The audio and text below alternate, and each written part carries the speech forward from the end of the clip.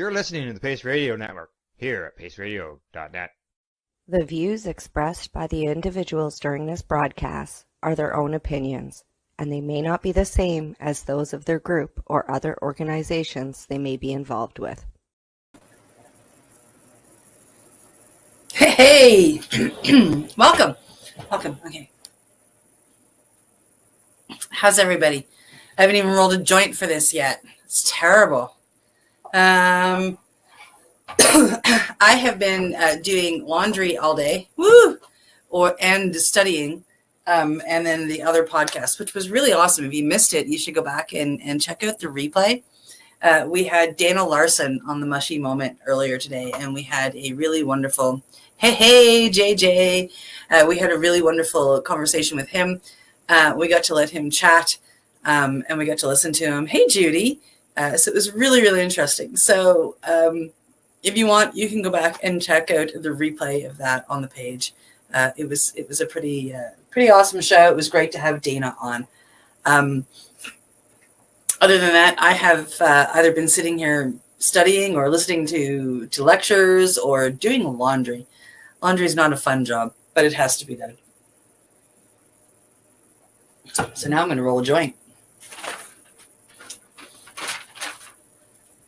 My desk over here is an absolute disaster area. It's like piled, literally, of things. We'll just turn you away from that. You don't need to see that. Yeah, quite a mess. But it's organized chaos. It really is. I pretty much know everything that's over here. Pretty much. Oh, I'm trying to get this cute little bag open.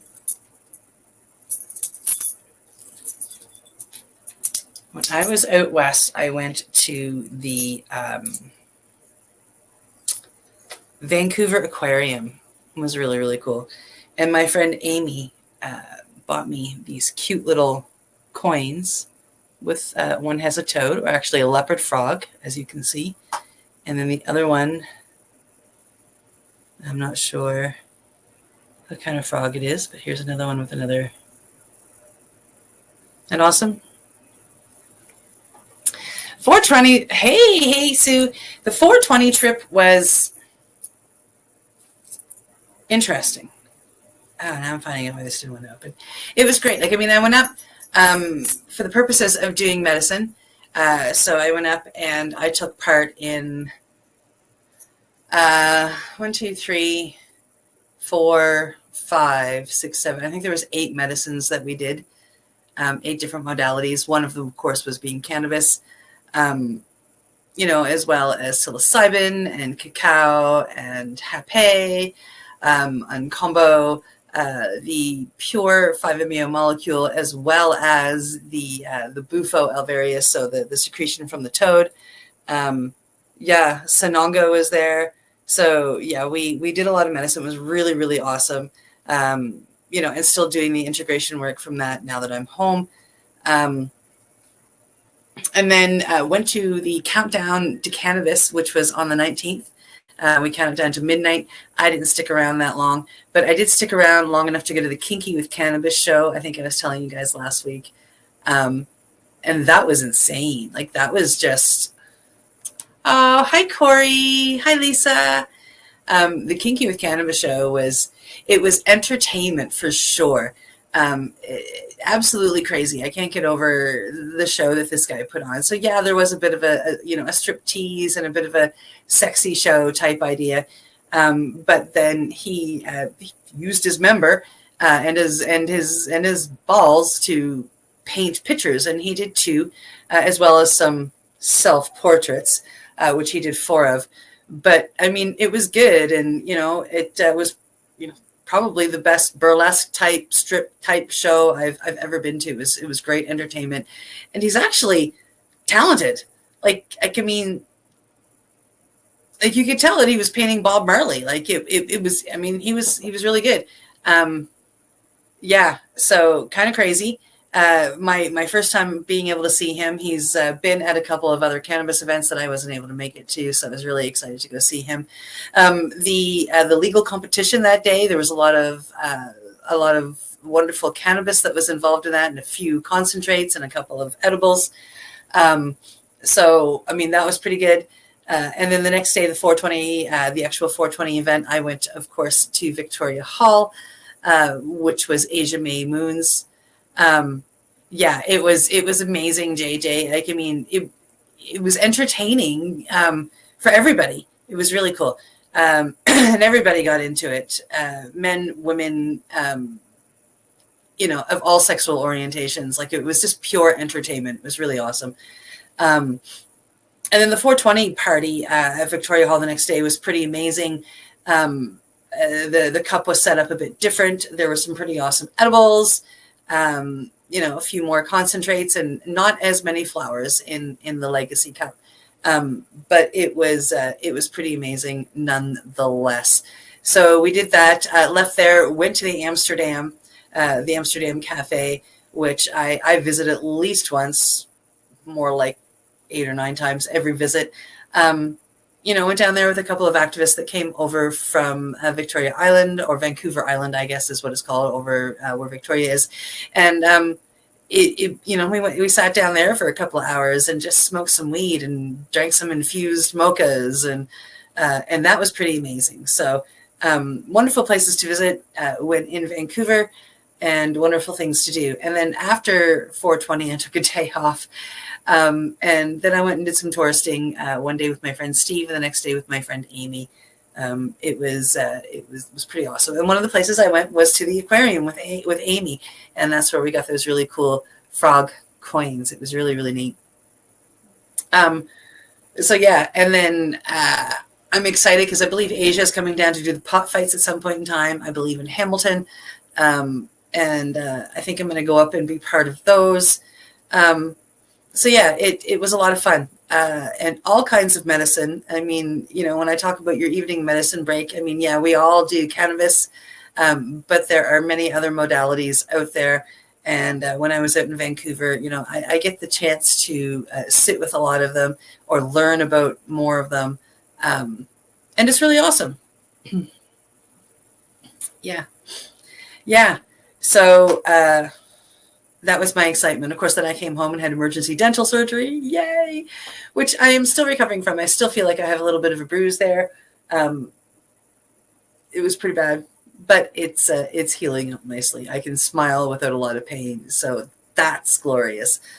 Because then when I was at the height of it, it hurt to smile. I had to stick a lot of oil. I had a lot of RSO in there to get that smile out. Oh, the scenery was something else. One of the things that we did when I was out with Steve is we ended up in the rainforest. I told you the funny version of this trip last week. We didn't mean to go this far into the rainforest. I just didn't read the map properly, but we ended up deep in the rainforest. I mean, the mountain that we went up on, we went up to the top of the mountain, to the ski hill, to the Olympic ski hill. We started quite literally at the very bottom. When we went to Lynn Canyon, we mistakenly went down, and we were pretty much almost, with the exception of, I'd say, probably about 30 feet at the bottom of the canyon. There was still a gate, or like a fence there stopping us from going all the way. It was still quite a ways down to the water. Hello. Hi, Crystal. How are you? So it was really amazing to be in the middle of the rainforest. Steve got some wicked pictures. I still haven't downloaded them from his messages yet, of mushrooms that we saw throughout the whole thing. And it was really something else to be in the middle of this rainforest, and then stand on the suspension bridge. And then we worked our way up to the top of the mountain. And it was quite literally, that morning, we were feet in the sand, tank tops, on the beach, walking the dog. And when we got to the top of the mountain, I was wishing I had brought socks and another sweater because it was cold. There were people still skiing on the top of the mountain, like no public. I mean, it was employees, but there were people that were still skiing on the top of the mountain, employees out there, just checking out different things and checking out the mountain and making sure things are going well and melting properly. But they were in snowsuits and, they had their skis and their ski boots, and they had just come down from skiing. It was crazy. So to go from feet in the sand and, sitting in the sun warmly first thing in the morning to middle of the afternoon with feet in the snow was pretty cool. No pun intended. So yeah, that was touristing in Vancouver, and it was really neat. It was really neat. Like, we were driving along, the windows were open, the air was coming through, and as we're going up the mountain, we have to roll up the windows because it was just getting freaking cold. My opening will hopefully be made for next Tuesday. If not, it should be done for the Tuesday after. I do have new music. It is original music by my co-host on the other podcast on Mushy Moment, Steve. I asked Steve if I could use one of his songs that he's got recorded, and he said yes. So I am like over the moon excited. We are working on a new logo for this particular show. And I'm really excited about that too. I'm not one of these tech savvy, make this shit type people. I am lucky enough to have people like that in my life. Thank you so much. So between Steve Mather and Al Graham, they are the ones that will be helping me put this all together. So I can't wait to get the music. It's a great song. It really is a great song. And I think once you guys hear it, you'll be like, oh my God, yeah, that is so perfect. Thank you. Yeah, it was pretty awesome. Yeah, as awesome as it was to get a few days of vacationing up there. I mean, I really did go out to heal and to do medicine. It was just, and I was heading out in March. I wanted to go out in March and do it. And it just, the way that things worked out, it was better for me to go out in April, as Steve was in the middle of moving in March. And then, of course, that leaves me with the ability to partake in the 420 celebrations. And then I got some real vacationing in while I was touristing, which was really cool. And if any of you make it out to Vancouver, or if any of you live in Vancouver, I highly suggest Milano Coffee. It is usually my first stop when I get off the plane. It's like, Steve picked me up. Hey, what do you want to do? Well, let's go get a Milano and go to the beach. Because those are the favoriteest things to do when I hit out in BC. McDonald Dog Park Beach, where we can put our feet in the sand, and we take his elderly dog for a walk. God bless Mika. And then hi Mario, how are you? Hey Jeff. So I highly suggest Milano Coffee or Turk's Coffee. There's a Turk's Coffee as well, owned by the same guy, same coffee.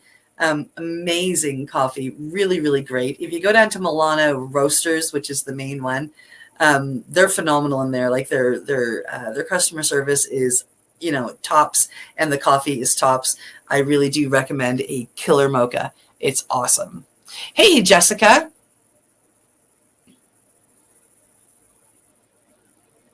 Yeah, their coffee is really, really good. They have other beverages as well. But Brian Turco, who owns it, he's a coffee creator extraordinaire. He travels the world. He picks beans. He brings them home. He roasts them. He mixes them together. He does all of the putting together and the recipes. And the man has won umpteen awards, gold medal awards worldwide for his ability to create coffee. I think, if I remember correctly, he has 15 gold medals for various espressos and coffees from around the world. Most of them are espresso. I think there's 2 medium roast drip coffees that he has won gold medals for. Absolutely phenomenal coffee. So if you ever get the chance, and you can order it online and have the coffee beans delivered, anywhere. So I should almost find that website and share that. He is definitely worthwhile. It's gold medal coffee, and there is a reason. I don't drink coffee myself, but on a regular. But when I hit BC, I go for that coffee every time. I'll even drink the espresso, and that's the coffee that I don't drink. So, unpacking sucks. Yeah, I hope it goes smoothly, sweetheart. Hi, Georgina. Yeah. So yeah, it's you can order, like I said, you can order the coffee online, but if you're in Vancouver, you should go get a killer mocha. It's something I highly recommend. Hey, Sean, how are you? Yeah, yeah. So I've been spending, I spent my day studying and whatnot, and then I usually yesterday after class I was out in the van. I went down to the waterfront, smoked a couple of joints with friends, had a cup of tea. Yeah, so that's what as soon as we're done here in 14 minutes, I'm gathering up my stuff, and that's what I'm doing. I'm going to go grab a friend, grab a cup of tea, and sit down on the waterfront and smoke some joints in the back of my van, because it's just the funnest thing to do. Well, for me anyway. I like doing it. Oh my goodness, Sean, I am hardly in the valley anymore, but one of these days I need to make a special trip. I got to go. I have a number of people I got to go see. You are one of them. I got to go up and see Kirk. I got to go see, everybody that's up there. It's been forever. I keep threatening to go up. I messaged Kirk one day and said, I'm coming up tomorrow to visit. And the next day was a snowstorm, so I couldn't make it. And I haven't even really gone since. Yeah, I own a Westphalia now, Sean. I bought myself a Volkswagen Westphalia. Actually, I bought one just about a year ago. Actually, a year ago in April, I bought it. So 13 months ago, I bought it. And then I went up to pick it up after I bought it and drove it home all the way from BC to Powell River, BC to Windsor, Nova Scotia. And, then I had it home for about 3 weeks. I had it serviced. I had it safetied, and then it blew up. Burnt to a fucking crisp. There are still black marks on the highway. Yeah, after rain and snow and everything there, you can still see where my van was on fire on the side of the highway. Luckily, insurance was really awesome. So I was able to pretty much immediately start looking for another one. And I found one in Montreal, which I then purchased. And I went up to Montreal and I drove it home. Oh, yeah, you crazy. You should see the friggin' pictures, Sean. They're absolutely insane. They're somewhere on my Facebook. If you go scrolling, if you go to the pictures and go scrolling, you'll see the pictures and a little video of like my van on fire. I got the picture. I got a beautiful picture. I got a beautiful picture of the van on fire when the propane tank exploded. So you see the van on fire with the flames going up one color, and then you see the propane as it exploded coming out the side and in a different color flame. It was absolutely insane. But the insurance company was really awesome. So I was able to go get another van, and I got that home at the end of the summer last summer. It was September, I think I went and got it. Anyway, when I got it home, I put it into an amazing Volkswagen place here in Nova Scotia that I found after my first one blew up. And he did a lot of work, and he's got the girl running absolutely perfect. I mean, I don't think a Volkswagen van could run any better than my Volkswagen van that's sitting out in my driveway right now. So it's a beautiful piece of machinery. I've got to do some cleanup, and I've got to do some, just some work to make the inside look amazing again. And I've got some parts that I just came in so I can fix up my curtains and stuff like that and clean it up. And yeah, so I have a second Volkswagen Westphalia, that Vagagon it is called. It's a 1991. So I am, once I've got it cleaned up and I know how to use the fridge and I know how to use the stove in there, I will be off heading to New Brunswick, probably first Ontario, hopefully in July. And then if I'm really, really lucky, I will hit Newfoundland in August or September, and it'll be awesome. Yeah. And then next summer, June 24th, 2025, I am leaving Windsor, Nova Scotia, and I am starting my trip cross country and back. And I will be inviting people to come along for the drive. If you want to come for a week and then fly home, or if you want to fly to me and then drive home, I mean, like, I'm going to have some openings there. I've already got a few people that are interested in hopping on for a part of the trip. I will also be carrying my medicine with me and conducting cacao and hapé ceremonies across Canada. And so I really hope people will come out and join me. It'll be friggin' amazing. Thank you, Sean. Oh, New Brunswick is amazing. Where are you moving from, Georgina? Or Georgine? I stuck an A on the end of your name. I'm so sorry. Oh, Joanna. Yeah, I know you're in. I know. It'll be amazing. I've got a friend from Ontario, too, that I don't know if she's going to fly to Nova Scotia and drive to Ontario with me or hop in Ontario and go part way and then fly home. But I think that's the best way to do it. People can, take some time off from their lives and some come out and do it. Oh, you're from New Brunswick, but living in Calgary and coming home. Well, welcome home. Welcome home to the Maritimes. So yeah, it's going to be, this summer is going to be great. I can't wait. And when I travel this summer to New Brunswick, Newfoundland, and Ontario, I will be carrying my medicine with me. So I'll have my cacao and my hape. So if, as I'm traveling, you would like to meet up and partake in some of my beautiful medicine, I would be absolutely honored this summer as well. So all you have to do is reach out. It's a lot of fun. I'm babbling. I broke up some weed, but I haven't rolled it yet. My dog is out there yelling at me.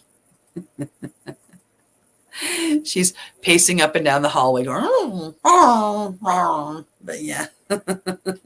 she wants up in a chair that I had her up in twice. I put her up twice and then she jumps down. So yeah, she'll be mad at me. She'll be okay. Another few minutes. Yeah, driving across Canada is amazing. I did it last summer. I drove home, but it was a rushed trip. I was alone. I was kind of nervous about driving alone. I didn't know the van overly well. I mean, it ended up blowing up anyway, right? And I think my subconscious knew that was coming, so I was really, really nervous. But I got home and I did it by myself. It was just kind of boring at some point in time. And I mean, I wish that I had somebody in my passenger seat taking pictures because some of the scenery was gorgeous, but there was no place to pull over and stuff like that. So yeah, I want to do it a little bit differently this year or next year, I should say. It should be a good time. Oh, JJ, I hope so. I will keep you apprised as I know when I'm coming to Ontario, and maybe you can come down from the north and meet me somewhere if it all works out. We will keep our fingers crossed and see what can happen, but I will keep you updated as to when I'm coming and where I'm going.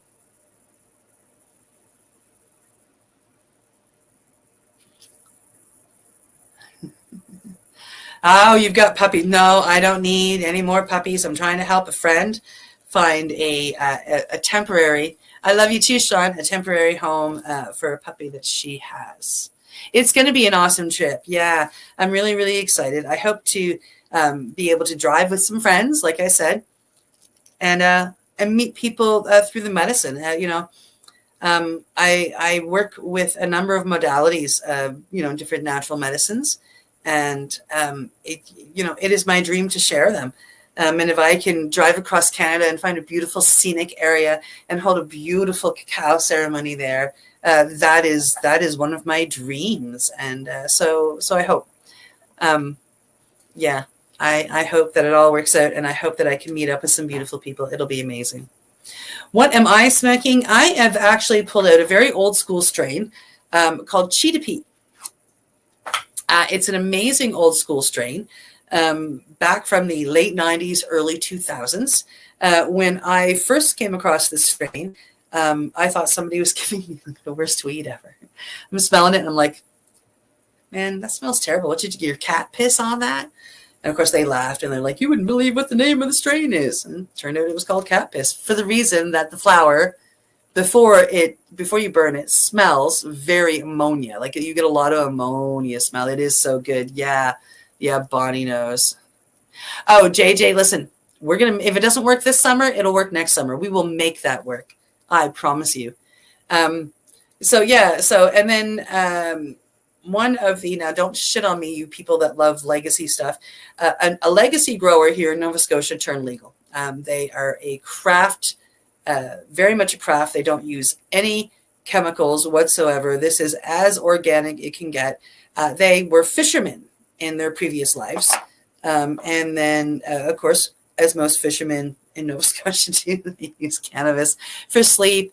And they use, pain and whatnot. So these fishermen down the South Shore decided they were going to try and go legal. And they jumped through all the hoops and they did everything they needed to do. And they took their old school strain that they have been growing forever and they brought it to the legal world. So everybody in Nova Scotia, and I believe this is still only sold in Nova Scotia, can experience cat piss. They call it cheetah pee, the letter P, because they are selling it in the legal stores. So, I mean, the government does say you can't use certain words and whatnot. This is the most amazing cat piss weed that I've ever had. And it's consistent and it's clean. It is so good, Bonnie. Yeah. From Amsterdam. I'm looking for old school strain. 2 B52s, a cross between Big Bugs and Skunk number 1. I don't know that, to be honest, Mario. I do have some Skunk number 1 seeds. We're going to pop them hopefully soon. Yeah. Yeah, so this is from Nova Scotia fishermen, and they grow it organically, and they grow it hydroponically using water that is, the nutrients are coming from, guess what? Fish. So yeah, they've got a fish hydroponic setup. It's I've heard lots about it. I haven't seen it, but like, yeah, it's really cool. You guys should try the cannabis. I'll show you a nug here. And they come with the best jars too. So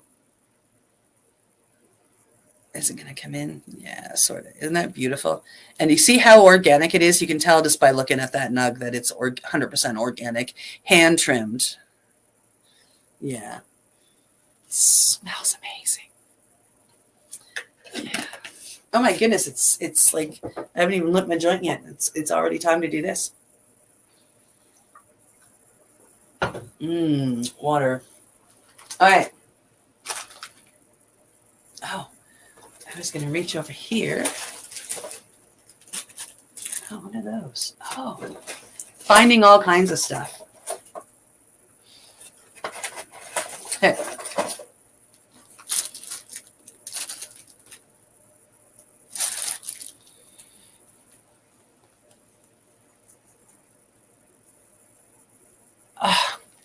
Skunk number 1 is like my favorite strain if it's done properly, if the seeds have come from the right mom. Because a skunk number 1 can either smell incredibly lemony and taste incredibly lemony, or it can have that beautiful make you go look for the skunk terpenes. Oh my God. And if you're growing the stuff that makes you go look for the skunk, man, I'm searching. Do you have clones? Because it's actually skunk number 1 that's grown and it smells like skunk and it makes you go look for that skunk. That's what I grew up on. That's what I remember having. That's what I so enjoyed as a child. And I shouldn't say child, a teenager. You know, I can remember smoking it. And, you know, somebody's parents is outside looking for a skunk and worried that they have a skunk under their house. And that's the skunk number 1 that I want. Badly, because they're my favorite terpenes. Absolutely.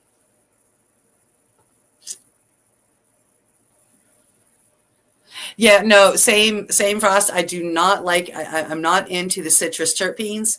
I know a lot of people that are, but I'm not. So when it comes to that skunk number 1, I like those skunky terpenes. Yeah. Oh, I hope that you smell skunks galore. Oh, I hope that you do. Absolutely. Okay, so giveaway. The Dabber. It's the last red and white one I have. So we're going to give that one away.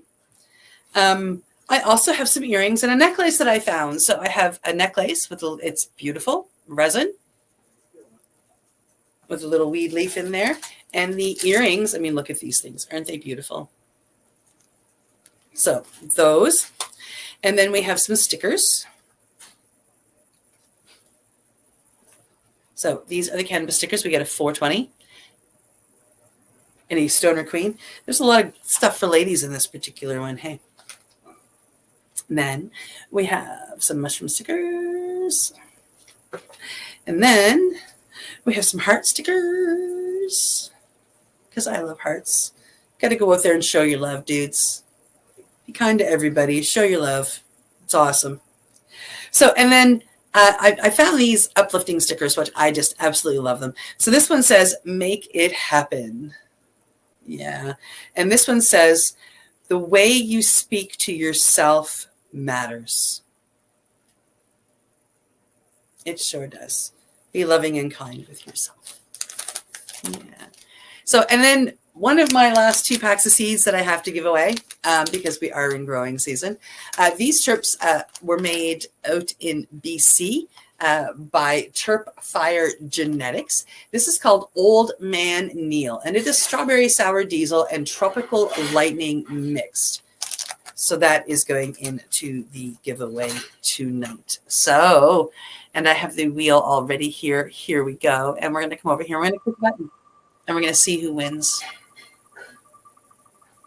Do, do, do, do, do, do, do, do, do. Kimberly. Hey.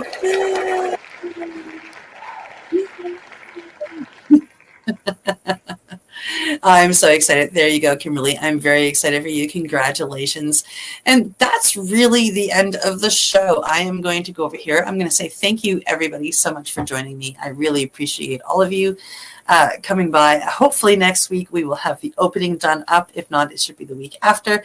Lots of fun putting that together. So I will see you next Tuesday with another half-hour medicine break. Evening medicine break and another little giveaway and a whole bunch of chit-chatting. Okay. I love you, folks. Have a great night. You're listening to the Pace Radio Network here at paceradio.net. The opinions of the individuals during this broadcast are their own and may not be the opinions of their group or other organizations they may be involved with. All medical advice during our broadcast is not a medical opinion and should be checked with your medical physician. When you have a pain that's reached its peak, Legacy for 20 is so unique. If organic cannabis is what you seek, here's your trusted partner 7 days a week. Suppository salves, vapes and drops, topicals, edibles, infused pop. Just when life seems like it ain't easy, at Legacy 420 enjoy a pop freezy. Lab tested products make them the GOAT. Legacy 420 out on your road. Legacy 420 in Tyendinaga Mohawk territory. Indigenous organic cannabis at its finest. Enjoy the buzz of legalization with Campbellford Lifestyle Shop. From lights to plant nutrients, books, consumption accessories, and more, we've got all your basics to grow or consume cannabis. Visit our info center or take a look at our piercing services and body jewelry, now available in-store through Campbellford Lifestyle Shop, 17 Bridge Street West, Campbellford. Limestone City Hydroponics is Kingston, Ontario's hydroponics shop. Take your growing to the next level and create the optimal environment with a tent kit or maximize your yield with an ebb and flow flood table kit. Either way, Limestone City Hydroponics has more sizes and options to fit your needs. Are you looking for the power of the sun that adapts to your budget? Then look no further, as they have professional grow lighting. They have indoor grow systems that are easy and cost effective with many options to fit your living space and lifestyle. Cultivate your growing potential. We have everything you need to succeed. And if you can't make it to the store, they offer local delivery to the greater Kingston area. Remember, when you're looking for experts to help you grow, then look no further than the locally owned Limestone City Hydroponics, 105 Sunderland Drive in Kingston, Ontario. Call them at 613-548-0420. We are people advocating cannabis education here at paceradio.net.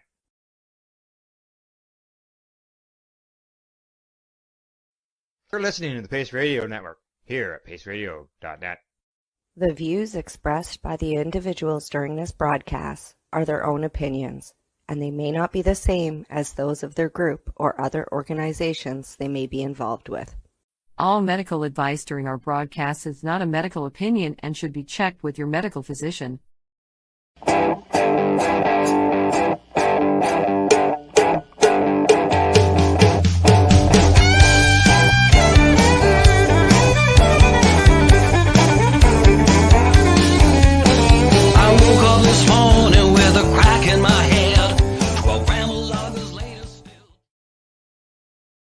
Good evening, everyone, and welcome to the Pace Radio Show. We are live here at paceradio.net.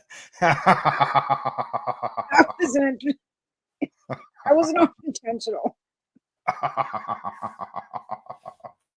Holy, this is actually some really decent legal cannabis that I've got. It kind of kicks me right in the butt. It sounds like it. Well, I will say this is the second doobie of the day because I did smoke one with my husband when I got home from work. But Yeah. this Yeah, stuff, yeah. actually, Well, I actually got the container this time. This stuff is called Galaruna Galarunagaton. Glue orangutan. Something like that. Glue orangutan? Yeah, maybe that's it. Oh. I can't read it. Yeah, it's a hybrid. But it's a cross Oh. between OG Kush and GG4 and Afghani. Oh. Well, it's got some good lineage there. Yeah. Yeah. Well, it looks like it was doing its job for you. Oh no, it's nice. Like I said, I was just like didn't plan on starting the show with a but I guess kind of how appropriate. Well, yeah. Well, usually you've got you're rolling a joint or whatever when we get started, and Yeah, but it looks like you just got it lit. It wasn't a chokeable. Wasn't planning on Yeah. choking myself like that, but yeah. Woo. Right. So what's new and exciting? You got an interesting guest tonight. Been around for a long time. Yeah. Actually, I posted that I met her 13 years ago. 13 years ago. Wow. Ottawa. Yeah, it was 13 years ago that we were in Ottawa. Wow, it has been a long, it's been a while, eh? Right. Geez, I guess we're just getting older, eh? That's the worst thing I about keep it. thinking it's longer than that though too, but I think it was longer than 13 years ago. It was 13 years ago that it was in my memories, but it was 2012, so that's more like That's 12 years ago. 2012. Yeah. Yeah. But Taven was a baby, and he's 14. So yeah, it was 13 years ago. Well, he'd still be a baby. Well, he wasn't a baby. He's toddler, I guess, at 2, Yeah, right? but yeah. Yeah, by then he's telling you what to do. By then he was pointing fingers. But I actually posted a picture of us we were in the green room on Parliament Hill, and we had done a press conference, and Allison was one of the speakers, along with Russell Barth and Adam Greenblatt and Christine Lowe, and we were all there. And All there, eh? also there too, so there was a bunch of us that all rolled in there. Debbie Stoltz Giffen, I can't even name everybody because Caleb was there, Caleb Hubble, like Pipes, Gary Pallister, which just has been his birthday the other day, and he's no longer with us. So there's so many people, right? And usually before we get started with our guests, we talk about some of the stuff that we've done over the last week, and I'm not going to discuss what I did over the weekend because I'm going to do it with our guest. Because you guys were together. We were together. That's right. I brought that on my show. I did. I mentioned that on Monday, and I actually brought the pictures up on my page, shared the screens, and showed some pictures. You weren't there. You weren't in the pictures because you were must be taking pictures. I was taking pictures, but I am in some pictures. I'm in a picture. I used one of a picture of me that was compliments of Gary Lynch. He took a picture of me out there with Allison. Excellent. So instead of just talking about let's bring her on, right? So let's introduce our guest. Who said Allison. She's been in the cannabis community for decades. She was there when the medical cannabis program in Canada first got started. Now she's fighting for access to magic mushrooms or psilocybin, however you want to say it. And been going to the Global Marijuana March since the beginning, 25 years ago. Welcome, Allison Murden, to the Pace Radio Show. How you doing? Hi, everybody. Hi, Al. Hi, Tamara. I'm having a bit of a silly day, but hey, I'm happy that I'm here. Good. How are you guys? Not doing too bad. It's we're patient. So we have our ups and downs, and we have our good days, and we have our bad days. Hey, 100%, honey, 100%. It's good to Yeah. see you guys. You both look great. Oh, thank you. Well, it's good to see, as I mentioned, that we got to see each other over the weekend down there Yes. in the big smoke downtown, doing the Global Marijuana March. It was good to see you down there. You know what? I still can't believe it was 25 years ago that five Yeah. of us started that. Stephen Bacon, Neve Tapiero, Dom Kramer, myself, and Gary Lynch walked the streets of Toronto, and I had a big sign 25 years ago saying legalize cannabis globally. And we screamed, and I'll tell you, the following year they said there were over, I've heard 20,000, but I've also heard 50,000 people who joined us. So all I know is that people want change all around the world, my friends. Oh yes, yes. And today I went through because we broadcasted the march, and during the actual march, I went up to people and I asked the question why they were marching. I asked Tamara that during one of the broadcasts that we did, and then I took that little clip and used that as a promotional thing. So I've gone through it and took out those little parts and created a video, and I'm hoping to be able to post it tomorrow. I was trying to get it done today, but unfortunately it didn't get finished. So I'm going to get it done tomorrow, hopefully, and get it posted. And a lot of the people that I talked to, I'm going to say at least probably 90% of them, one of the first things they say that come out of the mouth is the fact that it's got to be legal globally. As we've been saying, I did my first interview, one of my first interviews with Matt Myrna on View Magazine over 25 years ago, talking about exactly that. We need to get out there. We need to have a voice. And as a clump, we're heard. Yeah.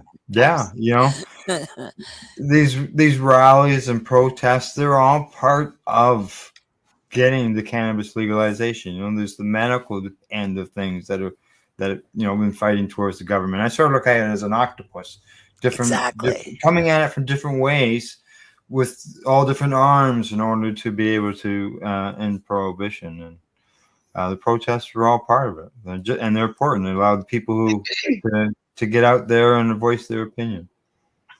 You know what? Again, and it makes it so that every single person can see themselves represented, because they're all walks of life of us who come out to fight these things. That's right. Again, I remember 25 years ago, Alan, Tamara too, there was nobody in this area who was in a wheelchair who was in the marches. I didn't even think about it when I went out and started the marches until I realized when people were gathering together to go in the march, I was like, all wheelchairs up front. Oh, wait, I'm the only one. But it's so good to see now, because I want people to know, I don't have good health. I just push myself to do things because I know it's better for me. I want to be pushed outside my comfort zone. I want to do something that I haven't done before, I want to make sure that I'm heard doing. So whether or not, again, way off topic, I was saying to Gary the other day that one of the protests and festivals we were at, I was dancing in my electric wheelchair and I was just zipping around in circles like I've always done. I just automatically did that when I got one 30 years ago. So all of a sudden this man comes at me and he goes, my God, I've been watching you for 15 minutes.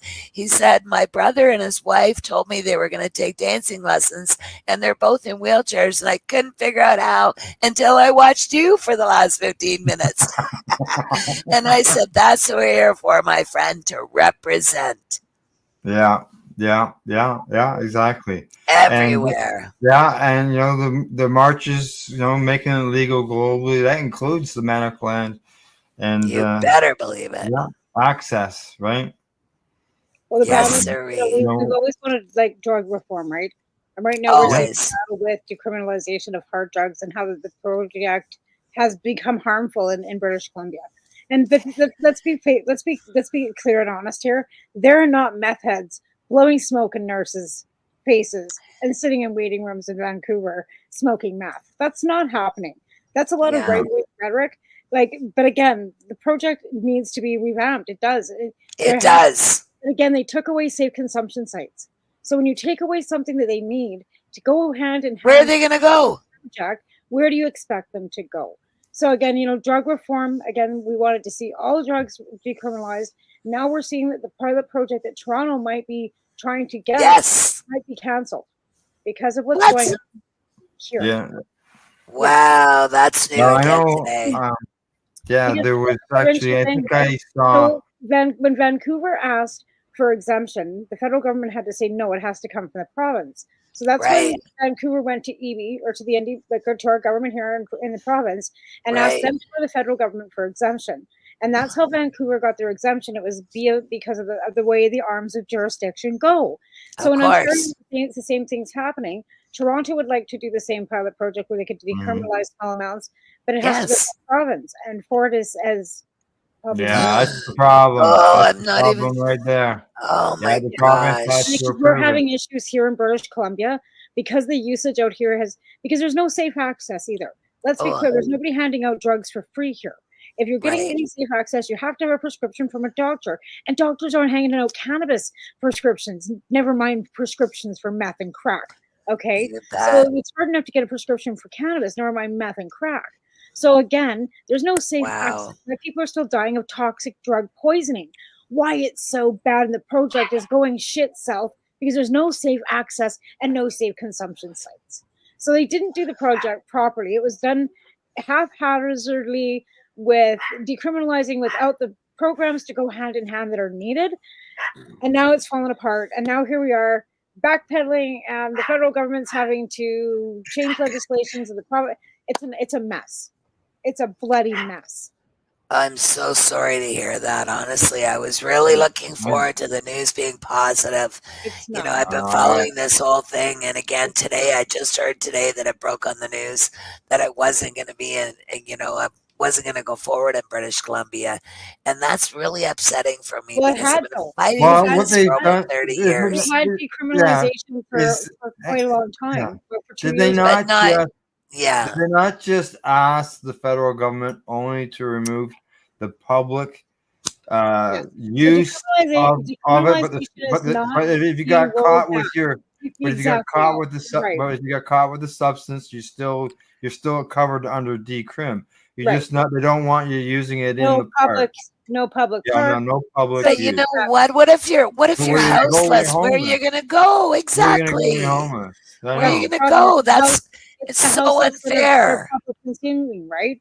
And it's exactly what it is. It's the houseless that are consuming in public because there's nowhere for them to go. Right? That's where exactly. So it's a vicious circle. Exactly. But there's no safe consumption sites for them to go to be safe to use. And it's. Yeah. But this is why I've been fighting for over 30 years for full legalization of every single substance out there.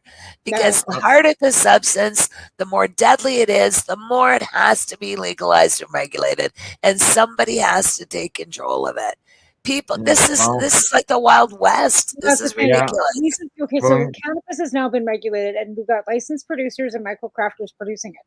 The problem is, who are we going to get legally to produce crack cocaine, heroin, meth, and all these street drugs? Who's going to produce that legally? So the government or whoever has to figure out who's going to bring. They sure do. Canada, who's going to bring the legal heroin into Canada, and then they have to get. It's already here. I've had it. I've had heroin prescribed. I have it on prescription. In every hospital that I go to, I have heroin on prescription, ketamine on prescription. I can't even remember all the things that I fought for it and these are the things that have to be made available to everybody in need. No more putting up walls in front of us. The stigmatization of people using in parks. Exactly. That's the problem.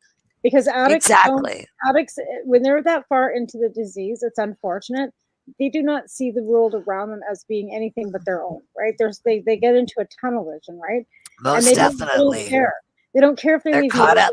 Most right? They don't care about their own hygiene. So unfortunately, when they're that far into the disease, there's no reasoning, no logic, right? So that's the unfortunate problem with this disease. Is But that when you again, all the more reason to legalize and regulate and get Yeah, these yeah, problems I agree. taken care of. That's exactly why I fight what I fight, Tamara. This Oh, is and so you've been doing it. upsetting. You've been doing it for a decade. Because I know when you're a host here on the program, you talked about that. You talked about it all I've the been time. doing it from the beginning for over 30 years. I wanted to legalize and regulate all drugs. Like I'm all for it too. Like I want to see all. I'm all for Yeah. it. This Because is like I why, said, Tamara.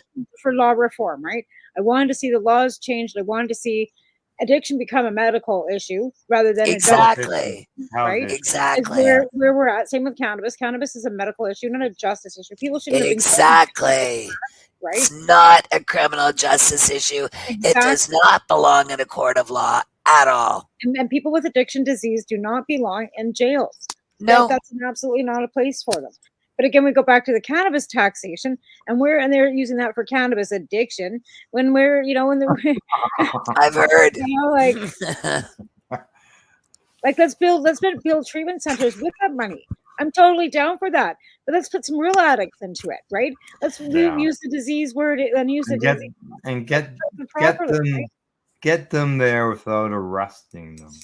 No kidding. Without involving the law. They're not breaking the law. It's not illegal to consume drugs in Canada.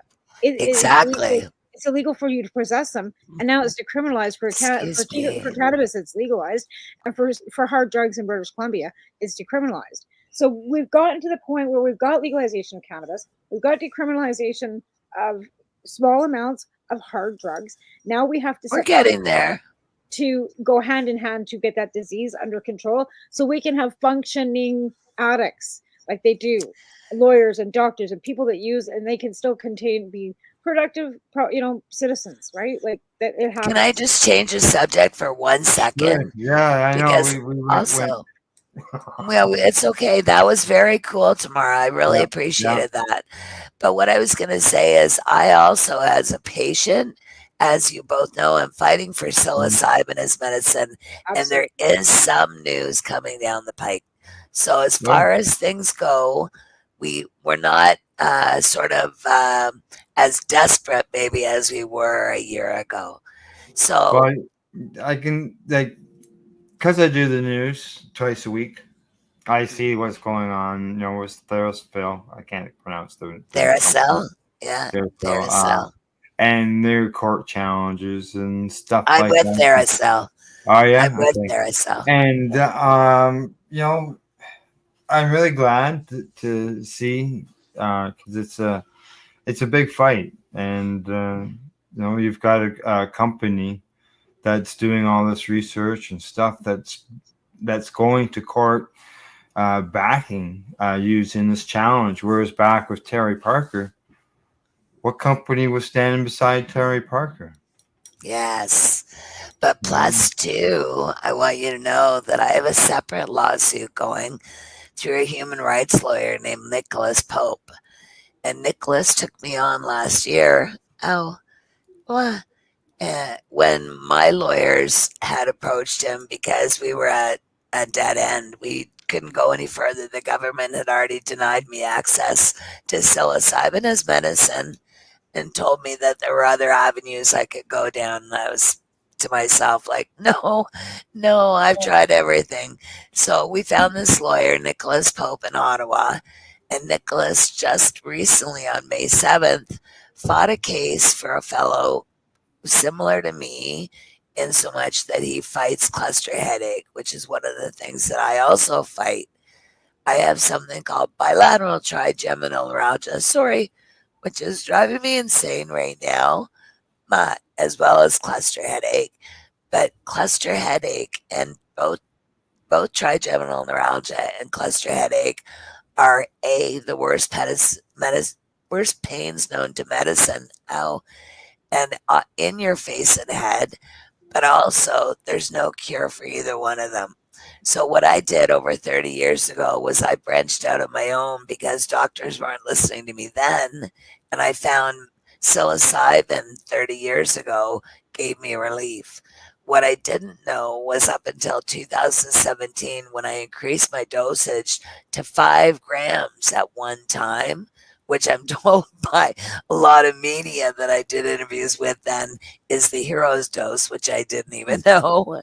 Anyway, I Yeah. now take 10 times the hero's dose throughout the Wow. day in a 24-hour period to alleviate this absolutely silly pain to have in my face and head all the time. But that's what my lawsuit's about. And because I am such a large amount, Al and Mhm. Tamara, that's why the government is denying me access. They do not want psilocybin legalized at all for any reason, although they've done it for a number of people in Canada. But those people have been really, really small amounts. And now that I'm coming out with this huge amount, the government again is going to fight me every step of the way. So I just want you to be aware that after May 7th, we'll be able to get into the details of my case a little more, and I'll be able to talk a little more. Well, as soon as a ruling comes out, because again, Yeah.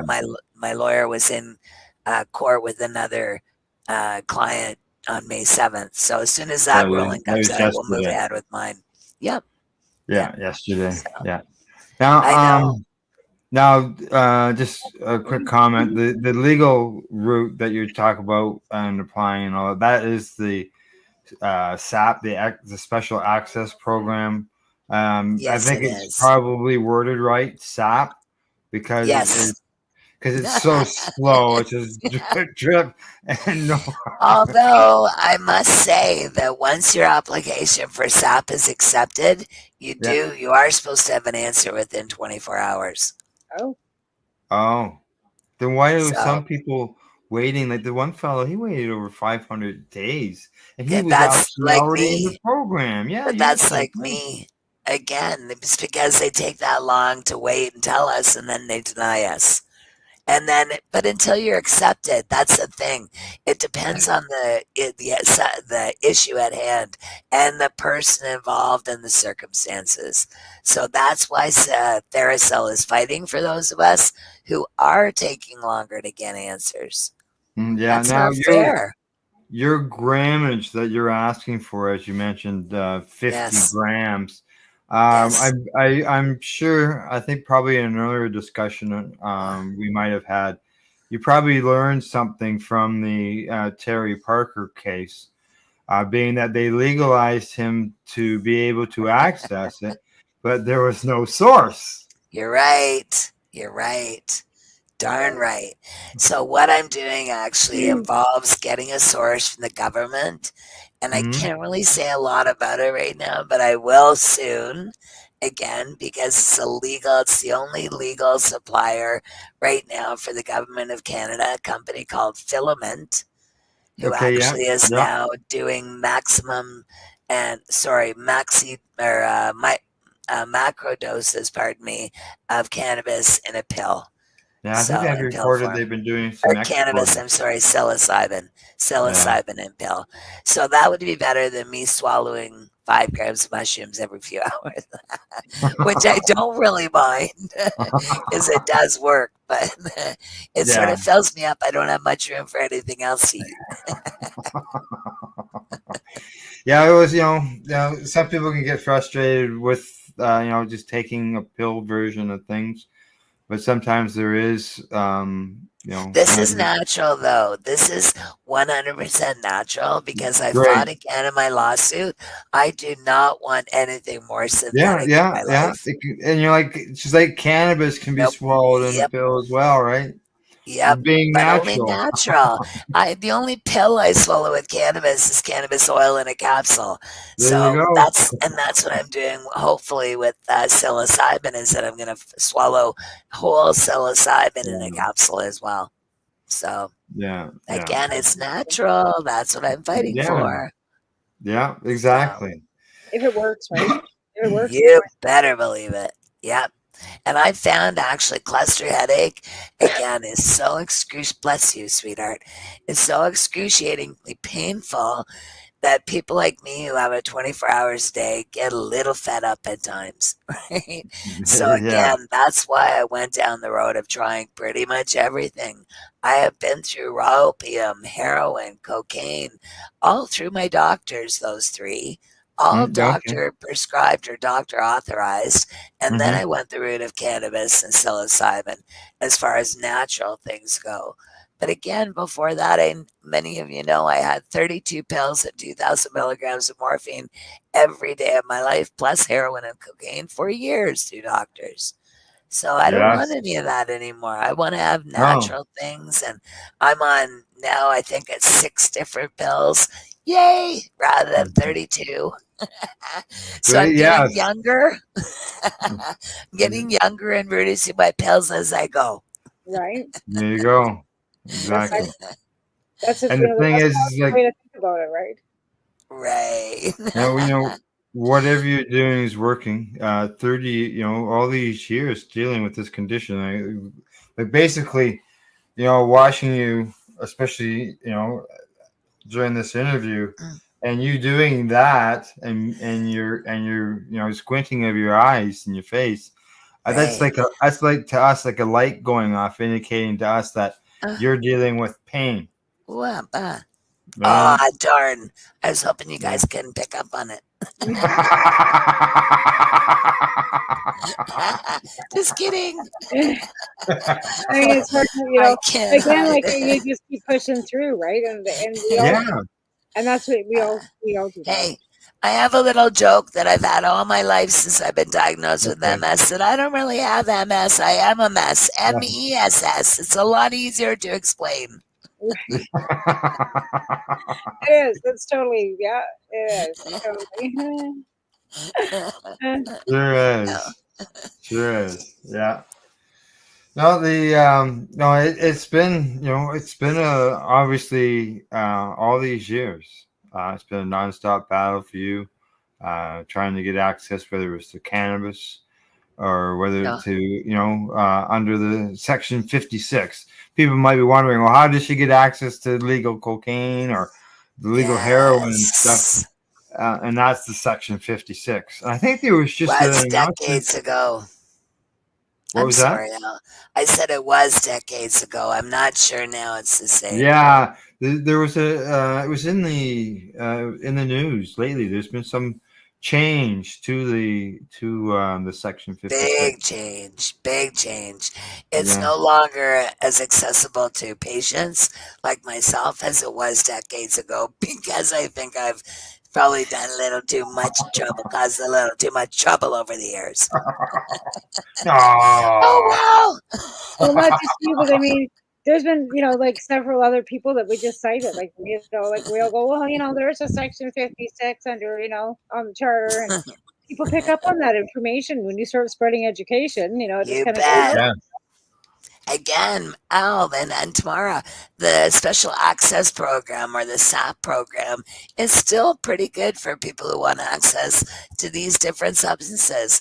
It used to be that, again, people like me went through the Section 56 of the Controlled Drugs and Substances Act to make sure that we not only had possession being allowed, but consumption and a source, like Al said. So we had all these things that we were dealing with back then with cannabis. Well, now we're doing the same with all these other substances. And again, that's been my fight for over 30 years as a retired law enforcement officer. So again, medically, I would like for it to continue as we are and get it done. Yeah, I agree. Needs to be done. Something needs to be done. It would be a big change to those who are on the street that are addicted, where they could get safe access without the stigma and all that other stuff Respect. around. Yeah, yeah, exactly. With respect to them, Well, dignity. There's dignity. Like there's stuff. Yeah. Again, with a disease, it's a substance abuse disease. Yeah. It's a disease. It's not like people don't understand that. It's a health issue. It's not a justice issue, and we need to treat it as such. I will say quickly again that I absolutely love Neil Magnuson and Glenn Wells for what they're doing in BC because of the fact that they are actually acknowledging people who have substance abuse issues. They're actually giving them free cannabis, and that to me is just unbelievably heroic. That's unbelievable that they're going out of their way to help people they don't even know. Neil Magnuson again. My heart. I've known him for, again, well over 25 years. And boy, oh boy, do I love that man from head to toe. And he's battling cancer. I know. I talked to Yeah. him. I know. Yeah. I know. Yeah. Neil, if you're out there, honey, we love you. Yeah. And mention Chris Backer too, who's out in Nova Scotia. Yes, No, and Chris yeah. for sure. Yeah. Yeah, You bet. there's one here in Ontario as well, someplace. I So know that. many. There's a couple more in Vancouver in this area. I love it. I love it. And I think that's a base program that should be, you know, it's keeping up with the donations. I think it's really hard for people to It's helping. access Yeah. the donations too, right? Because to You give it bet. away, unless you know somebody who's growing that has extra that can, you know, donate, right? That's You been bet. a barrier for a lot of people too, right? Yeah. You bet. All righty. Time for us to take a break. When we get back, we'll continue our talk with our guest, Allison Merlin. This is the Pace Radio Show. We're live here at paceradio.net and on our YouTube channel as well. See you in about 3 minutes. We are people advocating cannabis education here at paceradio.net. Limestone City Hydroponics is Kingston, Ontario's hydroponics shop. Take your growing to the next level and create the optimal environment with a tent kit or maximize your yield with an ebb and flow flood table kit. Either way, Limestone City Hydroponics has more sizes and options to fit your needs. Are you looking for the power of the sun that adopts to your budget? Then look no further as they have professional grow lighting. They have indoor grow systems that are easy and cost effective with many options to fit your living space and lifestyle. Cultivate your growing potential. We have everything you need to succeed. And if you can't make it to the store, they offer local delivery to the greater Kingston area.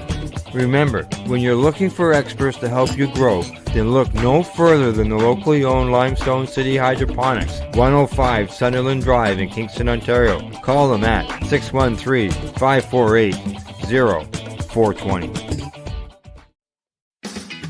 Enjoy the buzz of legalization with Campbellford Lifestyle Shop. From lights to plant nutrients, books, consumption accessories, and more, we've got all your basics to grow or consume cannabis. Visit our info center or take a look at our piercing services and body jewelry, now available in-store through Campbellford Lifestyle Shop, 17 Bridge Street West, Campbellford. Are you looking to get your medical cannabis grow license? Limestone City Hydroponics can help patients through the process of obtaining their license to grow medical cannabis. What's that? You don't have a doctor. If you meet the medical criteria, Limestone City Hydroponics has a nurse practitioner who can assess and provide medical cannabis prescriptions. What are you waiting for? Contact Limestone City Hydroponics at limestonecityhydroponics.ca or call them at 613-548-0420. Pace Radio is the People Advocating Cannabis Education Radio Network. Legacy 420 have an awesome array of cannabis-infused beverages, from pop to Nature's Nectar's teas, all in amazing flavors. What a selection! We even have a delicious mango-infused juice, and let me tell you, it's delicious. Everything is infused in-house, so we buy our syrup from the same place where everybody else buys their syrup for their pop, and the infusion is done in the lab. It's all canned here, labeled here, produced 100% on Tyendinaga. We have two lines of drinks. One is called our Nature's Nectar. That was our original line that we came out with. And then we also have a line under the Red E brand. We have them in 10 milligrams, 30 milligram, and 60 milligram cans.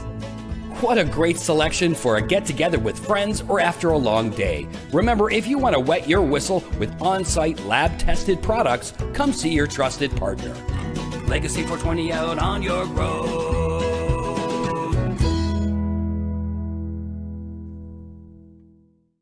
You're listening to the Pace Radio Network here at paceradio.net. Hey, welcome back. You're watching the Pace Radio Show, and we are live with our guest, Allison Merden. Well, ladies, before the break, we were talking about access to, basically all drugs and decriminalization in general.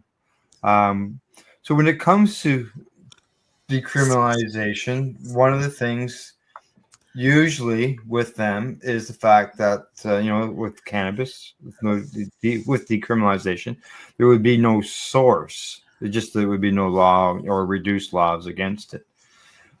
How would they deal with that in this end of things with the psilocybin and the other drugs? Would they rely on a pharmaceutical source, or would companies, start producing? What do you think?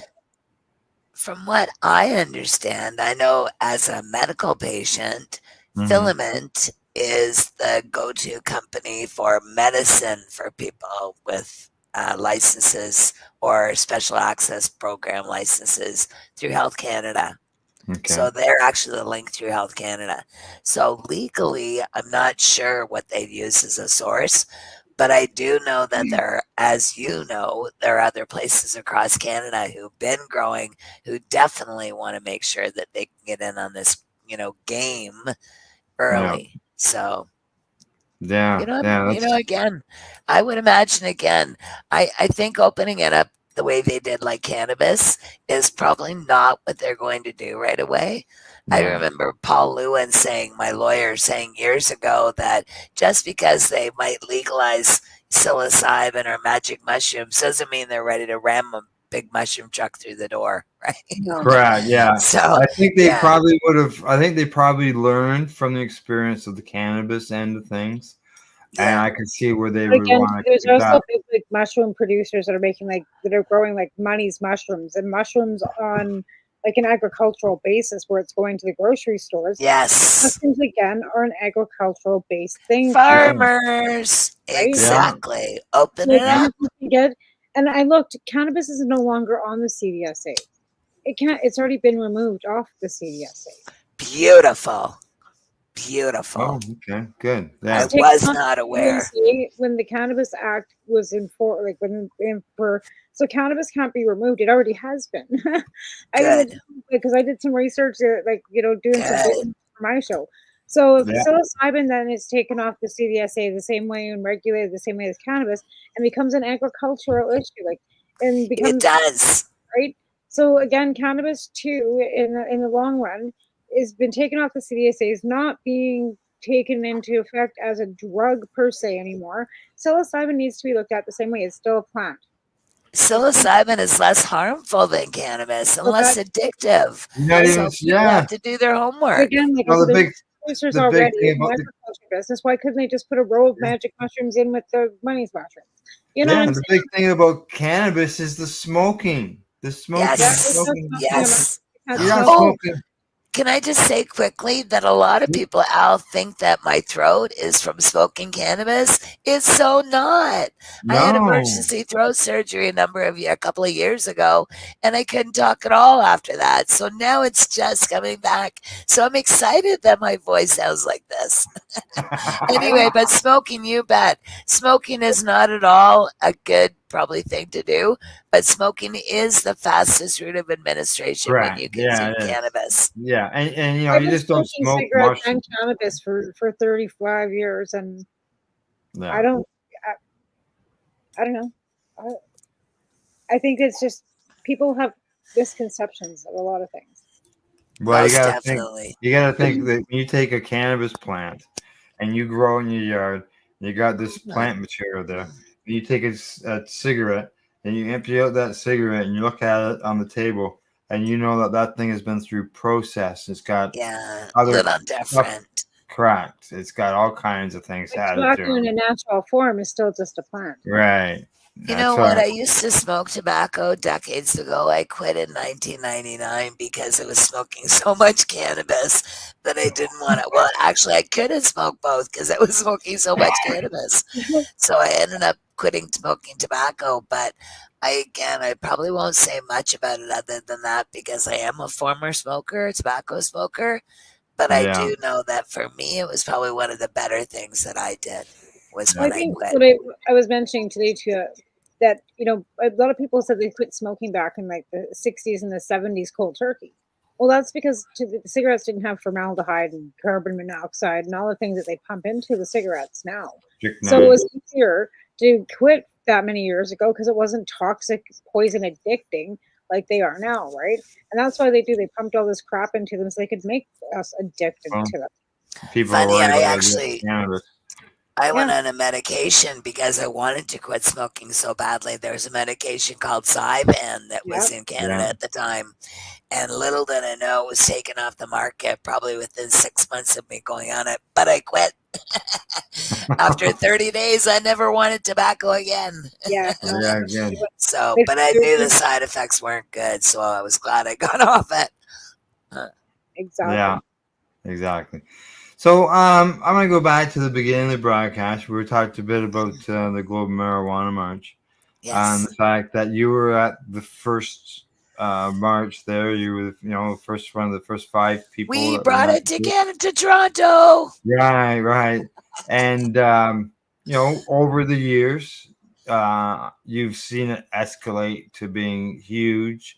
Remember the days of the stages and this bands and the vendors. There's still vendors, but they're coming back fast. There are a few sprouting up now, but boy, there were more this year than there were last year. I said the same thing. Yeah, I said exactly the same thing. We all agreed. We're back. We had a meeting afterwards, and we all agreed that, there was more vendors this year. You bet. And I don't know if you noticed. I don't know whether you talked to the people from Pad H. Were there Parents Against Driving High? They were. Oh. Yeah. No. Yeah. They were there. Talking about what they do, the education that they offer, and one of the things that they do with, they raise money and stuff, and they push responsible use of cannabis. Okay, they're not against cannabis use. They push responsible use of it. Of course, they advocate for people not to drive high, which is that's what their thing is. As far as what they're doing, and but what they also do is they go to events such as the Global Marijuana March, or they went to shows in Toronto. They've gone to events in Toronto, and they offer free rides home. Wow. For people who feel that they're too high. Terrific. And they'll give them a ride home. Yeah. Wow. Right on. Yeah. Right on. Yeah. I've talked to them a few times. And aren't people incredible? Yeah. They're not out. The thing is that some people might look at them as being a group that I use this as an example. In Quebec, when legalized cannabis came in, they used promotional stuff, and it said cannabis won't do this, and what they did is it had everybody with stretched necks. Oh. Yeah, and they had somebody with ears like horse ears or donkey ears on it. It was ridiculous, right? They don't use anything like that. Right? Yeah, and that's the thing. Like, there are so many, like, even some of the commercials they got on TV, from Mothers Against Drunk Driving.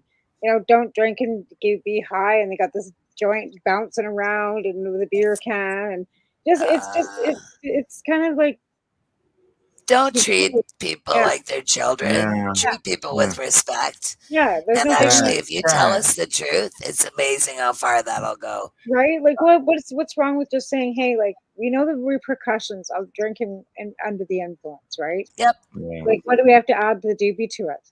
Yep. Exactly. On the way home from the march on Saturday, there was all request Saturday night on our local radio station. Right. So the somebody had called in and they had talked about being stoned, and they were all type speaking, right? And so I called in, and obviously these little segments when people call in, they're recorded, and then they play them when they get to them.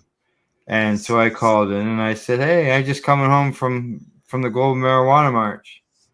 And I thought he might ask me, well, why would you be marching for legalizing cannabis when cannabis is legal in Canada? But he didn't ask me that. He asked me, Where did I stop for my munchies on the way home? That's because nobody's informed. They just don't have the brain power to actually. Or maybe they do know. Maybe they just didn't need an answer. Well, it just it sounds like the guy was like totally ill-informed. No, Because I did yeah. I did the first global marijuana march ever in Lethbridge, Alberta, too, in 2008. Right, we were Yeah. the first ones. We showed up in the front. Good steps. for you. There Good was for a you. We ended up being 50, and then the next year it was, quite 200, I think. Excellent. Right? That's how you I do did one it. here. When I first moved here, too, we did a couple here, too. So, but, we only had like 6 or 10 people here. Right But on. Hey. People just don't do things like that here. It's like, You know what? The power of one, sweetheart. The power of one. right? Yeah, We've oh, always yeah, said that. One person with a sign in the middle of the road yeah, can make a I've difference. done it. I've yeah. done Well, it, you know, yeah, many times. exactly. Justin Louses, he did the Yeah, Justin, you bet. yeah, sessions You in the did a street. session. I was just gonna say that. Right? We did that Right Stop on. Harper protest in Lethbridge with 3 of us. Right on. See, Yeah. that's beautiful. Right? Like there's so many of us that have we're not in Toronto. We're not in Vancouver, right? There's so many pockets of Yeah. activists across this country that make a You difference bet. when there's just 4 or 5 of them doing something. Right? You bet. Yeah, no, You bet. you said there was you, Neve, Stephen, was Dominic there? Kramer. Okay, no, it was that first March. Yeah, Dominic Kramer, and then myself and Gary. Oh, And okay, the all right. 5 of us marched the streets of I was Toronto. I was thinking Terry was there because I was going to say. Oh, Was, no. no, I didn't know Terry then. I didn't know Jim Wakeford then either, which goes way back, a blast from the Yeah. past. Yeah. So I actually, Terry and I were talking. This is a little kind of off topic in one respect, but a cute story for you guys. Terry and I were talking at the march on Saturday, and we were talking about way back when, 100 years ago, when all these people, specifically that big march, when all the people came, and we were all sitting around the base of the statue in the middle of Queen's Park. And Jim Wakeford, before there was a statue there, it was just a big hill that went up, just like a big triangle almost, or upside down triangle. Anyway, and then, or a triangle, I should say. It ended up, Jim was sitting at the top of this hill, and I have no idea how I got the energy, but I marched up that hill. I have no idea to this day how. And I said to Jim, "Hi, Jim Wakeford." Jim had been in the paper. He was an AIDS patient who was fighting the cannabis laws, but he got caught. So he was now under arrest for growing cannabis. And so Jim was out again at the march to show people that he wasn't going to give up. So I marched up this hill, and I went up to him and I said, "Jim Wakeford," I said, "my name is Allison Murden." I said, "And don't you worry." I said, "You'll never have to be alone again." And he looks at me and he goes, "Kid," he goes, "this will be the loneliest road you ever go down." And I said, "Jim, that's why I invited all my friends." And we never looked back. Right? So I told him then. Like sort of picks up across the country, right? And there are people everywhere across this country that Yes, believe sweetie. this should have been legal, and that's why it is legal. Now, like I said, there are pockets of it that's not great, and we don't like. But as me and Al were going through the recommendations, the crime rates are down 95. Yes. Yeah. Right on. People aren't getting arrested. That 60,000 just that And first you know what? year. or two. They're not going to jail Right for 14 on. years. If you get caught selling to a minor, there's a Yes. $1,000 fine. There's fines attached. You have to be like growing like way over to go to jail for 14 years. They're not putting people in jail for 14 years either. There are fines attached. Yay. If kids are caught, minors are caught too, it's a fine. It's not like we Something that they hold as a threat Yeah, over there's no everybody's like, head. and I got all of this off the Can you Canadian believe government this, Al? justice page. This all came off the Government of Canada's justice page. It's all there. Wow. I read it on Google. It's not like it was some internet fucking blah blah on TikTok. You know what, Tamara? Something off the I s- Government of Canada. I am so happy, sweetheart. I'm sorry to cut you off because Al and I, 100 years ago, didn't have these options, right? They weren't available for us then. If you were caught with cannabis, you were in trouble. I You know, I knew. did. I did Yeah. 4 grams. I did 6 months house arrest See, for 4 grams. exactly. Yeah, See? yeah. So again, So I know. what a So difference, that's why honey. I keep watching and wanting to know what's going on because I don't Yeah. want to ever. Yes. I've got a child in my house that Yes. needs it for sleep, right? Yep. You And bet. there's no doctor that's going to sign him. So do I have to be concerned about my own ability to be able to be his mom? You know, like yeah. You So I've bet. got to check on these things, right? Yeah. You know, again, good for you for keeping abreast of it, hon, because we all have to know. That's excellent. But again, Good. it wasn't a TikTok. It was actually the government account is Justice Page. No, I believe you 100%, sweetie. I just said to Al, my God, I can't believe things have changed that much. Right. And we've all been fighting a long time, but yay. Now, I guess we still got 9 minutes. I got a minute or two before I'll play that. Where was I gonna go now? I could go marijuana march. Global Marijuana March, yes. There it is. Yeah. In the old day, like you mentioned earlier, the group this year there was more people in the march. There was more vendors in the march, and as usual, when the march got started, as soon as the light went green at the intersection, Allison puts her foot in it. And that wheelchair, the wheels are smoking, and she's going up the road, right? And everybody's going, "Oh, there she goes! There she goes!" You know, honestly, I don't even think about it every year, Al. I just do it. It's just automatic for me to be in the road. I'm not on the sidewalk. Well, you know, for years you were. For years there was that many people that we had to be on the road, right? There's no way we fit in the sidewalk. Now, I did delete this earlier because I thought I was done running the promos for the Global Marijuana March. But I'm gonna run this one, and this will go back. This explains some of what we were talking about. You'll see it's a bit of one of those memories, right? It'll probably end up being one of those taste memories in the end. So here we go.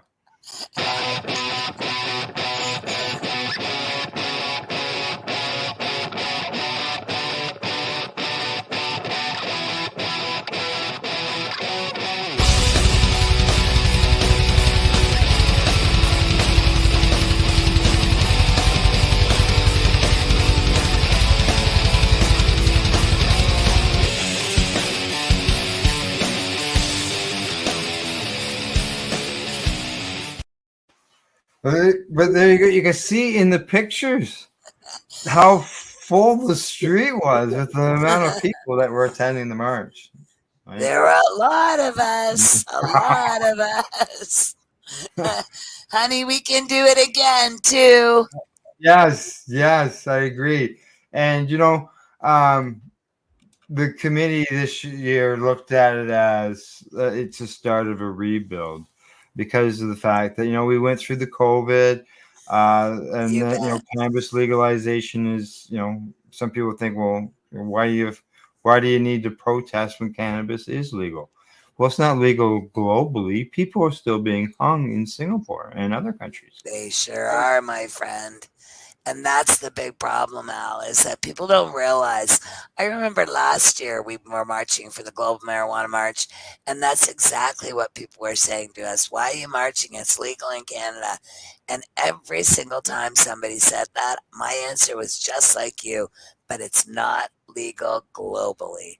Yeah. And I've again been fighting that since I was young too, because I always felt it was never just Canada that should, you know, have access to cannabis. It just so happened that Canada, we won first as far as having the right to consume it legally.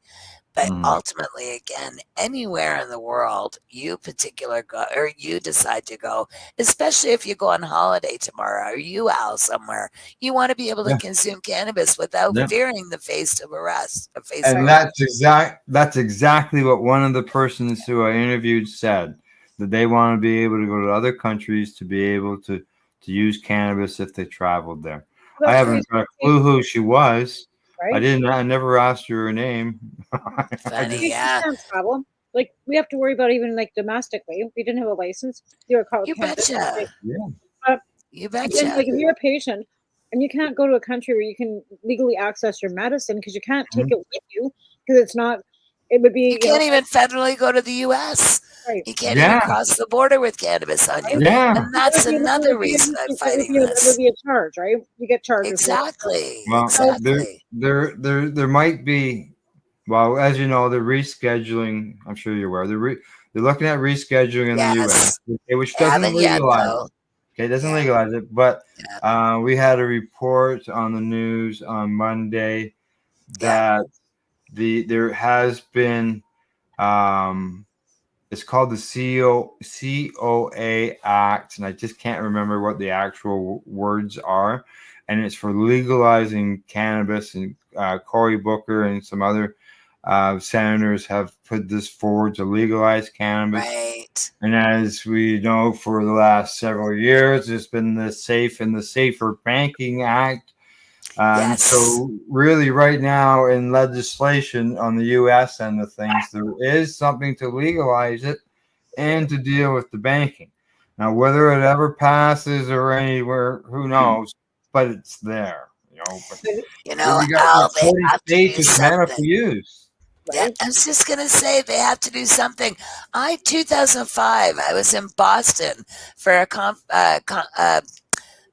conference for LEAP, and it was a police conference. And I went down to Boston, and I took my mom, and I almost couldn't get back into Canada because they had claimed that I was on the terrorism list and that I was a terrorist from the American embassy. The orders came down to not let me back in their country and not allow me into Canada, but arrest me right then and there. And it was only because of the activism that I was doing in 2005. That was it. And it ended up, like I said, because of that, we ended up, as soon as I came back into Canada in 2005, I already knew that it had to be legal in the U.S. in order for me to go there. But now I knew then, they told me never to come back, and I wasn't going to attempt it.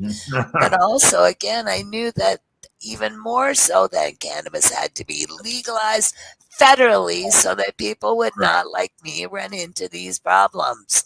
Yeah. I would never even attempt to go across the line because of my charges. I wouldn't even attempt. Well, just exactly. People have been turned away at the border. That's so sad.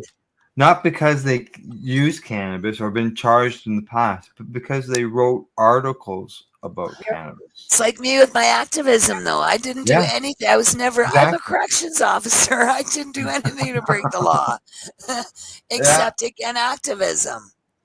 Yeah, exactly. And that's enough for them to deny somebody entry. Now, being denied entry. Generally so. Yeah. It's is are you really a threat? Because somebody's had a record. Like I know a person with got arrested with three joints. Friggin', well, I'm gonna say almost 40 years ago, and they still have problems going across the border. Shocking, literally. But you know what? That's again why we fight, though, all of us, because this is not acceptable. They can export cannabis from our big producers to Germany, to Israel, to Australia. $250 million worth, I think. Oh, I know. I've seen. Because the big producers do not want to pay Canada's excise taxes. No. So they're sending it elsewhere. Yeah, and the other elsewhere is buying it, right? Yep. Edibles are all coming out of Cranbrook, BC from Dykar. It's all hitting the German market. Wow. And the Israeli market. And I heard that right from the guy that owns it. Wow. Now are they I'm assuming if they're being produced here, are they still limited to 10 milligrams? Or can they make the higher milligrams? That's our fight, though, Al. But in Germany's medical cannabis industry, is it restricted to only like 2%? Maybe it's only 0.3% THC content. I have no idea. Yeah, I don't know either. Yeah, I'm not sure what the European market is. I would have no idea. That would be all into the European market. Yeah. If there was more than 10 milligrams they were allowed, then they'd be producing more than that. We could be able to produce it. Our laws wouldn't prevent them from producing it because they're not selling it in our market. Right. Yeah. Yeah. There goes my puppy. All right. Top of the hour. You hold that thought. I will. Okay. All righty. Off we go. We'll be right back. And everybody's gonna check out our sponsors and find out who supports us here on the Pace Radio Network. You're listening, or as we do now, we're watching Pace Radio Show here at paceradio.net. You're listening to the Pace Radio Network here at paceradio.net. Limestone City Hydroponics is Kingston, Ontario's hydroponics shop. Take your growing to the next level and create the optimal environment with a tent kit, or maximize your yield with an ebb and flow flood table kit. Either way, Limestone City Hydroponics has more sizes and options to fit your needs. Are you looking for the power of the sun that adapts to your budget? Then look no further, as they have professional grow lighting. They have indoor grow systems that are easy and cost effective, with many options to fit your living space and lifestyle. Cultivate your growing potential. We have everything you need to succeed. And if you can't make it to the store, they offer local delivery to the greater Kingston area. Remember, when you're looking for experts to help you grow, then look no further than the locally owned Limestone City Hydroponics, 105 Sunderland Drive in Kingston, Ontario. Call them at 613-548-0420. Are you looking to get your medical cannabis grow license? Limestone City Hydroponics can help patients through the process of obtaining their license to grow medical cannabis. What's that? You don't have a doctor. If you meet the medical criteria, Limestone City Hydroponics has a nurse practitioner who can assess and provide medical cannabis prescriptions. What are you waiting for? Contact Limestone City Hydroponics at limestonecityhydroponics.ca or call them at 613-548-0420. What do you find at paceradio.net? People advocating cannabis education. Enjoy the buzz of legalization with Campbellford Lifestyle Shop. From lights to plant nutrients, books, consumption accessories, and more, we've got all your basics to grow or consume cannabis. Visit our info center or take a look at our piercing services and body jewelry, now available in-store through Campbellford Lifestyle Shop, 17 Bridge Street West, Campbellford. Cannabis edibles are an effective way to manage pain and other ailments, especially when you deal with your trusted partner, Legacy 420, in Tyendinaga Mohawk territory. You see, we lab test every product on site to ensure proper dosage every time, which is critical when consuming cannabis edibles. All Legacy 420 edibles are made by our classically trained baker and chocolatier, and we also have super tasty vegan options. Our baker has been in the industry for 25 years. She's also a chocolatier. Everything from savory to sweet, your chocolate bars, brownies, butter tarts, you name it, we make it. Talk to our knowledgeable Cannatex about our incredible variety available. Give your trusted partners a call. Legacy 420 out on your road.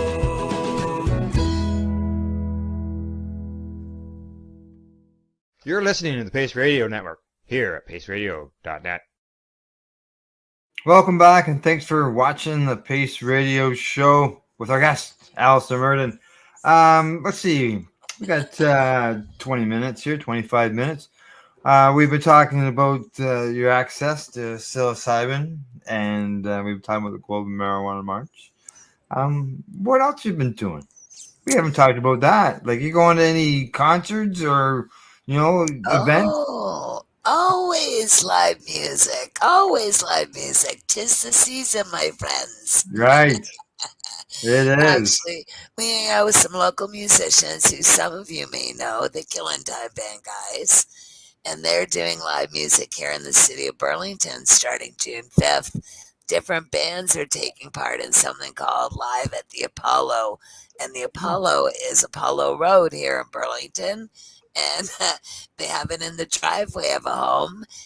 And 300 to 400 people come from the neighborhoods around and pull up lawn chairs and grass and sit on the boulevard and on their own yards, on their own lawns.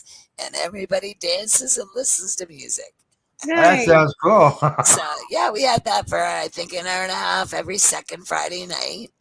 So it's something to do. I go and spin up a cut a mean pavement in my wheelchair. So I do a lot of dancing there. And I'm actually just really pleased how many people are dancing along with us because, as you know, music gets you going.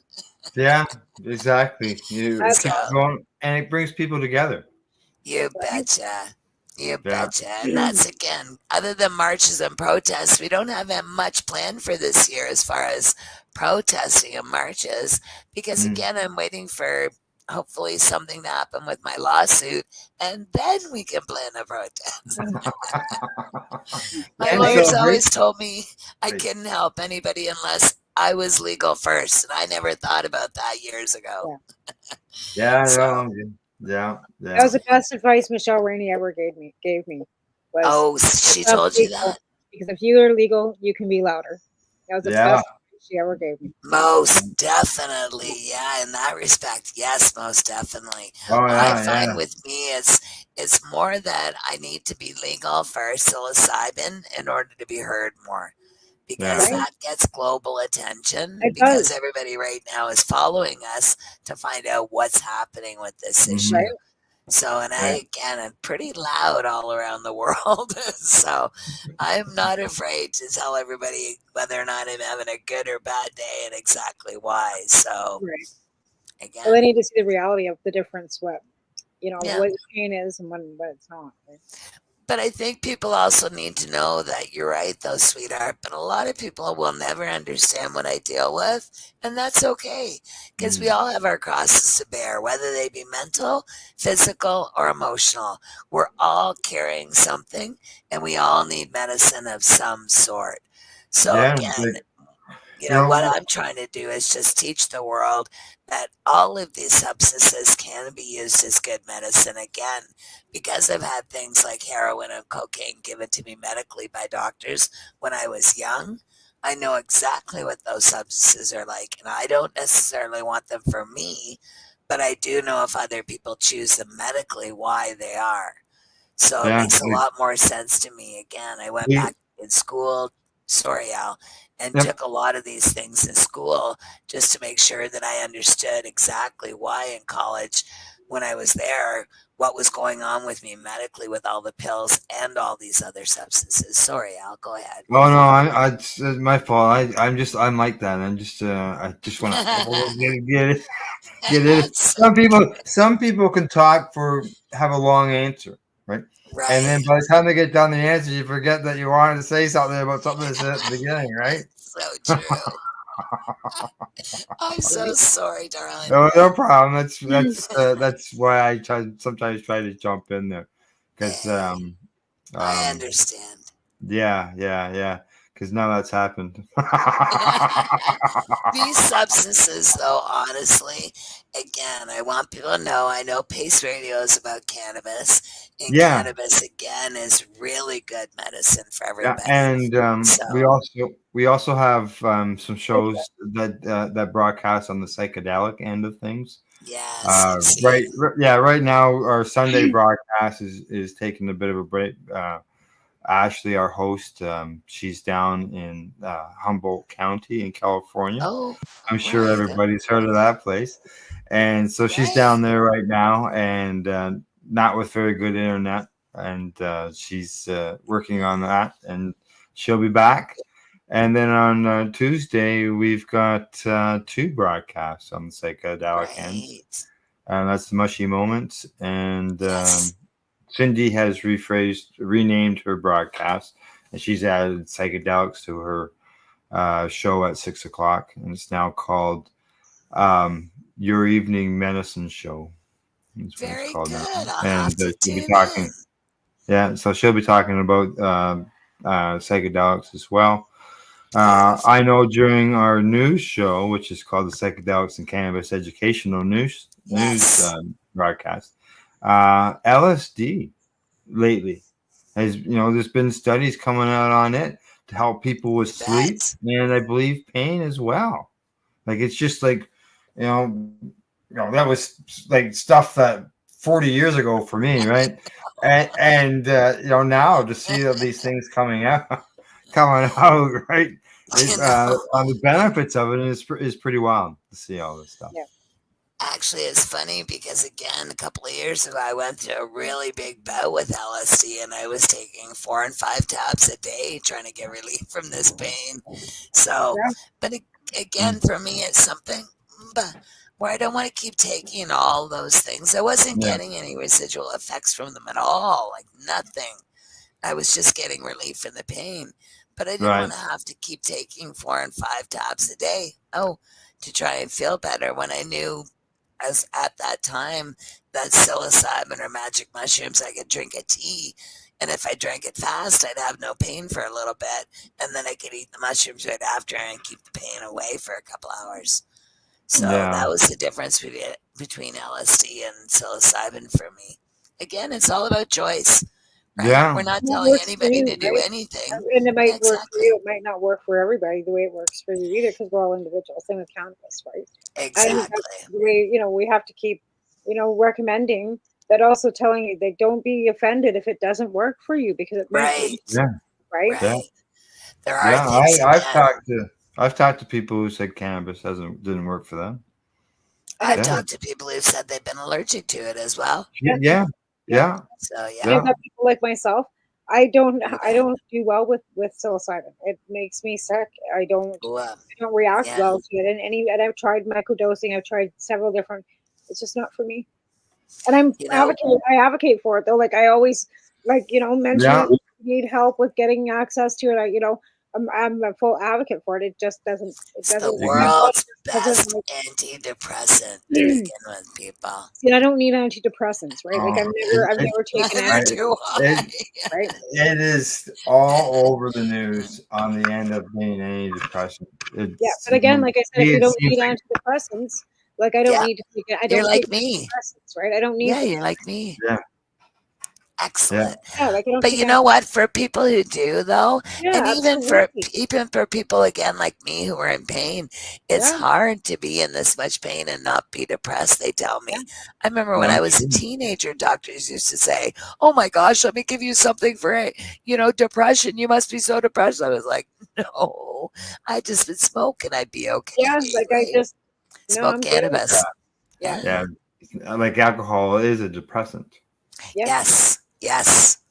And that's one of the worst things I'm sure that someone who's dealing with depression can do is to drink because of it being a depressant. You betcha. Yeah. Do you see who's over my shoulder? No, my darling. I only see a you would know her. Yes, I sure do. That beautiful soul, Michelle Rainey. She's on every broadcast with me. Wow. She sits there. I just thought, I also would know who she is. Can I tell you a little story? Sure. Michelle contacted me decades ago when she first came out in the cannabis movement, and she actually we connected, and she was such a sweetheart that soon after that I was going to a cannabis conference with Raphael Mechalom and Ethan Russo in Cornwall, Ontario. Was the first one in Canada in 1999. And I needed money to go, and I had written Mark Emery, and I had phoned, and I said, please, I need money to go. Somebody help me. So Michelle, next thing you know, there was an envelope in my door, coming through my door from, I guess, Mark Emery originally, but it was 10 $100 bills, and it had Michelle Rainey's red lipstick marks all over the envelope. And I wish I would have kept that envelope. I don't know what happened to it, but I just love Michelle. I think I still have her business card in my. She said she became an activist because of the work I was doing in Ontario. So God bless her soul. So, I know the first time I saw her speak, and that was at a cannabis awareness incredible. Put on by Treating Yourself magazine, and I saw her up there speaking about Crohn's disease, and I thought to myself, I can do that. Like, who would ever thought that people would sit around and listen to somebody having problems taking a crap? Like, really? Yes. But we are interested in that. That's a really cool thing. People that have the same afflictions that we have, those bet. matters. Like, there's MS support groups and all kinds of support You groups bet. for people that, you know, if they want to gather with other people that have afflictions. We tried getting one together for, like, you know, we've got another girl here in town, she's got MS, like cannabis users, like support group for Yes. nobody wanted to do that. We're like, maybe it was because during COVID and You stuff. know but what, though? I will tell you one thing about MS. When I was young and I got diagnosed with MS in my late 20s, the doctor said to me, do not ever go to an MS group or an MS meeting or whatever. And I was like, why not? And they said, because you're way too happy. Everybody there is really depressed. Yeah. And I was like, well, thanks for the heads up. I mean, But you get yeah. diagnosed, but what are you supposed to do? You're supposed to- Exactly. like, Well, it's I not wasn't. living. But see, that's the thing, though. When I got diagnosed, I became proactive and I became an activist. So I don't know what everybody else does, but that's what I thought you were to do, right? I thought you were to get out there and fight. So Yeah. that's just what I knew. So Good I didn't setup. know to turtle and, you know, end up folding up. And, you know, I did like I didn't know any of that. So And you haven't stopped. no, I you haven't. You haven't stopped. No, No, exactly. I have No. purpose, my friends. I have purpose. Purposeless, I call it. Well, you know, when something works and works for you or You helps you, You bet. and others are demonizing it, like people in authority positions. You bet. People tend to speak up, right? So That's why we do. You're so right, I think it Al. makes me sick when I hear the opposition party leader stand in, you know, Parliament and, you know, make Pierre such Poilievre. the worst accusations about people with addiction issues. Like, just But it's the conservatives again. And It's can I say that literally this has been a problem with Tamara for decades with the I know. conservatives with these issues. I absolutely know that. And then when we Yeah. were there with Harper, and you know, him Yeah. wanting to take our grows away, and where we got the You hours bet. ruling, and you know, with the kitty litter and all that stuff that we had to go through, and that Yeah, was isn't that? humiliation for Yeah. patients. You know, I No, think we're you know still what? waiting for Don't our take it like that. for Don't our take it like privacy. that, because I was not humiliated at all tomorrow. All it did was give me strength to say, you, my friends, need to get educated.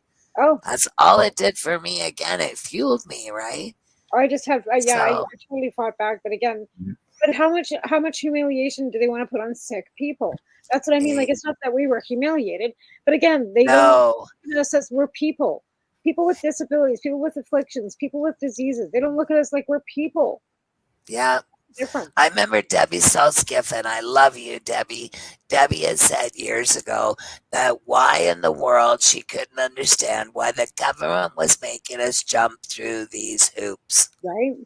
And I remember thinking when we were in Hitsig years ago together at the lawsuit, Alan Young approached me and I went out. I thought Alan wanted it to just be me and him in the lawsuit. And I was like, wait a second, this isn't about MS at all. It was about cannabis at the time. And they wanted one particular illness to fight in court.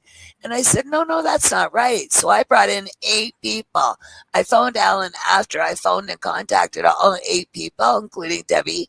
And I said, hey, you guys, come in a lawsuit with me. And they said, does the lawyer know? And I said, not yet, but he will. So all of a sudden 8 of us go to court. I think it was 7 that I brought in, and then there was an 8th person who came in after. But bottom line, we ended up doing Hitsig et al., which was Hitsig, I guess, versus Canada now. And that, my friends, is still in Wikipedia because we made a big introduction then to the world to tell everybody that it was all different illnesses, like you, Tamara, and like you, Al, and like me. It wasn't just about one of us, right? Well, that's exactly what, you know, happened with the B1. Nobody didn't have cancer, MS, or some other form of severe arthritis, I think, could get even exactly cannabis, right? And then, you know, because of Michelle, I'm fighting for, you know, the Crohn's disease affliction, which opened up the B2 section yes. of the, you know, licensing application, which was 38 fucking pages, to be fair. I know, Right? 30. They're now it's 11. So to be fair, the ACMPR is 11 pages comparably to the MMAR. And I still can't get into the ACMPR and tomorrow. 38 of those pages were repetitively of your fucking address and phone number over and over and over. Make sure you sign the bottom of every fucking page. Yeah. Like you know what? You can have your application sent back for. If you didn't sign your name to the bottom of every fucking 38 pages, they return it back and say it was incomplete. How many of these? You know, again, I can't even get into the regular program in Canada now for cannabis because my limits are too high. I don't want any pills. Well, I take pills, but I don't want as many pills as they want me to take. I would rather have cannabis, and they're saying, no, your limit is too high. You're not welcome They in took this mine program. back. They told me it was due to affordability. So when I went and got an MMAR, or whatever, like through this grow your own Namaste dot whatever it was. Oh. They wouldn't give me a grow license, right? It was all through the LP. And they wouldn't give me full licensing of 20 grams. They only give me 15 because how was I going to afford it?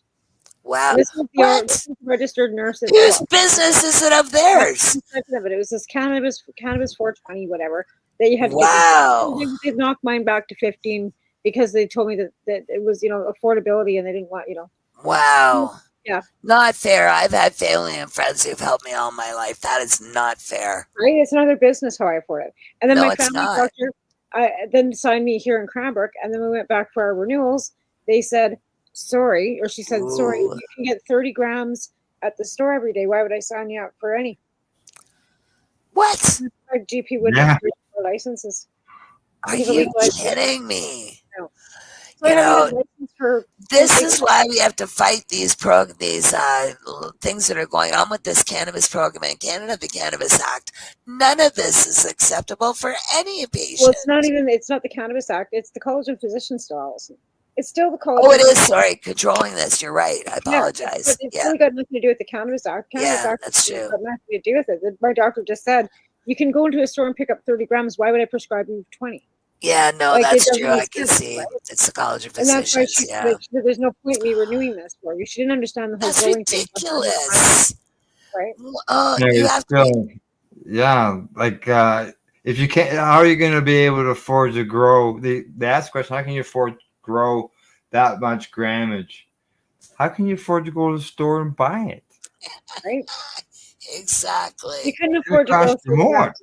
Like your 4 plants are not going to grow you 30 grams of cannabis a day. Not even close. 30 grams of cannabis a day at a store, but you're not allowed to grow enough plants to be able to supply yourself 30 grams of cannabis a day because there's no way 4 plants are going to ever do that. And that's why I'm saying an ounce a day. You're going to need to grow 200 plants, if not. But you know what? As a patient, there's a different program tomorrow. Because you can get as many plants as your doctor says. You're not limited to 4. Oh, I know that if I had. Oh yeah. So I don't want people to misunderstand. Going to sign the paperwork that I got to send to Health Canada. Yeah. I had an MMAR. Got my first with the medical license is different. Right? Yeah. Yeah. Well, I know I've had them. Right. I had a grow license for 20 grams a day, both me and Alvin both, right? That's what I thought you were talking about. Yeah. Well, you can't get them without paying for them, and you have to have a doctor to sign them. Same. Wow. And the doctor you have to pay your doctor? Any of them. If you want a license, you wow. Same as it always was, Allison. Wow. I have never paid my doctors, nor would I ever pay my doctors. This is a medical issue. My family doctor, when she signed us up when we moved to Cranbrook, no. But she wouldn't renew because of the legalization. But if I want to get a grow license through any of these other things, it's still going to cost me at least $25 per gram. What? $25 a gram. Yeah. Wow, that is not right. That's just not right, Tamara. I paid Dr. Kammerman when I first got my first MMAR in 2012. Yeah, I've never paid any doctor ever. I never would. It's illegal for them to charge us. They aren't supposed to be charging us. But if you want a grow license, all these online ones, they won't give you one because the LPs. I knew that. Right? I did know that. You don't have to pay them for your license. These whatever. It's so unfair. As long as you're not getting a grow license, you want a grow license from them, they want $850. Yeah, that's just not right. Wow. No, I'm not sure. We are one of our sponsors, Limestone City Hydroponics in Kingston. They have a medical signing clinic there. and I guarantee doctors charge the fee is the doctors have a fee because Yeah. if the doctor's not Wow. able to charge wherever, like I don't know where some doctors are located. For some clinics to be out west, and they can't bill Wow. the Ontario end of things, so they have to charge a fee, right? Yeah, they can't charge MSP or whatever for it, so they charge you. And the thing of it is, like, most of them aren't even doctors. Most of them are just nurse practitioners that are signing for you, and they're charging. Yep. And Wow, I had no clue. So if you want 20 grams, you're going to be paying $25 per gram. That's whatever, $500, $600, whatever. Yeah, but if people's family doctors would go ahead and sign them, and OHIP would pay them to do that, that would be a lot nicer, wouldn't it? Yes. Like I know that some things should go to the doctors. There's paperwork that the OHIP doesn't. Yeah, that you pay for. Yeah, correct. Yeah, They pay sure. for it. And it was $35 for admit fee. I can understand where a doctor with the MMAR days charge somebody a few dollars to do their paperwork. Like my doctor charged me $50 that first year. Yeah, and then he never charged me. He's never charged me since. So it's like I'm paying like $1 a year. Right. Yeah. Okay. Right. That's fair. That's fair. Yeah. I was just thinking because I just a few months ago did my taxes and I applied for the medical disability again, the disability tax in Canada, and I didn't realize I'd already had it for the 80s, which that's why I didn't realize I had it because it was so long ago. But anyway, when I applied for it, they said it was going to be $225. My doctor's office said to get the paperwork signed, and I was in tears. I couldn't believe that they would make somebody who's already marginally sort of in a different position than most others pay $225 to get a disability tax form filled out.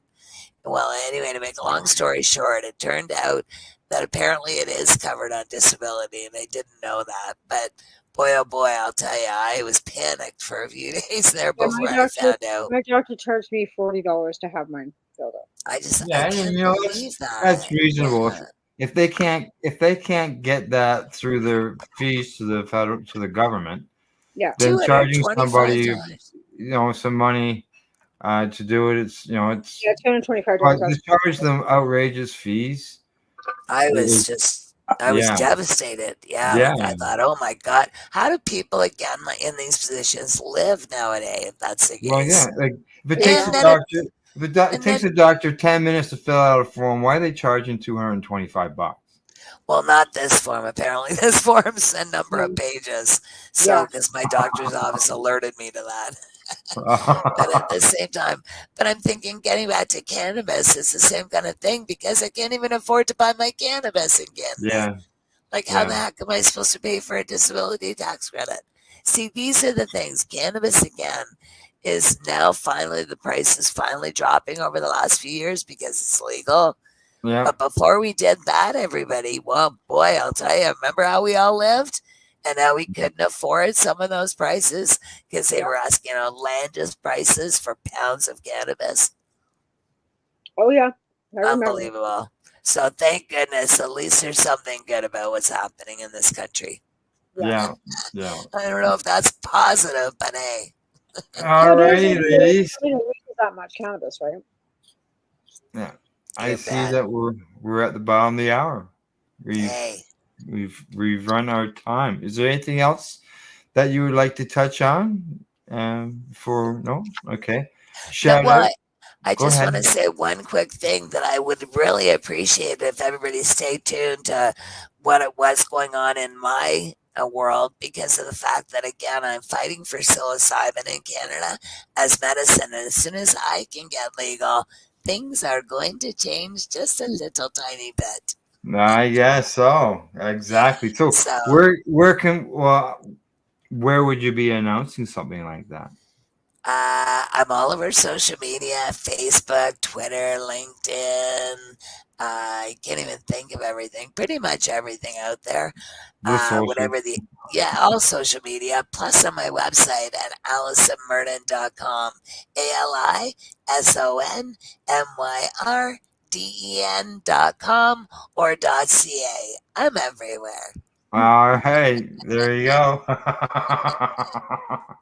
Tamara? Thanks for being on the show. It was good seeing you. You look terrific. And You're beautiful. And Thank I just you, appreciate sweetheart. everything that you do and just keep on being you. Thanks Thank for being you, on the show. sweetheart. Right, exactly.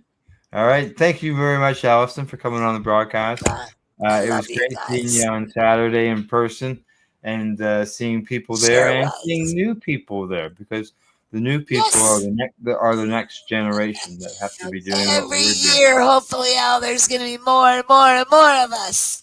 That's right. Again.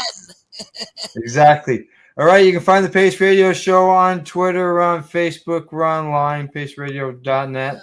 Thanks go out to our sponsors, the friendly folks at legacy420.com, Limestone City Hydroponics .ca, as well as the Campbellford Lifestyle Shop. And huge thank you to our guest, Allison Merlin, for coming on the broadcast. And to all our watchers and listeners out there, thanks for tuning in. We'll see you all next week. Thank you and goodbye. Bye, everybody. Thank you.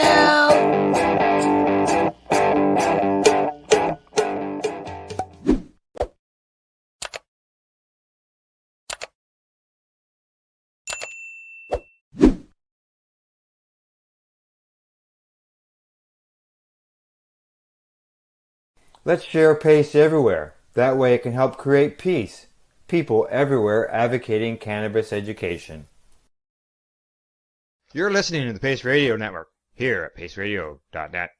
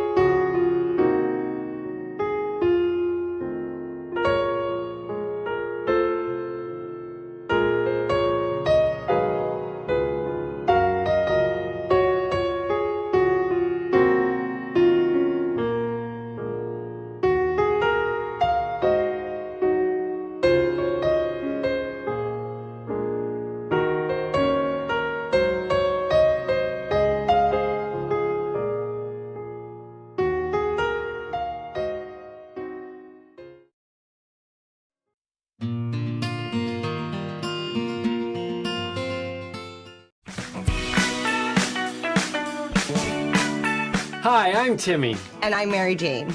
He's the newbie. She's the doobie, and this is the show where we tote cannabis. Talk.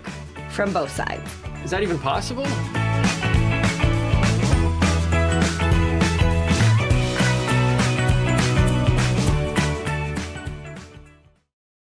This podcast is for adults only, should not be used as a meal replacement, and may contain nuts.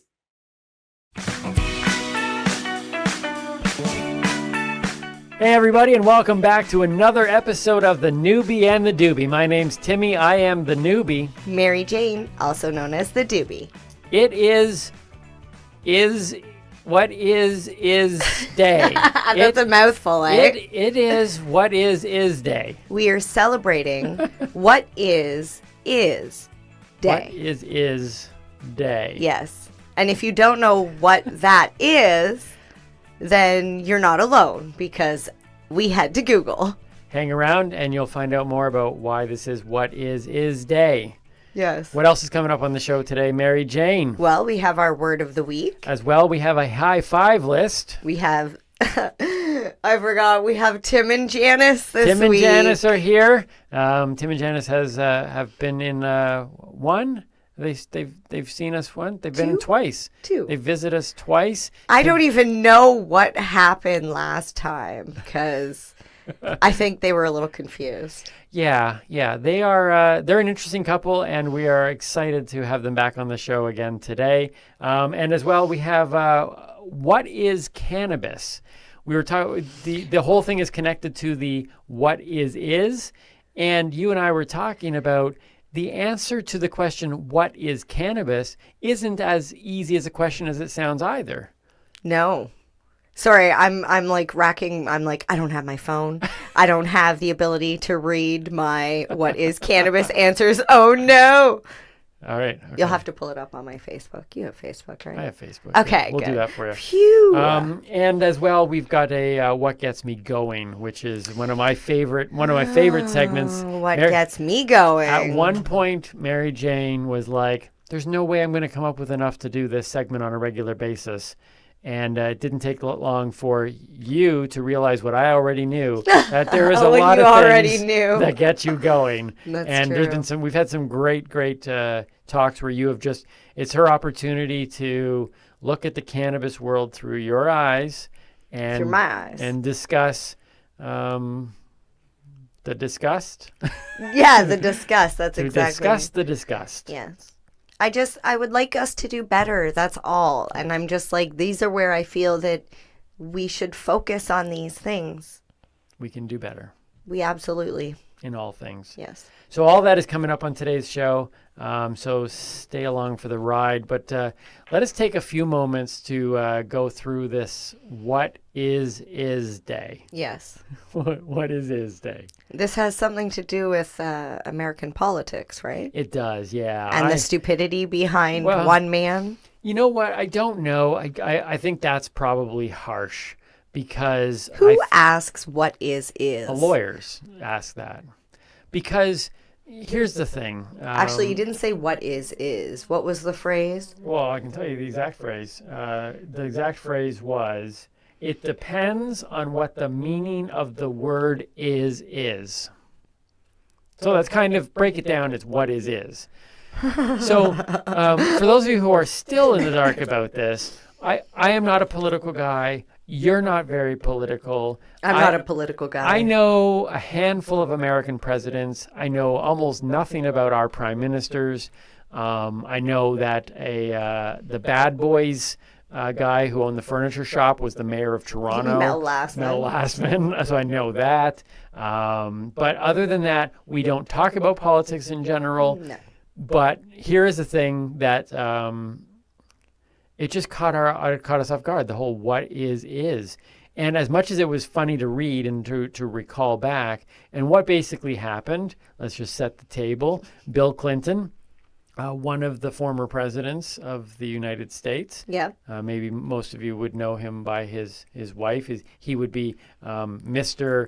Hillary Clinton. That's so funny.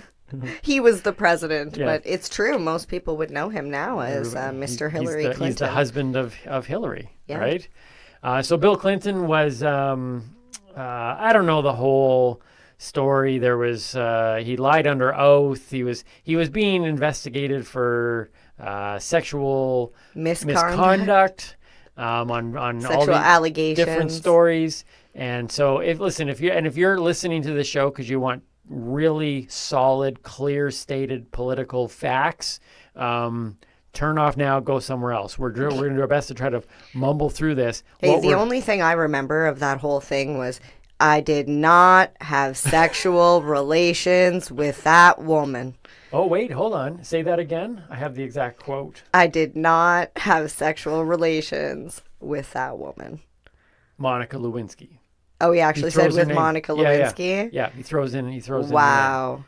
So he looked straight in the camera, as I am doing now, and Bill Clinton said, I did not have sexual relations with that woman, Monica Lewinsky. Now, the very phrasing of that sentence tells me this is not some dude. This is lawyers in a back room going, we need to make sure that this is said exactly in this order, in this phrasing. So the what is question is just lawyer talk trying to get out on a technicality. Well, who says sexual relations?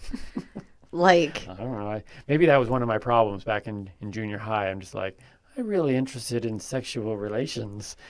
And people are like, you're weird, kid. yeah. Yeah, that would be a little bit That would be strange for a Yeah, 5-year-old. It's strange. So anyways, we don't want to get into the whole thing, but the fact is that the question was asked to him. This was on a grand jury for impeachment. And the question was asked. Yeah, what was the question? Okay, so, and by the way, the reason why it is today is because this is the anniversary of it. It happened, let's see, do the math, 1998, August 17th. So what is that, 23 years ago? Yeah, 23 years ago. So the question was whether or not Mr. Bennett knew of your relationship with Miss Lewinsky. The statement that there was no sex of any kind in any manner, shape, or form, more lawyer talk, with President Clinton was an utterly false statement. Is that correct? To which Clinton responded, oh my God, out of all of that, he asks about the word is? On what the meaning of the word is. Yeah, that sounds like a man just trying to find any. Like, I have so many more questions about all the rest of the question. Okay, but here's the thing. Not about the word is. Is it not an interesting question? Like, define is. It's the letter I and the letter S Right? beside each other. Okay, I didn't know how to define is. There's an actual definition for it. Okay, I'm assuming there would be. Definition of the word is, according to Webster's dictionary, so it's not the Oxford, okay, so we're talking Webster's. Present tense third person singular of be, obviously. Like that makes sense. Well, so singular of be? So it's the plural of a? It's the present tense third person singular of the word be. That's what is. So you can see this makes perfect sense why you would go for something like this, because if you really break it down, everyone goes, that's a stupid question. But really, if you break it down, nobody knows the definition of is. It was a brilliant tactical move. It sounds dumb, but it was a very, very smart Whatever statement. happened, was he found guilty? Because, I mean, I don't know. He was reelected. Was he reelected, or was this the second time? Who knows? I don't follow politics. The only thing I know about politicians is our prime minister has an obsession with socks. So that gives you an idea of what my political knowledge is. And I know that Princess Kate runs our country. So, other than that, I thought that was Celine Dion. Celine Dion runs our country. Sure, why not? Is she still singing? Yeah. Is anybody? Yeah, she's still Yeah, I out just there? Googled her the other day. Really? She lost a lot of weight after her Celine husband Dion. passed, but Celine she's still Dion. alive and kicking and helping charities and stuff. So what is? What is it? That's what started off this conversation today.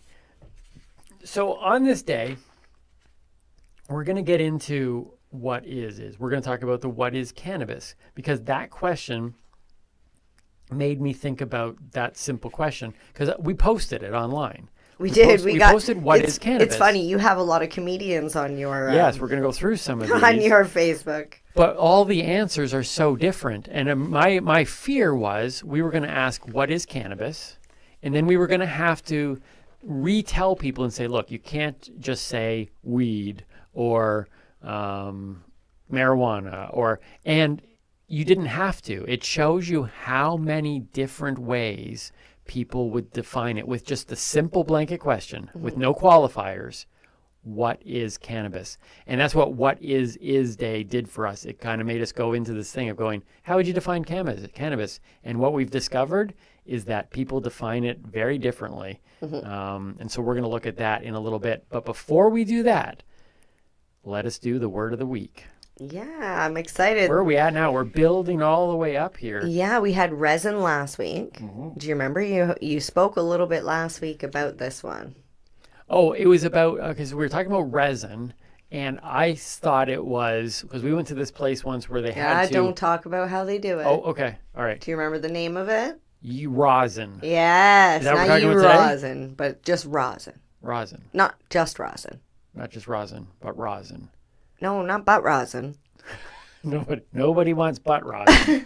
No. Nobody wants butt rosin. No butt rosin. All right, so rosin is the word for today? Yes. So we went from resin to rosin. To rosin. All right, what do we got? Rosin is a concentrate, cannabis concentrate, that is made from taking cannabis flower or keef and trichomes. You're literally using all the words that you've been teaching over the last few weeks. Right. As if I had a Months. plan. Months even. As if I had a plan.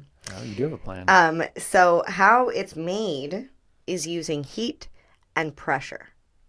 Right. That was the press. And okay, so you take your cannabis flower and you place it into a squish bag. That's what they call it, a squish bag. Okay. It's basically like a mesh screen bag to protect the plant material from getting into the rosin. Is it what they put like cheese in? Like cheesecloth, like a kind cheesecloth? of, not really. Okay. Yeah, it's a lot finer. So you take your cannabis, put it inside the squish bag, and then take some parchment paper and put it in between 2 plates and apply heat and pressure. Okay. Initially, we heard stories of girlfriends freaking out on their boyfriends because they were destroying their hair straighteners because guys were going to the kitchen and taking cannabis buds and sticking them in between parchment paper in the hair straighteners and just squishing it to get the rosin out of it. Well, like you've said before, cannabis people are, what was the word? Ingenious. Ingenious. Ingenious. Yes, they're ingenious. Ingenious. Always finding a way. Yes. So when you do that, like a lot of people now have they have garage presses or like heat, like what's that, like a vice grip or something, a hydraulic press. Okay. And basically a rosin press is that. It's a hydraulic press with heat plates. But obviously you can buy them with like digital, turn it up, turn it down. But I just want to say, whatever you do, please do not use wax paper. Wax paper is for arts and crafts with leaves and an iron. You don't want to do that to your cannabis. Parchment paper is what you want to use. Yeah, absolutely. Okay, so to create rosin, yeah, it like you oozes. use resin to make rosin. No, you use cannabis. Use cannabis. Yeah. Okay, because we were at a place and they did that pressing thing. Yeah. And what was most outstanding to me was how little product you get. So the amount of weed that went into this press and the amount of rosin that came out the other side, I was like, oh my God, you need like a forest of cannabis to even get like the tiniest little bit of rosin. That happens with all concentrates. You need a large amount of flour to make a concentrated form. It's like when you get... So how concentrated is rosin? Write that down for me. So you could get rosin up to 70% THC, wow. 80% THC. Because I've only heard, you usually talk about, when you talk about high THC stuff to me, you're talking like 20, 25%. That's flour. 70%, that would like floor me. That's why I like my Shatterizer, because I can take little hits. I don't have to take like a big bowl. Okay. Yeah. All right. Okay, so now, and let me just make sure I got this right. This is if you haven't been watching this show, you need to go back and watch this thing build. So, here's what I have learned. I believe that there are 5 types of cannabis or forms of cannabis. Yeah. There is flower, there is concentrate extract, there is topical, there is tincture, and there is edible. That's correct. I got all 5 today, folks. Yeah. What is? It doesn't connect, but anyways, it sounded important at the time. It did. All right, so there you go. That's the word of the week, rosin. Cool. All right. It's time for our high five list. High five. So I was thinking about the what is. Okay. And I thought I didn't know how to define is. The only reason I was able to say it earlier is because I'm reading it right off a computer screen here. And I'd have to still Google the present tense of the third person singular to figure out what that means. But I was thinking, what are my favorite 2-letter words? Because is a 2-letter word. You're welcome. I don't think no is on that list. More incredible. No, I don't like no. Okay, here we go. So Timmy's high five list. Okay. Seems very simple, but it's amazing the power in these words that I love. I love these words so much. Words of 2. They have to be 2 letters. Okay. Timmy's high five list today is my 5 favorite 2-letter words. Number 5, Oz. Oh. I like Oz. Oz. Do you know why I like Oz? Why? Because it has the Emerald City. And you like green. I do like green. I think what is cool about Oz is that Oz, yes, it can be defined as a city, a fictional city, whatever, all that. But the moment you say Oz, you don't even need context. Mm-hmm. You say Oz, and immediately you get an image in your head of like wonder and awe. Like it's just something like you could say, hey, we're having a peanut butter sandwich, Oz. And people are like, Oz. And you just go, it takes you to this magical world. That's why I think the word is pretty cool. It makes me think of Oz Striker. What's Oz? In Striker? American Pie. Mm. He was cute. I don't remember that movie.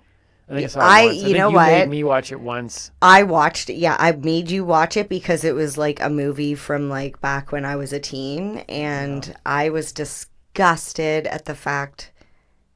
I can't even. Don't watch the movie.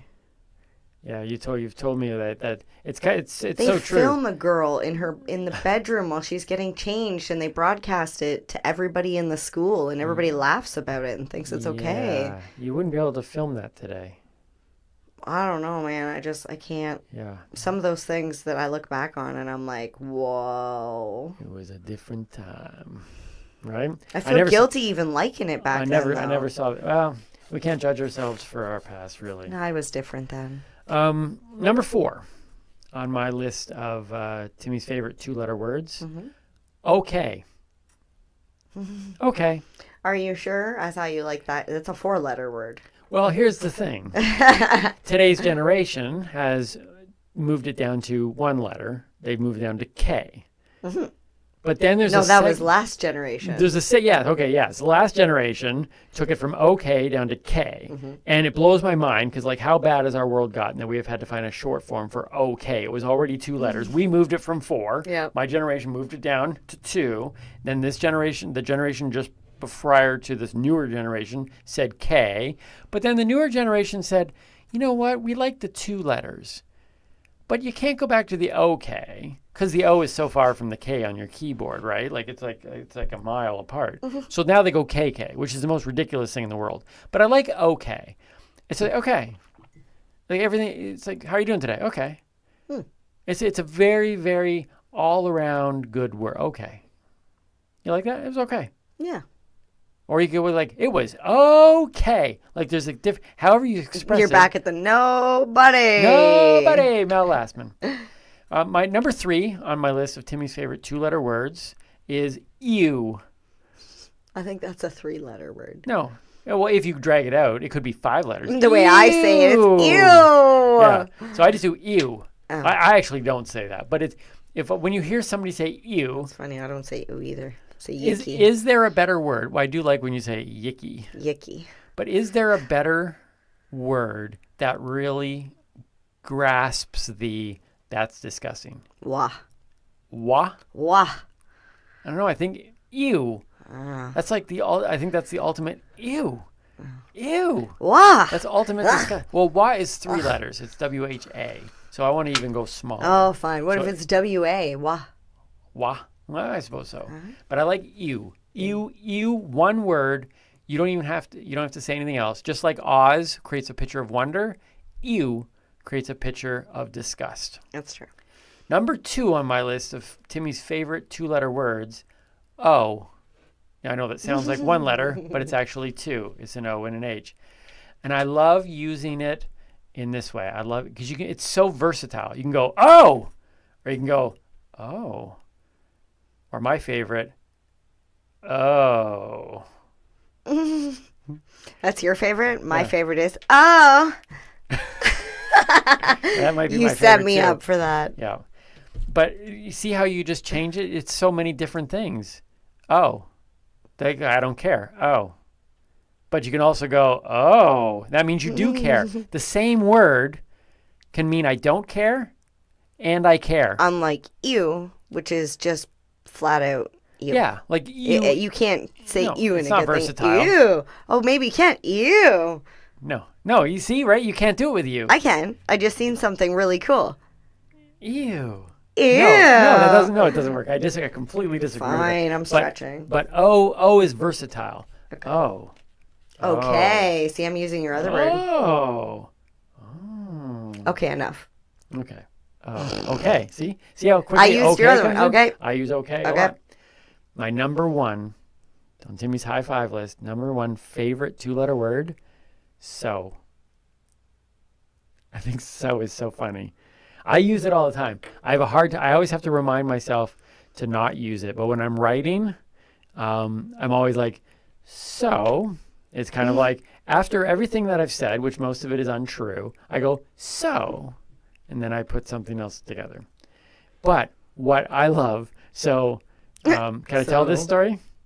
Can I tell this story? I don't know. What is the story? So I know somebody, I'm just going to tell you like this. I know somebody whose opening line to me when they come into a room is always, so. I'm pretty sure we already said this because you said you were a ghost.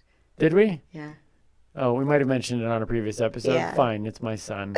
He always says, so. And it's always like setting up the big request or It could be, what's no, going it's on. not a big request. Sometimes it's when's dinner. Yeah, yeah. Could be, it's just like, it's his way of like, coming in the room is like. It's a great entrance Yeah. though. So. Yeah. And it's just, no matter what I'm doing. It's scary because you didn't know he was there though. Oh yeah, usually he pops out of nowhere. But it's that phrase opens up this sense of no matter what I'm doing, he has my attention. Mm-hmm. So that just does it, right? It captures your. Anyways, that's why I think. So that's my. Which could also be a 3-letter word. Could be a 10-letter word. So. No, if we were like sewing something. Oh yes, that's true too. Yeah, that's why it's important to write it down. Dang English. So Oz, okay, you, O, and so. My top 5 2-letter words. Nice. Not a bad list for just 2 letters. No, not at all. Well, there's 10 letters there. There is. We have asked our friends Tim and Janice to comment on what is. Yeah. We actually gave them the theme, and we said, we're talking about what is, and we wanted to have their opinion and their response to what is. So, ladies and gentlemen, please welcome back Tim and Janice. Hi, I'm Tim. And I'm Janice. Today, we're going to be talking about is. So without further ado, take it away, Tim. Janice? Yes, Tim. What is the topic? Not what, is. It is the topic? Yes. Is it the topic? Not it, is. What is it? No. What is? What is? Exactly.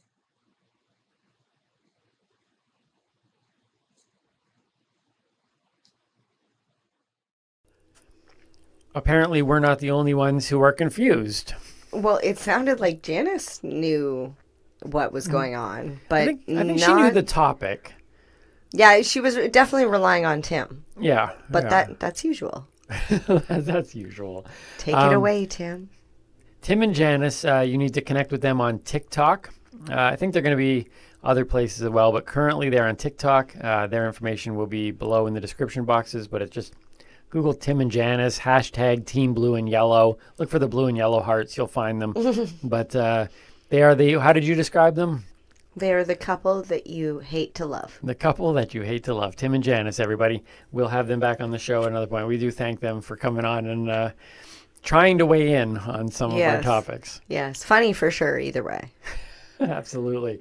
Okay, so let's get into this one. I think is interesting for as much as we try to make this show interesting and educational and fun for consumers and non-consumers. I think this segment in particular really is for both because by the looks of it on my phone here, so we both posted on our social medias what is cannabis with no qualifiers, no nothing. Mm-hmm. My followers, I have a lot of comedians who follow me, and I have a lot of wannabe comedians. And I have a lot of non-consumers that follow me. Yep.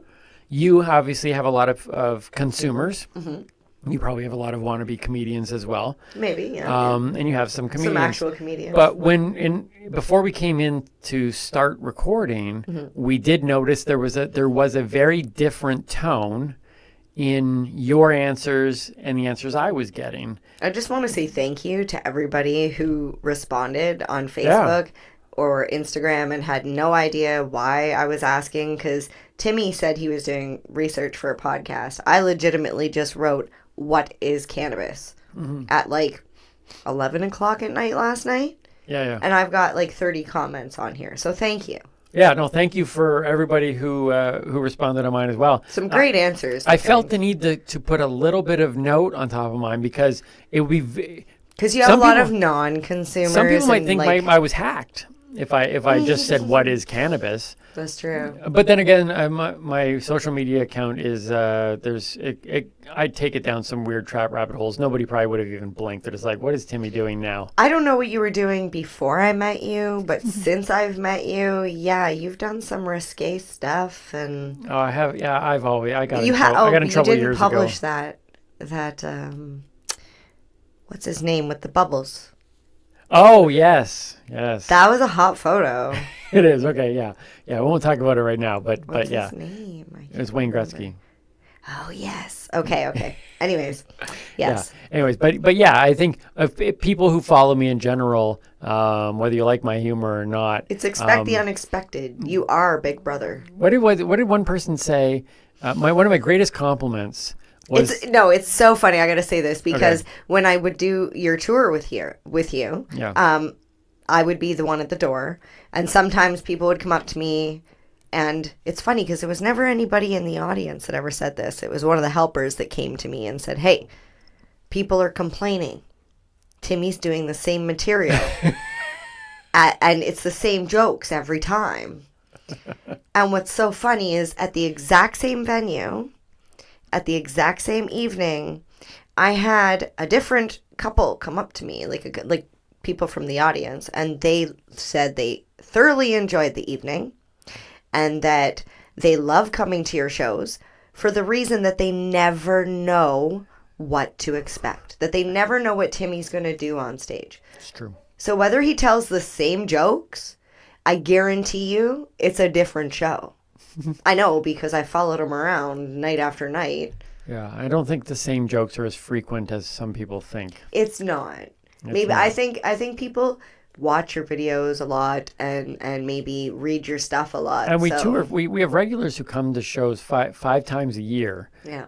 Into the exact same location. So chances are, if I got a really good joke, it's gonna pop up naturally. That gorilla joke. The gorilla joke I thought that was a great moment. But So did I. yeah, I've done interpretive dance. I've been on roller skates with short shorts.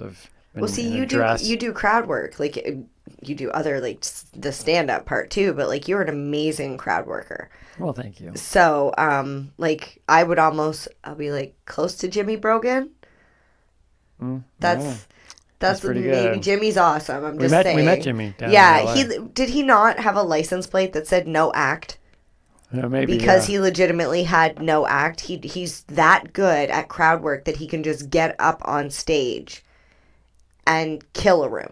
Yeah, I'm not going to say it here. I'm not going to say what he told me, but it was one of the greatest compliments I'd ever received from somebody. Oh, that's But sweet. I'm not going to share that here.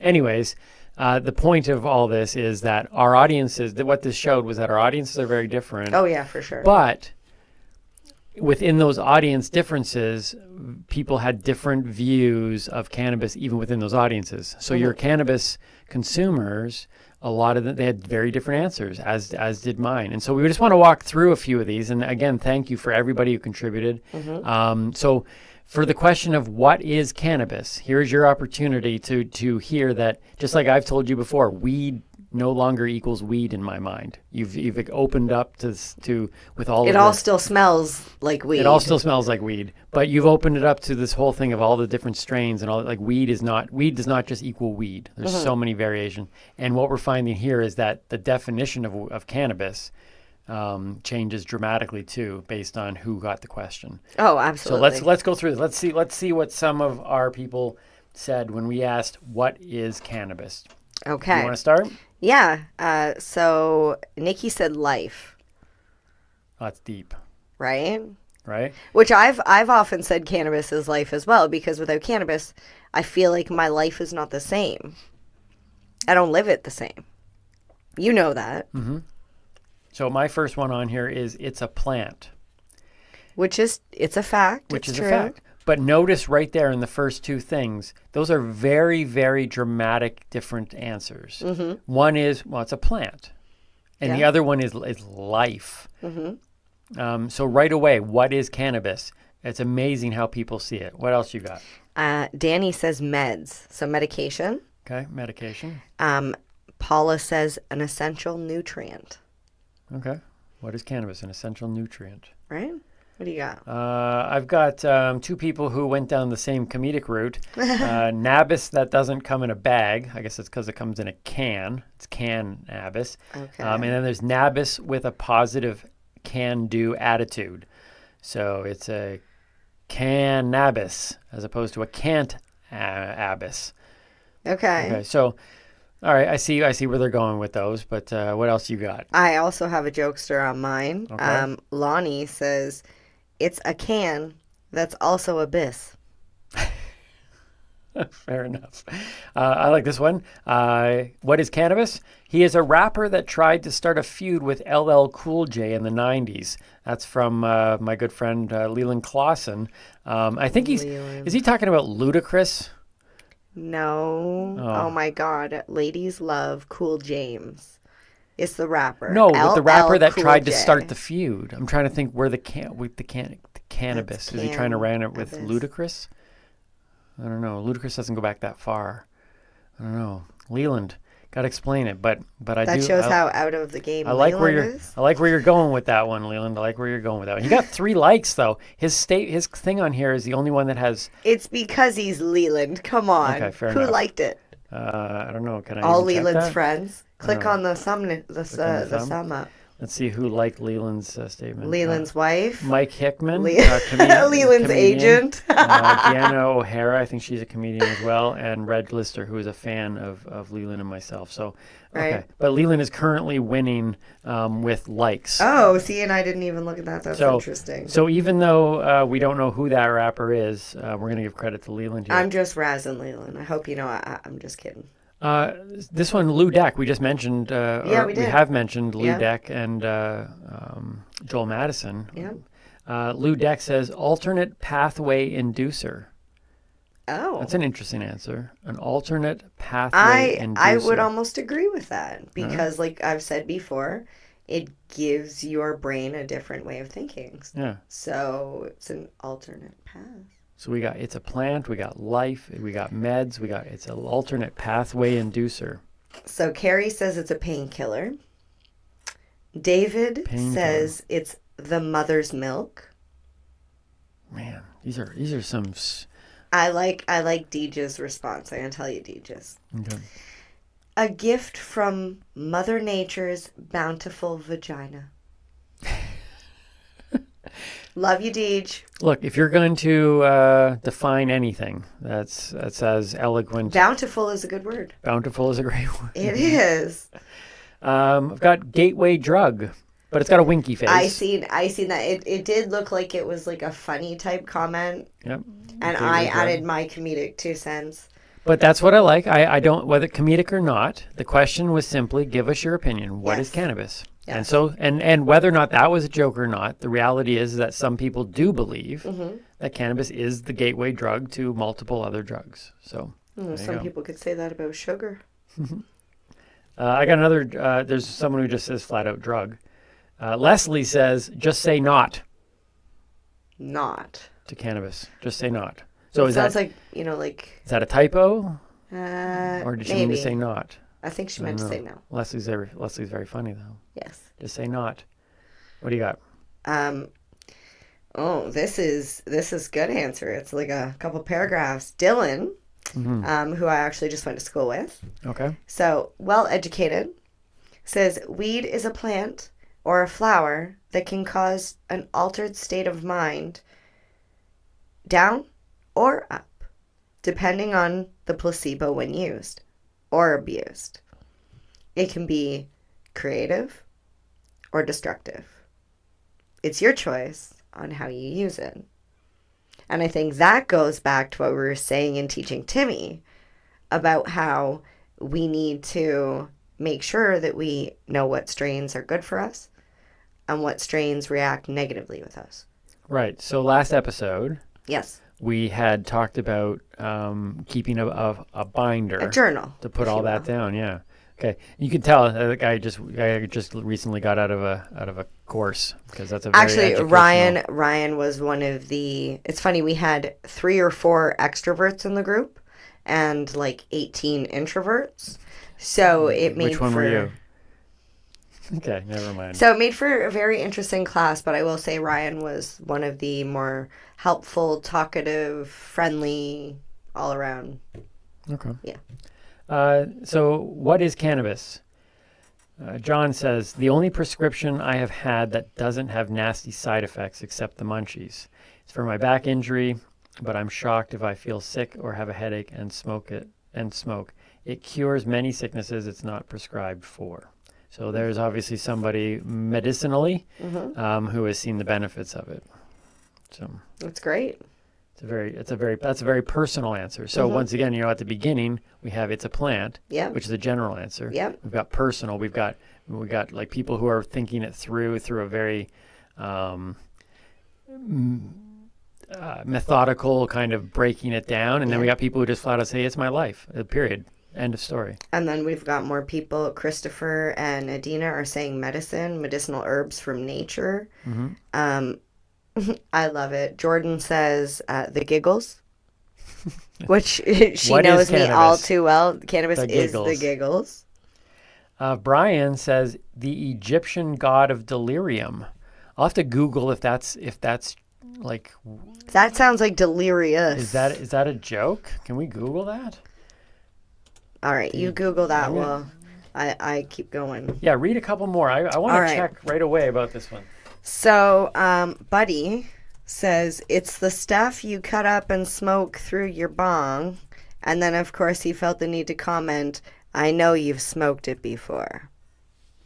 He knows because he's Buddy. Yeah, we've talked about Buddy. Everybody has a buddy. Everybody had a buddy. Yeah, so Karina says the good Lord made cannabis a weed, so that way there would always be enough for everyone. Okay. All right. And that touches a little bit on, like, is cannabis in the Bible? Because there is the discussion on whether or not cannabis was put here by God. So I don't know. I couldn't find, at least in this quick kind of search, I couldn't find anything that really connected the two. But it does. It has a lot on here about cannabis being used to treat. Here comes up glaucoma and eye sores back in ancient Egypt. So they were definitely using it. But I'm fascinated by the Egyptian god delirium. Now I don't know if I'm being trolled with that. So we'll have to look that up after. Into that one. Yeah. I have another comedian. Okay. The opposite of cannabis. Nice. That's the can-do attitude. Yeah, I can do that one. A can of food in Whoville. Cannabis. It's a can of food in Whoville. I know where Whoville is. I know. Okay, how about this one? Joyce says, it's a plant that has so much healing potential, pain relief, relaxation. However, in the hands of those who just want a high, it will demotivate and harm. So use wisely. There's somebody who is, like, we've talked a lot about the purpose of this show, to talk about cannabis from both sides, to understand that with anything in life, there is, we have to manage whatever it is properly. Every vice can become a virtue. Every positive can be a negative. Every good thing, if you eat too many carrots, you're gonna end up with jaundice, right? Isn't that the thing where your skin goes green or Joyce yellow? Joyce makes sure that she puts in kind of a double a double side. And Joey says it's something I'm allergic to. We found Yes, that which out. we found that out the hard way. Yeah, Sorry, Joey. We were on tour. That was a hard conversation because Joey has medical issues that are aggravated by not just cannabis usage, but just being around cannabis. Even just the smell of me on like being around him was difficult because it was medicinal for me and it's medical for him. And that was difficult because we were touring for 10 days in a car, in a small car, in the same green rooms. Yeah. And I've never used Purell and perfume and stuff since I was in high school. I used to hide it all the time, but I was constantly like trying to layer up. You did everything. You did everything you could. I never met anybody like that before, and it like blew my mind. And I'm like, I feel bad for Joey because like, I'm like, that would be horrible, especially now that cannabis is legal and everyone's smoking it around here. Here's what I really appreciated, though, and Joey did too. Joey's a phenomenal talent, a good friend of ours. Joey's awesome. Is the fact, though, that because some people are just like, in life, there's just people like this. It's not just cannabis people, but there's some people who are like, you know what? This is what I do, like it or not type of thing. And you know, you took so many steps. Once you found that out, you could have been somebody to go, look, man, I need cannabis it's for medicine. But you actually took steps to, and mind you, it's our role as you know, the producers and tour manager of this tour to take care of, you know, him coming up here as my headliner. Yep. But still, you could have done it differently, and some people do. And I just thought you were a great example of a cannabis user who needs cannabis for their own medical purposes, but you found a way to go, and this goes back to your thing about some cannabis users are ingenious. You found a way to go, how do we make this work so that I can still get what I need, but that I don't cause problems somewhere else? It's the level of respect. Like, I've always been the type of person that if I'm outside smoking, doesn't matter, even when I smoked cigarettes back in the day. If there was a kid and their mother or, you know, somebody walking down the street, I would, you know, hold my cigarette up and I wouldn't blow my smoke out. I would make sure that I was trying to be courteous. I would even cross the street. So that's why I'm always saying we can do better. We can do better. Like, try and be respectful of other people's space. Yeah, I've seen you turn away from people or if kids are coming. And, it's, I don't know, like I'm honest with my children. They know what cannabis smoke is. They know what a joint looks like. They know the difference between that little symbol of cannabis edible or whatever on the packaging. But I don't really want to be the topic of conversation for you and your child. That's on you to tell your kid when you're ready. I don't want to be that driving force. I have a couple more on here, and then we're going to get to what gets me going. Sarah says, designated as, so this is a very, getting to the nuts and bolts. Designated as part of the magical plants family tree, cannabis is akin to its cousin, the magical bean water or coffee, and the little white pill that takes away pain or aspirin. It is known for creating a magical sense of hunger and confusion in some users, but in general decreases the blood flow to your brain. So, once again, you throw out what is cannabis, incredibly honest, and it actually sounds like a very personal answer. Well, I love Chris Backers. Oh, wait, what happened? It literally just disappeared. You lose yours? No, what happened? Okay, I'll go into another one here. Robert Beckham. I'm going to say his whole name. It's right here on Facebook, so all these people have done it publicly anyways. Hippie Hay. I think that's a good one. Hippie Hay. I am a hippie, so. Hippie Hay. All right, so I got to back up here. So right. Chris says, cannabis is the answer to the question you didn't know you should ask. Right. Now, if that's not deep. Yep. I'm like, I literally, like, my mind when I read that was like, yes. Well, how many times have I talked to you or to guests that have been on the show? And I brought up the question of going, at what point did you realize that your recreational use was actually medicinal, right? That's the point of a question like that. Chris says a final Jeopardy answer. What is cannabis? Funny. Nice, Chris. Chris used to come on my show regularly. Chris Rossetti used to come on Chris. our Instagram show. Yeah, CJ. And then there's this really interesting conversation, this little back and forth here. It's a drug being touted as a cure for several ailments. However, curing something means eradicating it completely, not just covering it up while the drug is active in your system. Marijuana cured my anxiety. Okay, stop smoking for a week. Did your anxiety return? It's a drug like any other drug, possibly with fewer negative side effects.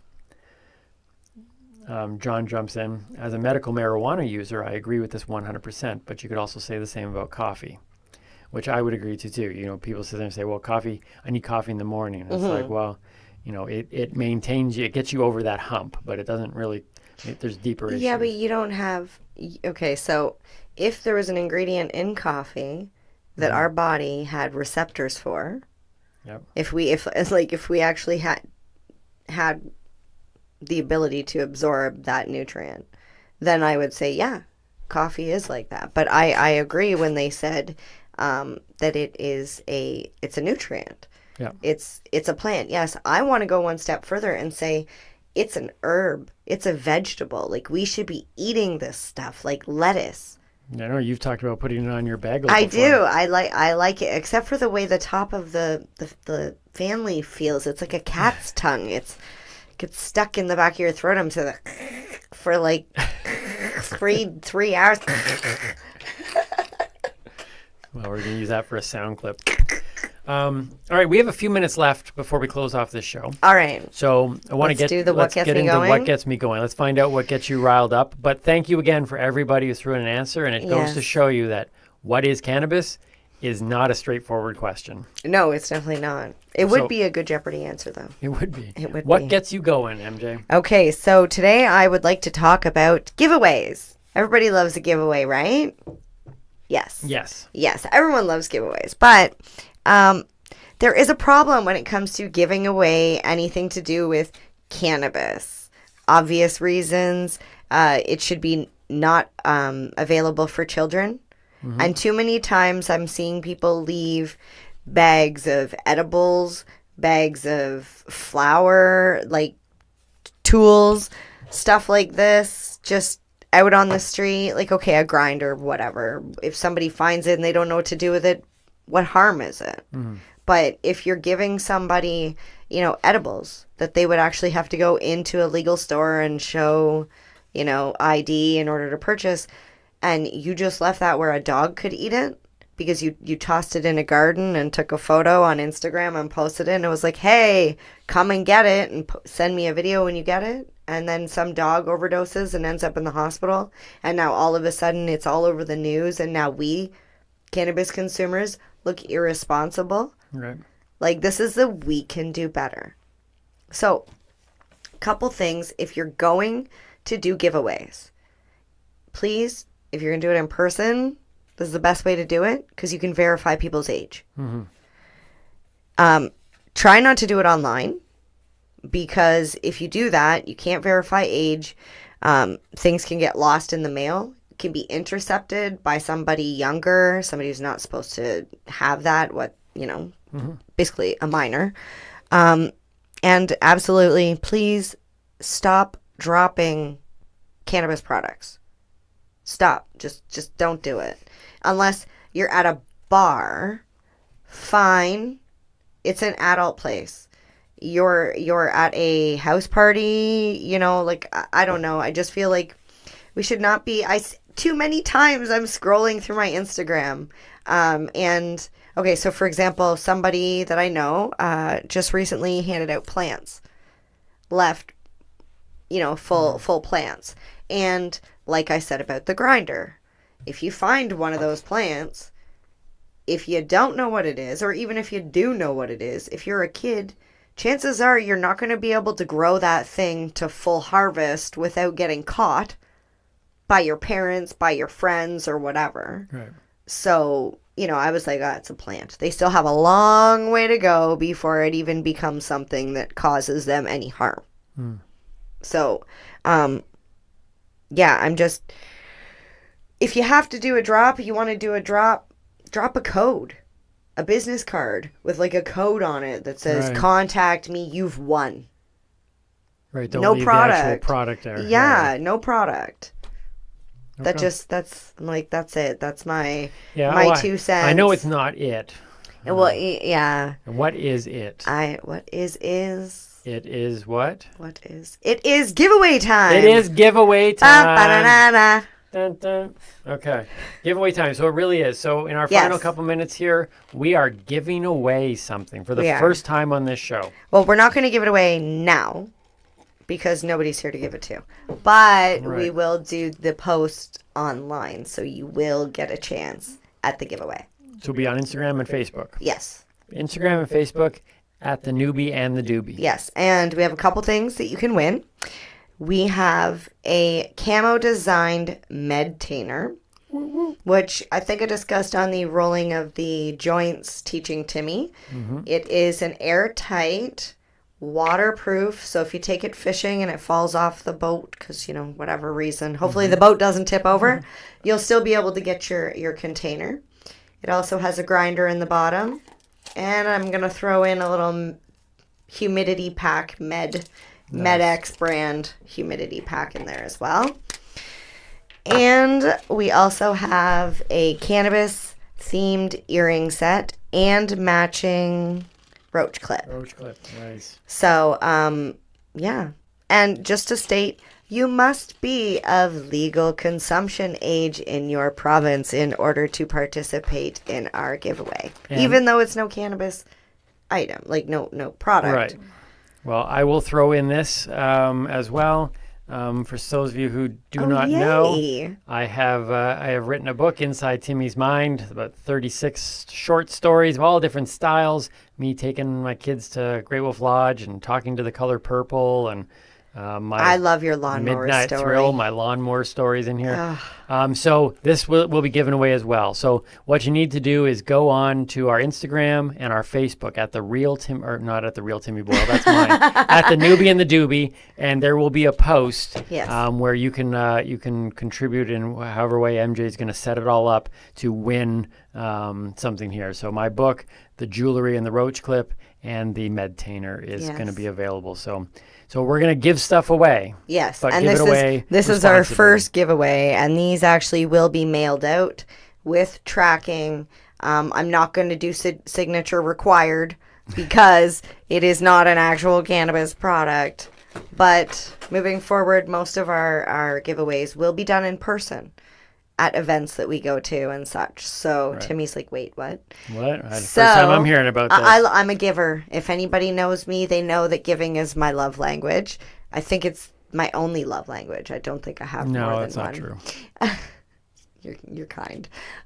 So we're gonna be doing it in person. So you're gonna have to like find us out and about. And hopefully we'll be out and about quite a lot with things starting to open up. Yay! Oh. Oh. All right. Hey, I think you got something on your dress. Sticky. Well, Mary Jane. Timmy. I'm Timmy Boyle. I'm Mary Jane Baker. Stay lifted. And keep on laughing. Cheers.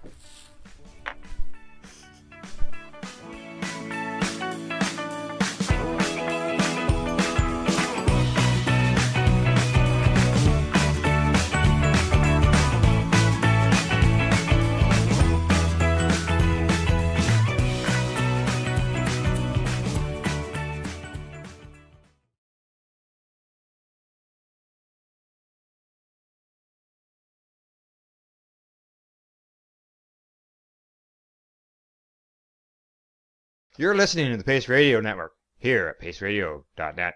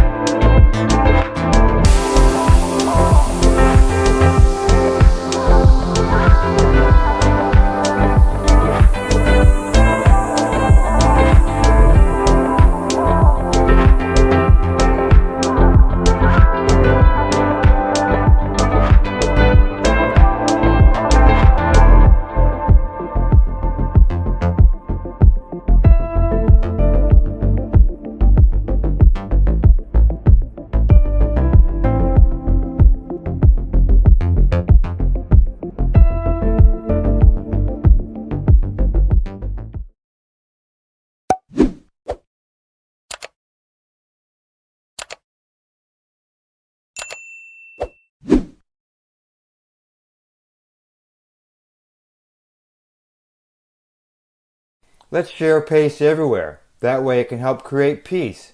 People everywhere advocating cannabis education.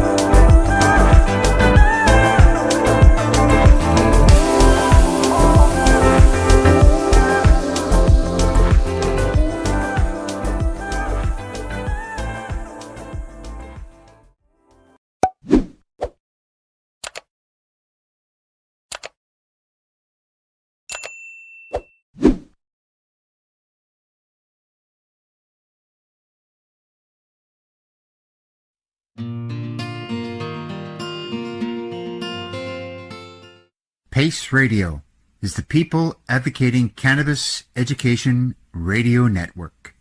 You're listening to the PACE Radio Network here at paceradio.net. You're listening to the PACE Radio Network here at paceradio.net. The views expressed by the individuals during this broadcast are their own opinions, and they may not be the same as those of their group or other organizations they may be involved with. All medical advice during our broadcast is not a medical opinion and should be checked with your medical physician. Oh yeah, baby, that's lovely.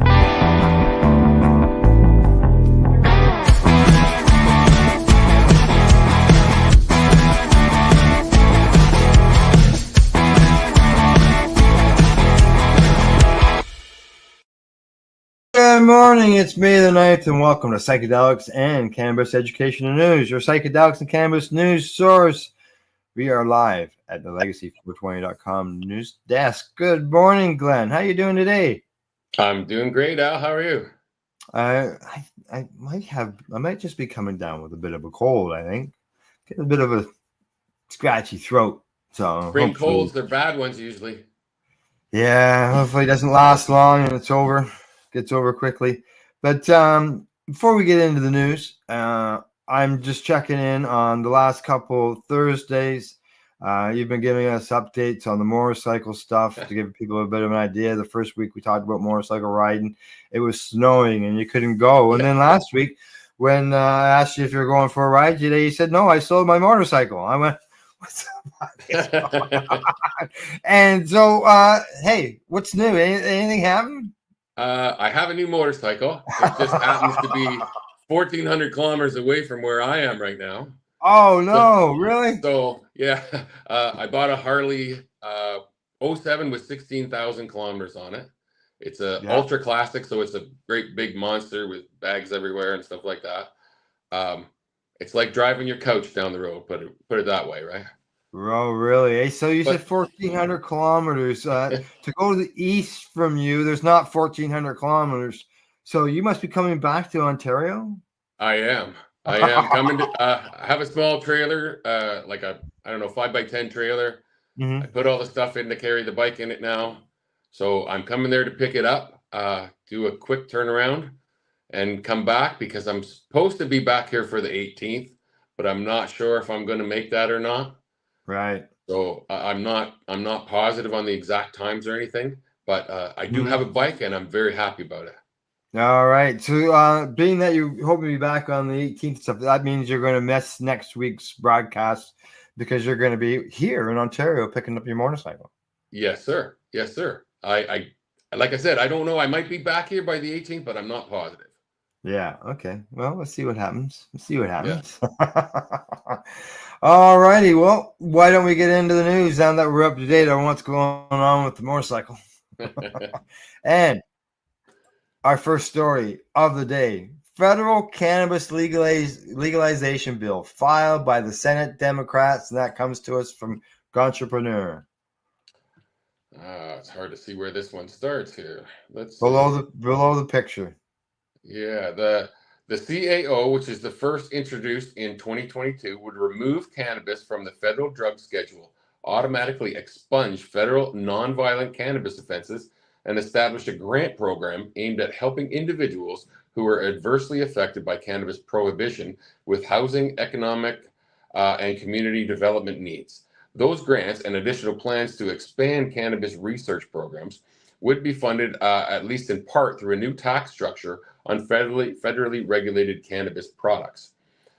These common sense policies will ensure a more equitable criminal justice system and promote public safety, said Senator Booker in a statement. Yeah.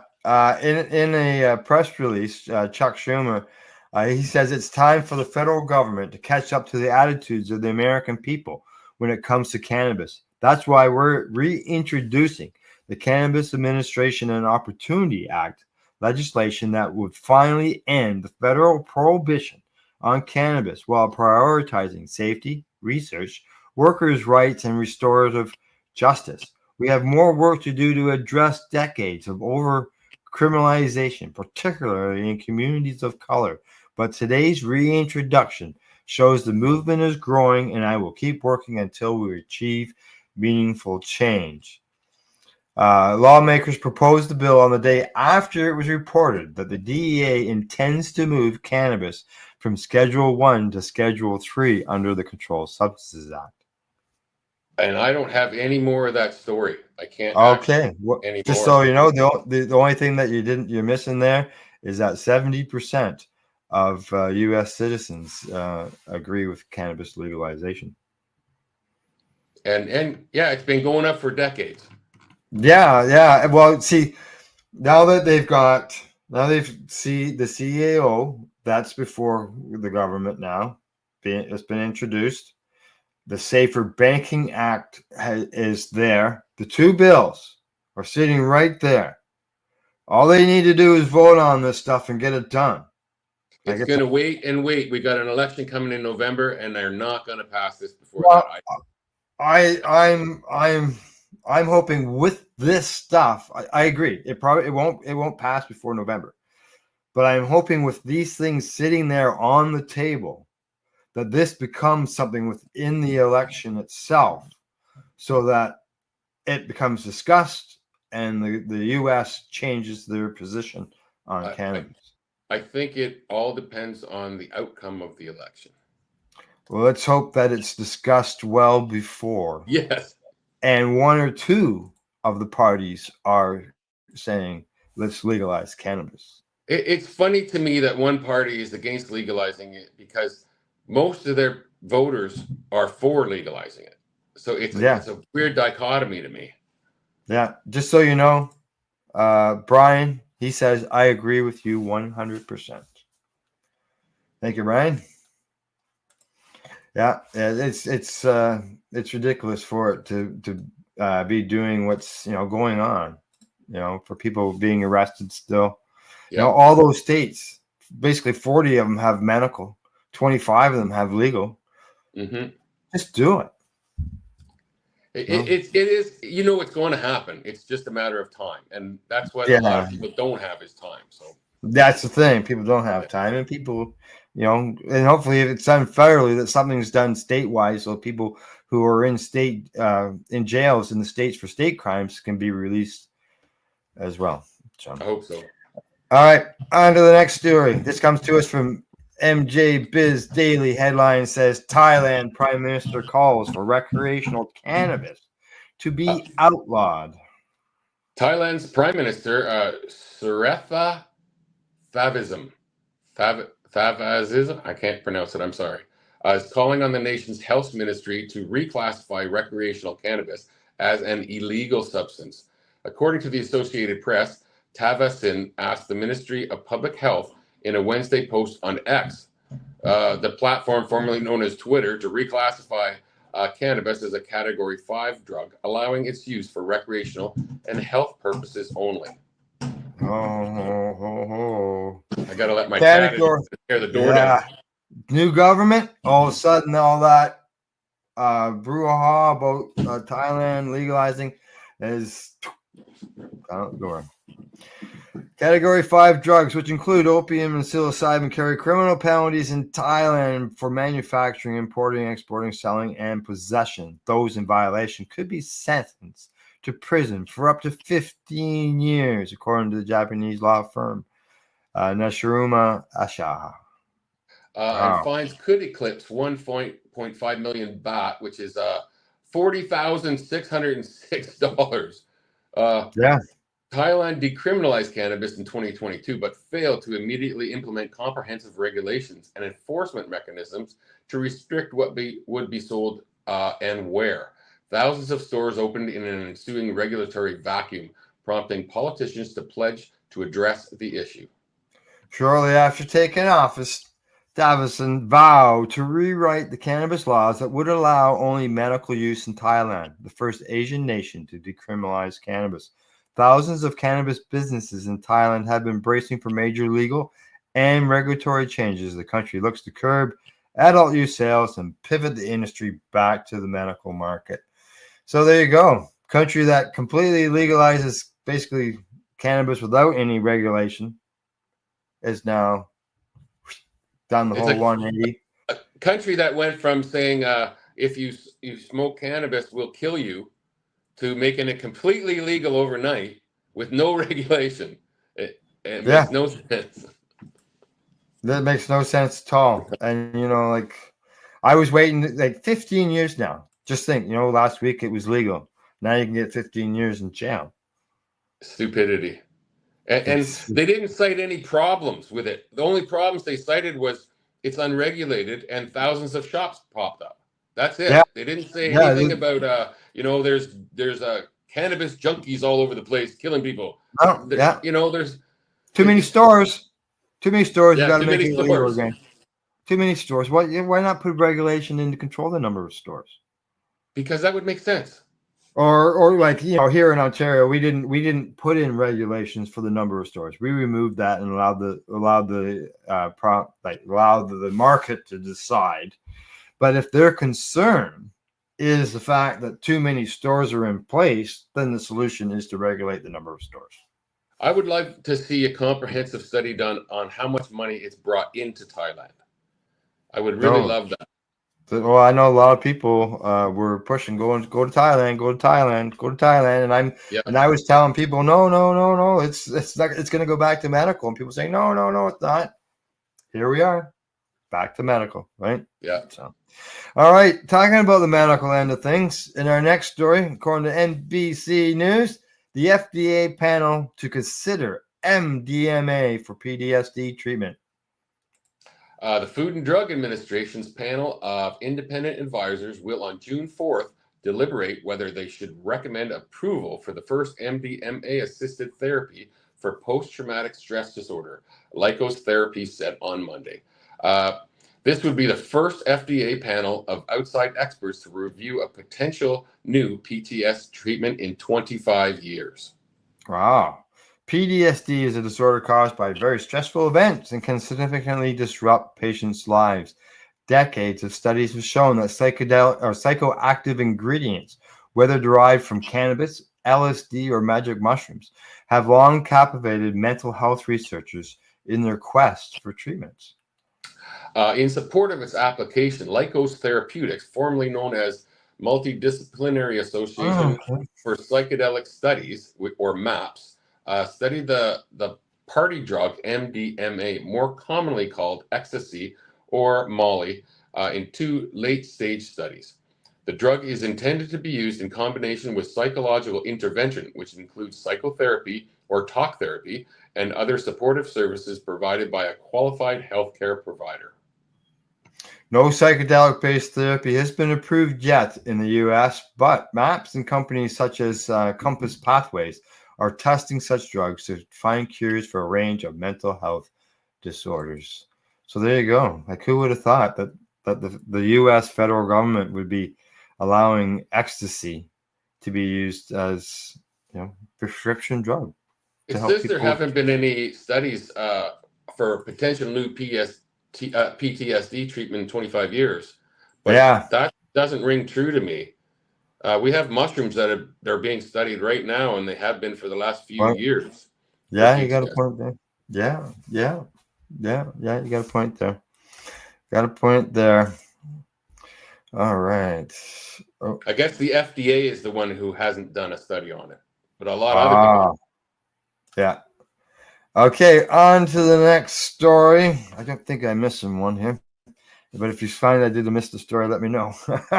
Okay, on the next one here, this one too is from CBC News. Headline says increase in Saskatchewan drug-related roadside suspensions raises questions about pot laws and policing. Mike Bartlett survived a near-fatal crash with a semi-truck in 2016 and uses medicinal cannabis to manage severe chronic pain that still lingers. Bartlett owns a horticultural supply store in Saskatoon. He's got a prescription to use cannabis medicinally and a license from Health Canada to grow it for others.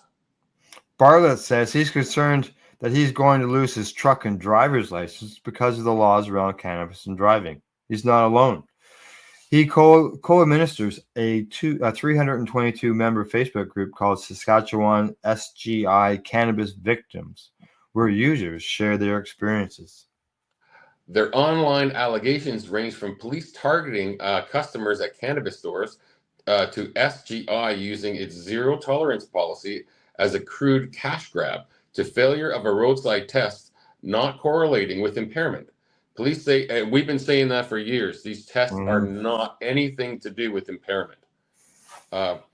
Police say their roadside tests are designed to detect recent cannabis use, but scientific studies have given reason to question their effectiveness and found that THC could be detected in saliva for up to 8 days after it was taken, which is another bullshit claim.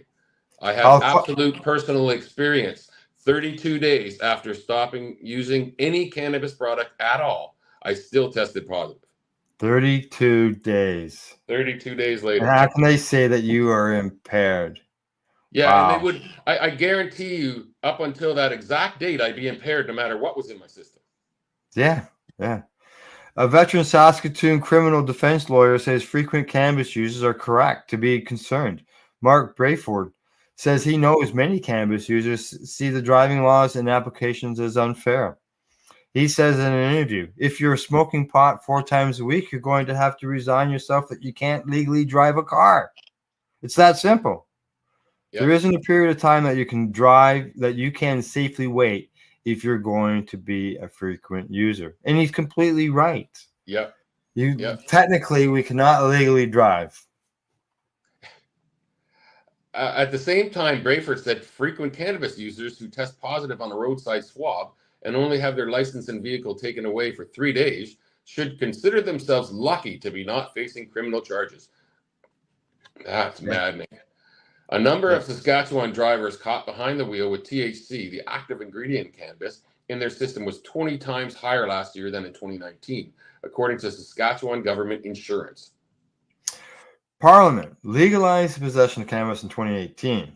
Okay, in 2019, the first full year of legalization and the new driving laws, 76 drivers in Saskatchewan had their vehicles impounded and licenses suspended for 3 days for having THC in their system. In 2023, that number, 1,594. I think that's because they're actually giving more roadside tests. Yeah. And that's the reason for it. And are they stopping people? See, because the laws had changed, and I'm sure we'll probably get into this somewhere through this. But the laws were changed, whereas before they had to have a reason. Whereas now, they can just go ahead and do it. Like if you get pulled over in a ride program, even though you say you haven't been drinking, and they don't smell anything, they can still ask for a sobriety test. Yes. For you to breathe. Do a breath test. This is a different thing altogether because Yeah, but those cannabis blood to do the tests have same been- thing. They can do it with cannabis as well. No, I'm just talking about the way the tests work. Oh, yeah, the saliva test and all that. Correct. The drunk driving test has been proven that it's fairly accurate within like a 12-hour period. Mhm. But the cannabis test is not accurate at all. Oh, for it's anything. not. I know it that. does Yeah. nothing. It doesn't prove anybody's impaired. It does nothing. Correct. Yeah. And Completely that's agree. the concern I have with it, right? Yeah. I completely agree with you. The cannabis users' concerns turn on how drivers are tested for THC and what it means to fail a roadside test. Critics say that THC being detectable in a person's system does not necessarily mean they are impaired. Exactly. If they are truly impaired, they say, there would have been more than 11 impairment charges last year. 11 charges, but they're taking people's cars and impounding them. It's insanity. The danger here, Brayford says, is that the critics may be confusing what is happening on a roadside screening test, an oral swab test, with a blood test, which reveals residue THC levels in a person's body. This confusion can have catastrophic criminal consequences. For no reason at all. Yeah. Ottawa set a threshold for criminal consequences at 2 to 5 nanograms per millimeter of THC in a person's blood, but roadside swab tests in saliva, not blood. It's up to the provinces and territories to decide how to enforce THC-related driving laws in Saskatchewan. SGI adopted a zero-tolerance policy. Drivers who test positive for THC on a roadside test face an immediate suspension. SGI spokesperson Tyler McMurtry said the goal is simple. The roadside screening devices used by law enforcement are calibrated to detect recent use. Not. That's a complete lie. Oh, I'm sorry. I didn't mean to laugh in the middle of the story, but wow. For the approved drug screening equipment to register a positive for THC, the driver will be level 25 milligrams or nanograms per millimeter in oral fluid or above, which is notably higher than the amount set out in federal legislation for criminal code charges. Since legalization, it has become clear that it's hard to assess what it means to be impaired by cannabis. Yeah. Can someone be over the mathematical legal limit, and still be in condition to drive safely? The answer can depend on the driver's personal circumstances. Brayford has decades of experience with alcohol impairment cases. There is a body of science around the relationship between how much alcohol is in a drink. Rye, whiskey, for example, is 40% alcohol by volume, and it affects on the drivers based on their weight, the amount consumed, and the time period. These aren't hard and fast rules, but they're very predictable, he said. And not so much with cannabis. Taking a joint of cannabis, how much THC is going to deliver in your bloodstream is extremely unpredictable, he said. And how long it will take to be eliminated and what dosage you got out of that joint, these are things that are extremely unpredictable. So what are the differences between roadside screening tests and blood tests for THC? Timing and consequence.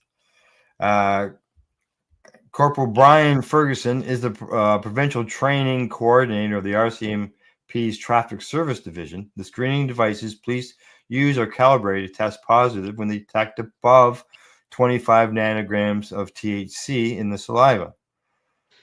And I can't go into the specifics of why they picked that specific number, Ferguson said in an interview.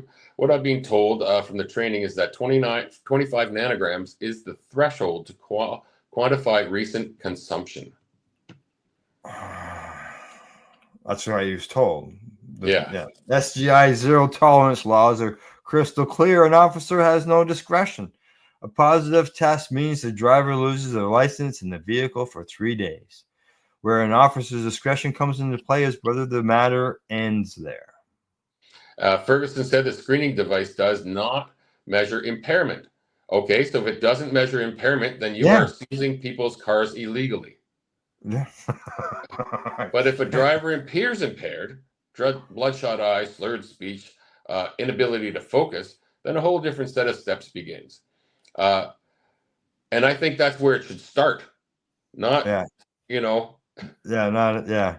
So why, with 1,594 roadside suspensions last year, why were there only 11 criminal code investigations? When a driver tests positive orally, would it not follow logically that they should have their blood checked? Shannon Gordon, the sergeant in charge of the traffic safety unit for the Regina Police, said the answer is difficult. When someone tests positive, and if we were to demand blood, now we're entering into a bit of a lengthy investigation where we're involved outside partners such as hospitals, doctors, because we need that blood drawn, she said. Sometimes we're waiting, 2 or 3 hours, 4 hours. So by the time we get that blood, it's not necessarily as accurate representation of what was when they were driving, which is bullshit. It's because it's not an accurate representation of anything. Yeah, it's still going to show that there's still THC in the system. As you said, 32 days later, you tested positive. Tell me how I can be impaired after 32 effing days, not using any substance at all. It's complete BS, and I know it. Yeah, Gordon says it all goes back to the first principle of the roadside screening, to get people who have recently consumed cannabis off the road. Sitting in a public waiting room in a hospital with usually 2 police officers beside them, it's not fair to the accused. Taking their car for no reason is not fair to the accused either. So we don't want to sit in the hospital with you. It makes you feel bad. These are police officers saying this to a reporter, and it's in a story that we're reading now. These people have power over us, and we're questioning it. Clue what they're talking about, and we're questioning it as it goes through. Yeah. So go ahead. So we generally will try to do the suspension. Yeah, great. Keep them safe for that night, and keep the other users off the road safe for that night, and not do all the following repercussions as far as court and criminal charges and potential for criminal record and all of that. So we're going to do something, and we're going to save everybody for absolutely no reason at all, because they did nothing wrong according to them. Yeah, like you would have been, we don't know what your nanograms was in your test, but if it had been over that 25 nanograms, yeah. I have no idea what it was. They say in October 2017, in the run-up to legalization, the federal justice minister, Jody Wilson-Raybould, said the government was taking a precautionary approach when setting the legal limit for THC levels. Wilson-Raybould noted there is no dispute that cannabis is an impairing drug, but she said the government was aware that, unlike alcohol, it is difficult to corroborate the blood concentration of THC with impairment. Now, they went to 5 nanograms, and I'm going to say that's based on what Colorado was doing, because they did go down to the U.S. to investigate all this stuff. Oh, yeah. And cannabis can linger in the blood for days, if not weeks, if not months. Yeah. The studies are showing that. Can you imagine after a month getting pulled over and you lose your car? Yeah. How would you feel towards the government? And you hadn't consumed it all this time. Yeah. The studies are showing that you could still be failing the 2 nanograms and 5 nanogram levels if they blood test you. 6-7 days after you stop smoking, Brayford said, or 32. If you get a roadside screening test, you'd probably pass that. But heaven forbid that you're involved in an accident, not one that you necessarily cause. Simply, you're a motorist, and if they test you, you're potentially got a really, really serious criminal problem. All of a sudden, you're the fault of that accident. Yep. Brayford says the best case scenario for a frequent user in this content is coming away from roadside test with a 3-day suspension and impoundment. If you have blown a fail on a screening device and that officer doesn't make what's called a DRE demand on you, consider yourself very, very lucky, he said. And if he doesn't make that demand, then he's doing this illegally. I can't see any other way to look at it. If you get an administrative sanction at the roadside, you don't get a criminal record and all the things that go along with that criminal record. The Facebook page, co-moderated by Mike Bartlett, reflects the confusion and concern over cannabis laws and driving.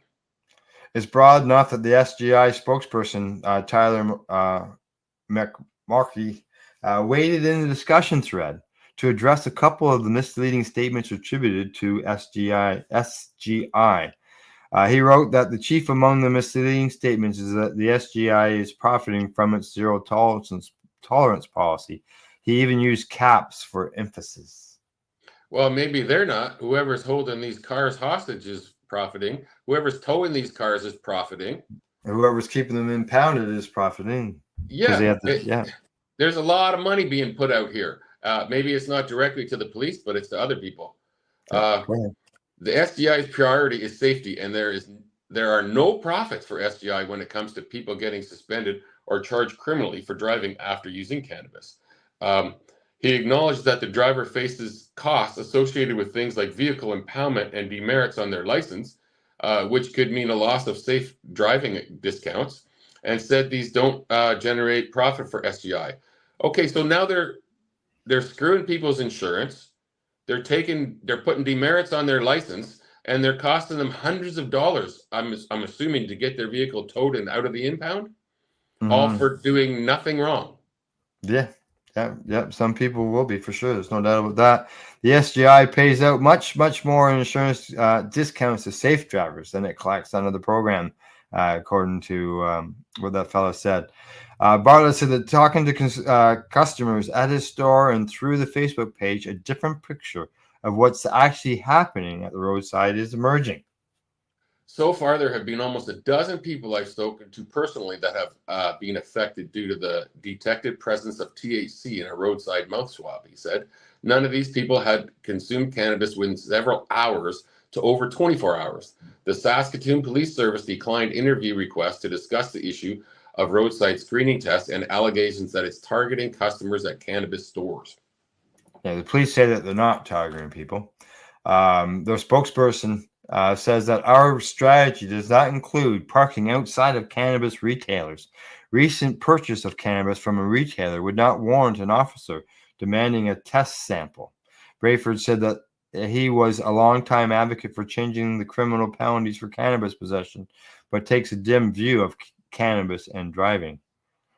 I don't encourage people to smoke cannabis and drive cars. It doesn't work, he said. The harm of the criminal sanctions for just possession caused way more harm than cannabis itself.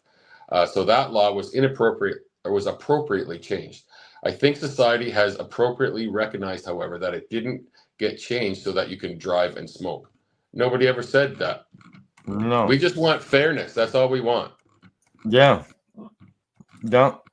This is not fair, not right.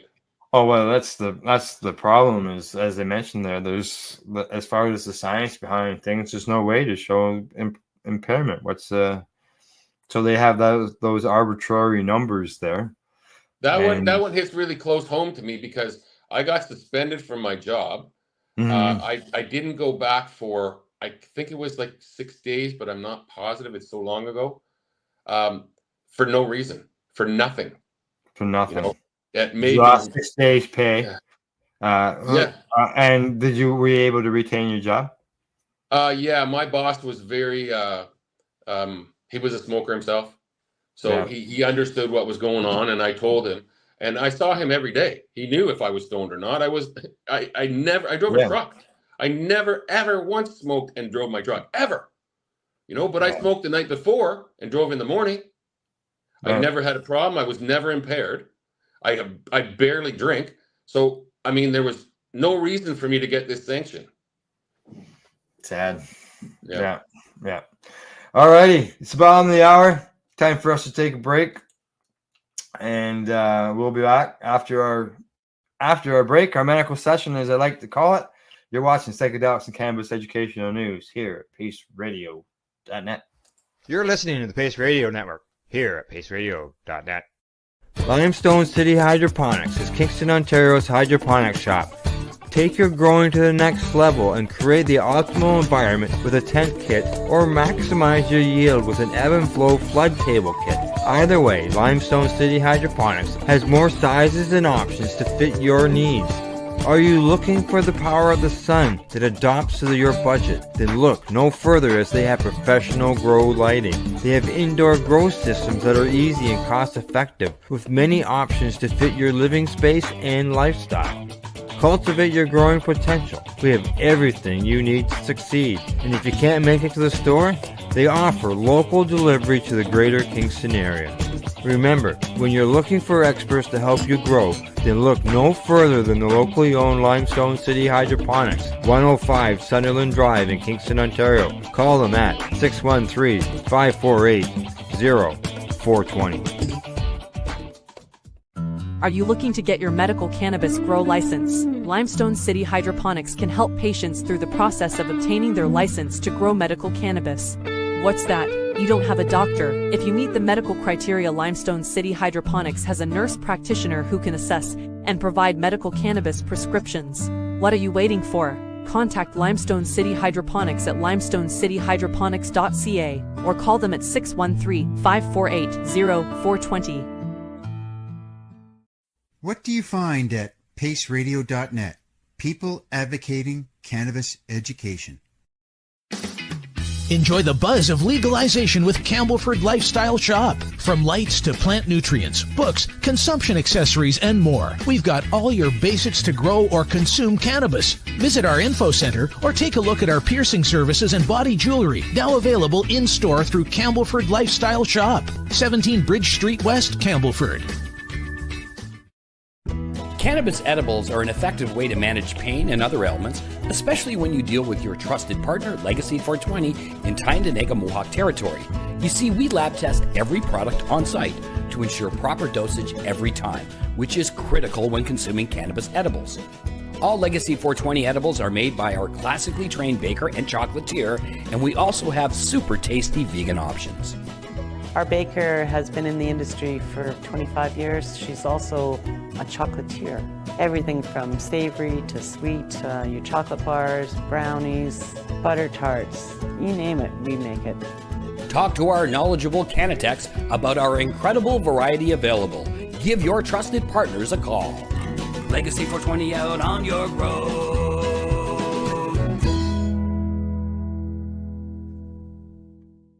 You're listening to the Pace Radio Network here at paceradio.net. We're back from a medication break, and you're live with psychedelics and cannabis educational news. And we've got 1, 2, 3, 4, 5 stories to go here. And Glenn, before we went to the break, we were discussing, the impaired driving end of things, the cannabis being in our system. Yeah. Our next story isn't the same line, but it does talk about cannabis in our systems. And that headline says study finds THC lingers in breast milk with no clear peak period. And that comes to us from Medical Express.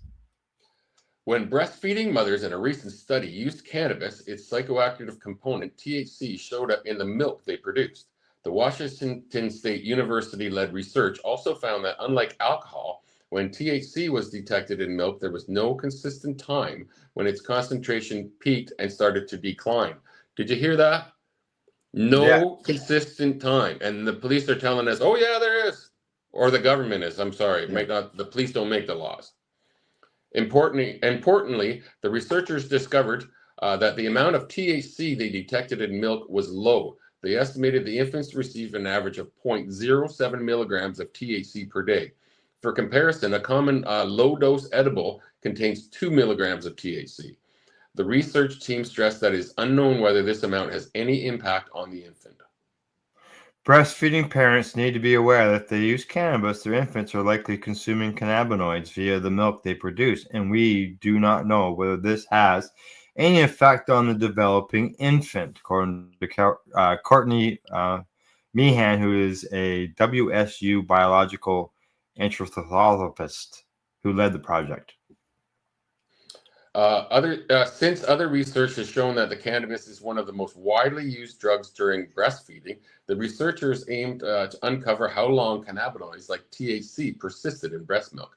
For this study, published in the journal Breastfeeding Medicine, The researchers analyzed milk donated by 20 breastfeeding mothers who used cannabis. Their participants, who all had infants younger than 6 months, provided detailed reports on their cannabis use. They collected milk after abstaining from using cannabis for at least 12 hours and then at regular intervals after use. All of this was done in their own home at a time of their choosing and with cannabis they purchased themselves. The researchers then analyzed the milk for cannabinoids. They found that the milk produced by these women always had detectable amounts of THC, even though the mothers had abstained for 12 hours. Human milk has compounds called lipoids, and cannabinoids are lymphonic, meaning they dissolve in those lipids. This may mean that cannabinoids like THC tend to accumulate in milk and potentially in infants who drink it. The research also revealed that people had different peak THC concentrations in their milk. For participants who used cannabis only one time during the study, cannabinoids peaked approximately 30 minutes to 2.5 hours after they started. Then they started to decline.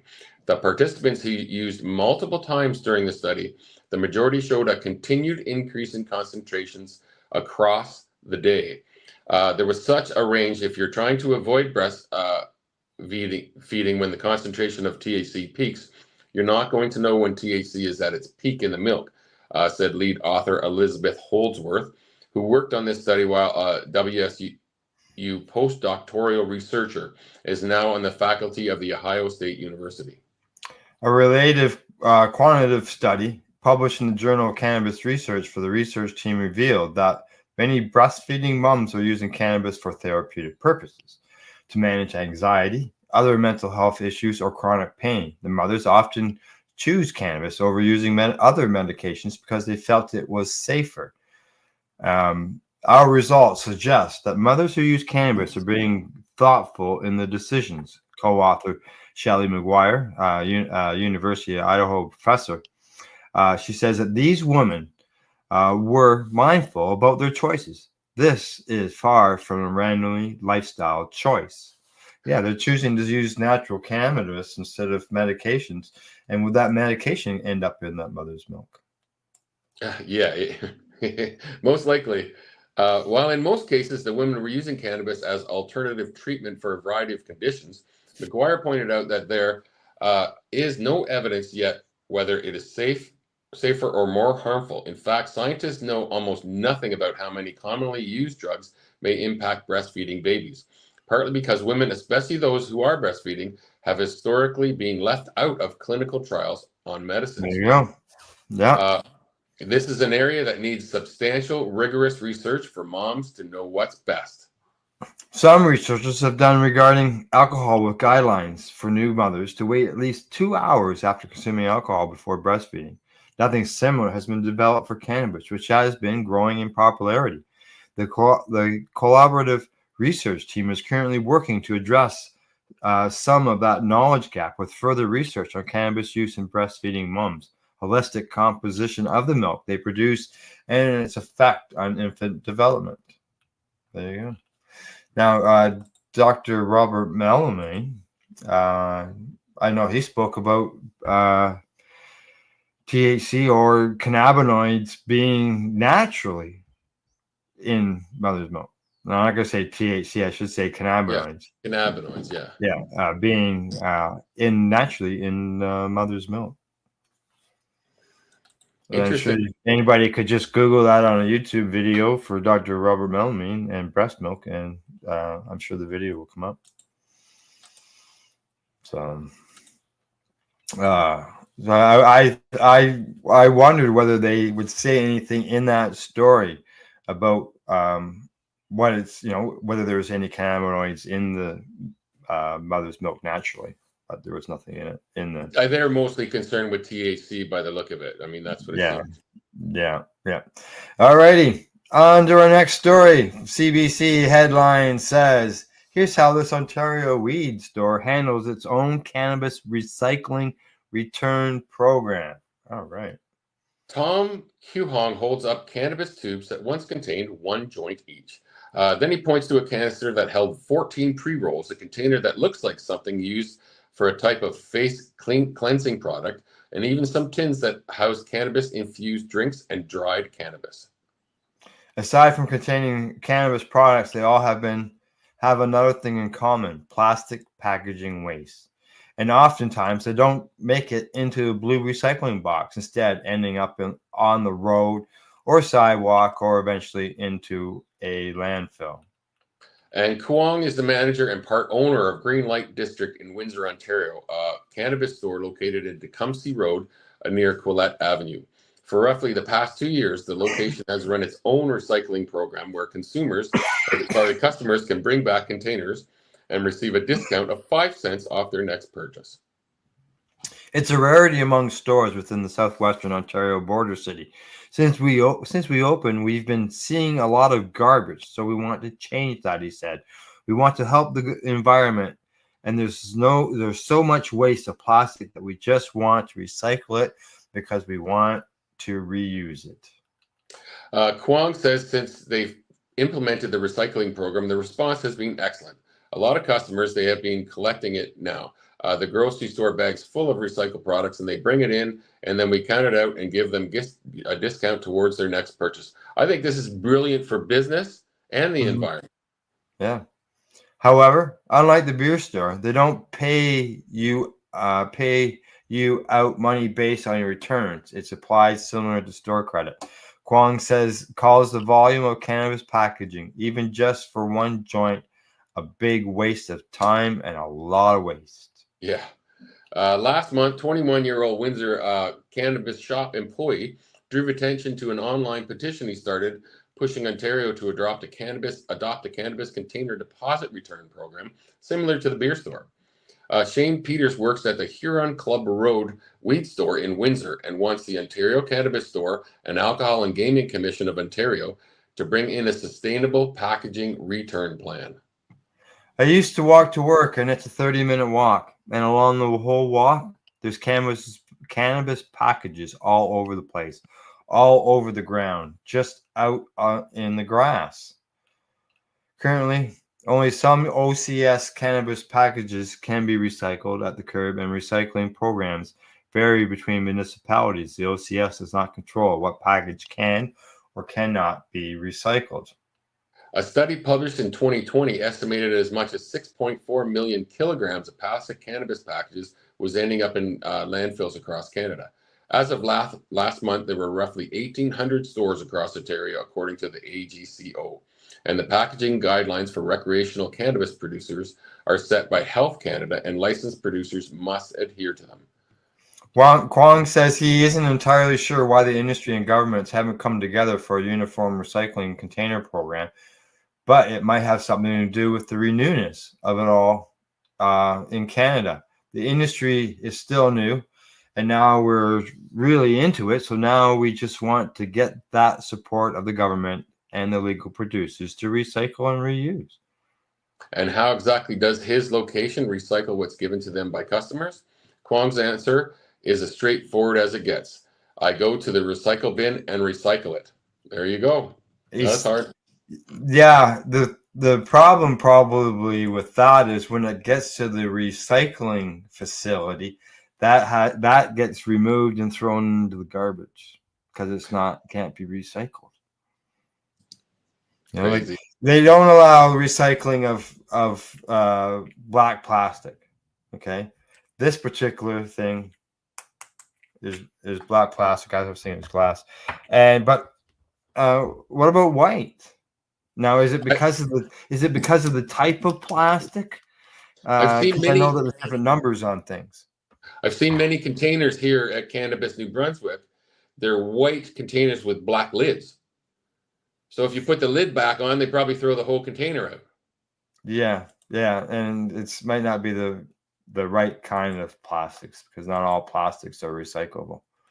Yeah. Either. So. But you can't have a plastic bag for your groceries, though.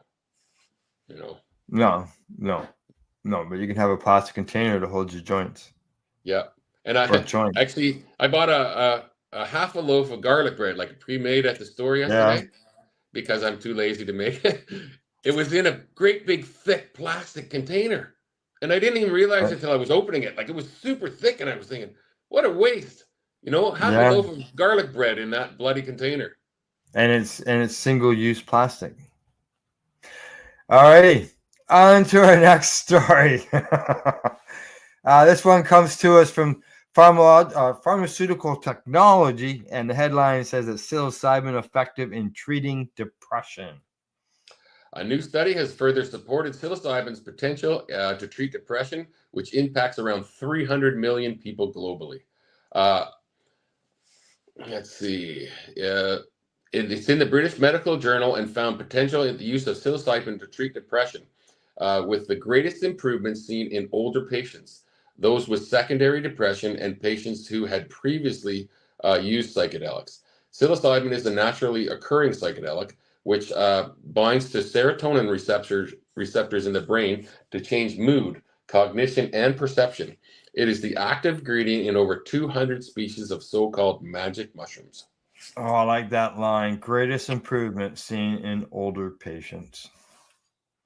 The substance is currently classified as a Schedule I drug in the UK, but medicinal uses are being considered for the treatment of mental health problems. There are several psychedelic substances being trialed for the treatment of mental health, but psilocybin is the only drug that's in phase 3 for the treatment of treatment-resistant depression disorder in the US. Okay. Psilocybin is forecast to become the 4th highest selling psychedelic drug by 2029, according to Global Data's recent Psychedelics, Therapeutics, Development, and Trends in 2024 report. It has been considered to have potential in the treatment of depression because it acts on the serotonin receptors, resetting the brain's activity patterns. Eleni Tokali, Drugs Intelligence Analysis at Global Data, and author of the above report, explains this reset effect observed in neuroimaging studies suggests a restructuring across different regions of the brain, which underpins not only its rapid but also its sustained effect after the effects of the drugs have worn off. To assess the effectiveness of psilocybin as treatment for depression, researchers examined previous randomized control trials comparing the use of psilocybin as a treatment for symptoms of depression with controls. They identified 7 relevant trials with a total of 436 participants, with controls including placebo, niacin, and microdoses of psychedelics. So there you go. And they measured the changes in depression using Hedges' G statistical tool, considering a score of 0.8 to represent a large effect, and 0.5 a moderate effect, and 0.2 a small effect. Psilocybin treatments averaged a head score of 1.64, with the study finding that its use elicited a significant change in depression across depression scores in comparison with other treatments. Okay. Further analysis found that greater improvements were found in those with secondary depression, those who were assessed using a self-reported scale, patients who were older, and those who had previously used psychedelics. However, high levels of variation between trials led the study authors to note that there was not yet strong evidence to support a strong antidepressant effect of psilocybin. They also acknowledged that the lack of a participant diversity, 90% of them were white, was a limitation of the findings. They concluded that the results support a prudent approach in both scholarly and public settings, because more and better evidence is needed before any clinical recommendation can be made about therapeutic use of psilocybin. Characterized by an imbalance in brain chemicals that regulate mood, depression in the leading cause of disability, thought to affect around 300 million people globally, its prevalence has increased by almost 20% in the past decade. But current antidepressant drugs take between 4 and 7 weeks to have an impact, and remission of symptoms can take months. The study authors explain that psilocybin's mechanism of action differs from that of a classic selective serotonin reuptake inhibitors, and might improve the treatment response rate, decrease time to improvement of symptoms, and prevent relapse post-remission. However, there are still many obstacles between successful clinical trials and the broad introduction of the treatment. These include cost, the lack of regulatory guidelines, and legal safeguards in consideration of environment in clinical trials. Patients receive psilocybin as a calm space with music and the supervision of a psychotherapist. This would be difficult to achieve on a greater scale within a healthcare system. Yet, Tokali sees reason to be optimistic, explaining, I consider the science and use of psilocybin to be very exciting, as it will provide, in combination with psychotherapy, relief for mental health issues to people who haven't responded to conventional therapy. But it is still preliminary and area and that we need to pay attention to. As we consider the potential legalization of psilocybin, it's crucial to maintain a balance between excitement and scientific rigor, prioritizing patient safety throughout this transformative journey. She points to a recent shift in the perceived potential of psilocybin to treat depression, noting that psilocybin was designated a breakthrough therapy by the FDA in 2018 for treatment-resistant depression.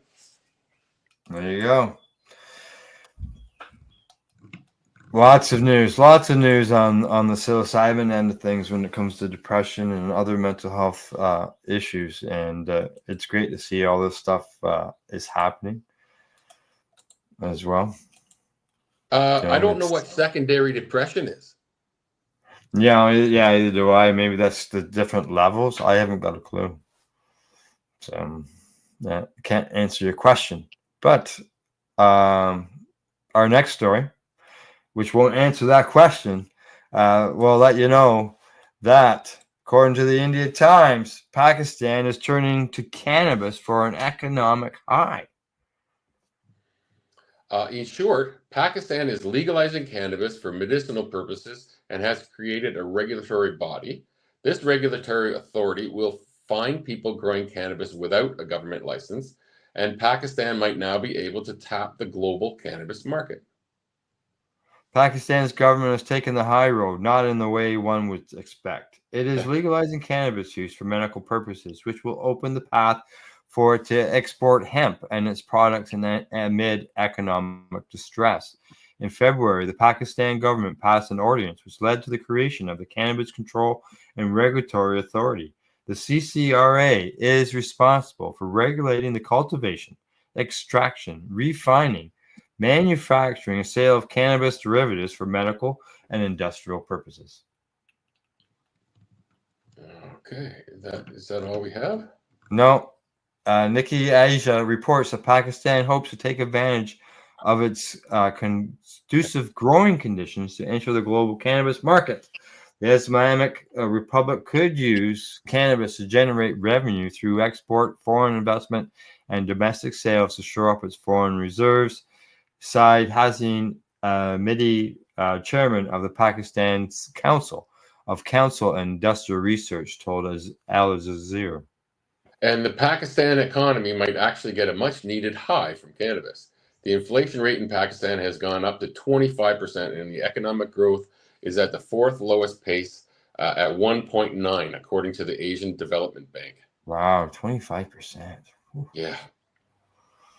Oh, the economic crisis since May of 2022 is Pakistan's worst since the formation of the country.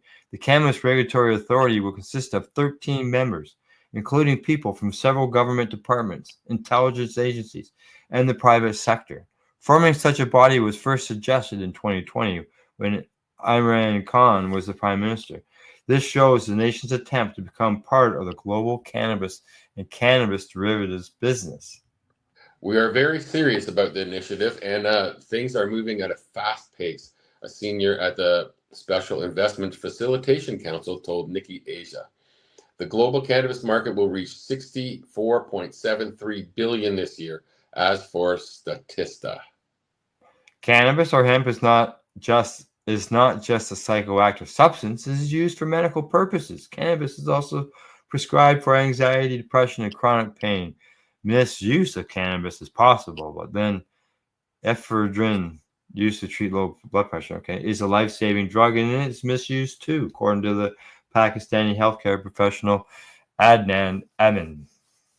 My daughter's seizures were reduced from 100 fits a day to some days going without fits with this THC oil, Amin said. I was able to produce the prescribed rare drugs from the American hospitals due to stringent U.S. regulation. He was unable, sorry. Saeed Hassan Abidi of PCSIR discussed with Al Jazeera how a regulator has been deemed necessary by the UN laws. It also puts a limit on how much tetrahydro or THC can be used, which is 0.3%. The UN law says that if a country wants to produce, process, or conduct sales of cannabis-related products, it must have a federal entity that will deal with the supply chain and ensure international compliance. There you go. It's a long story, so we're not going to go cover the whole thing. So I'll just end it there. But it's good to see that Pakistan is bringing medical cannabis available, making it available for the patients in that country. It's a start.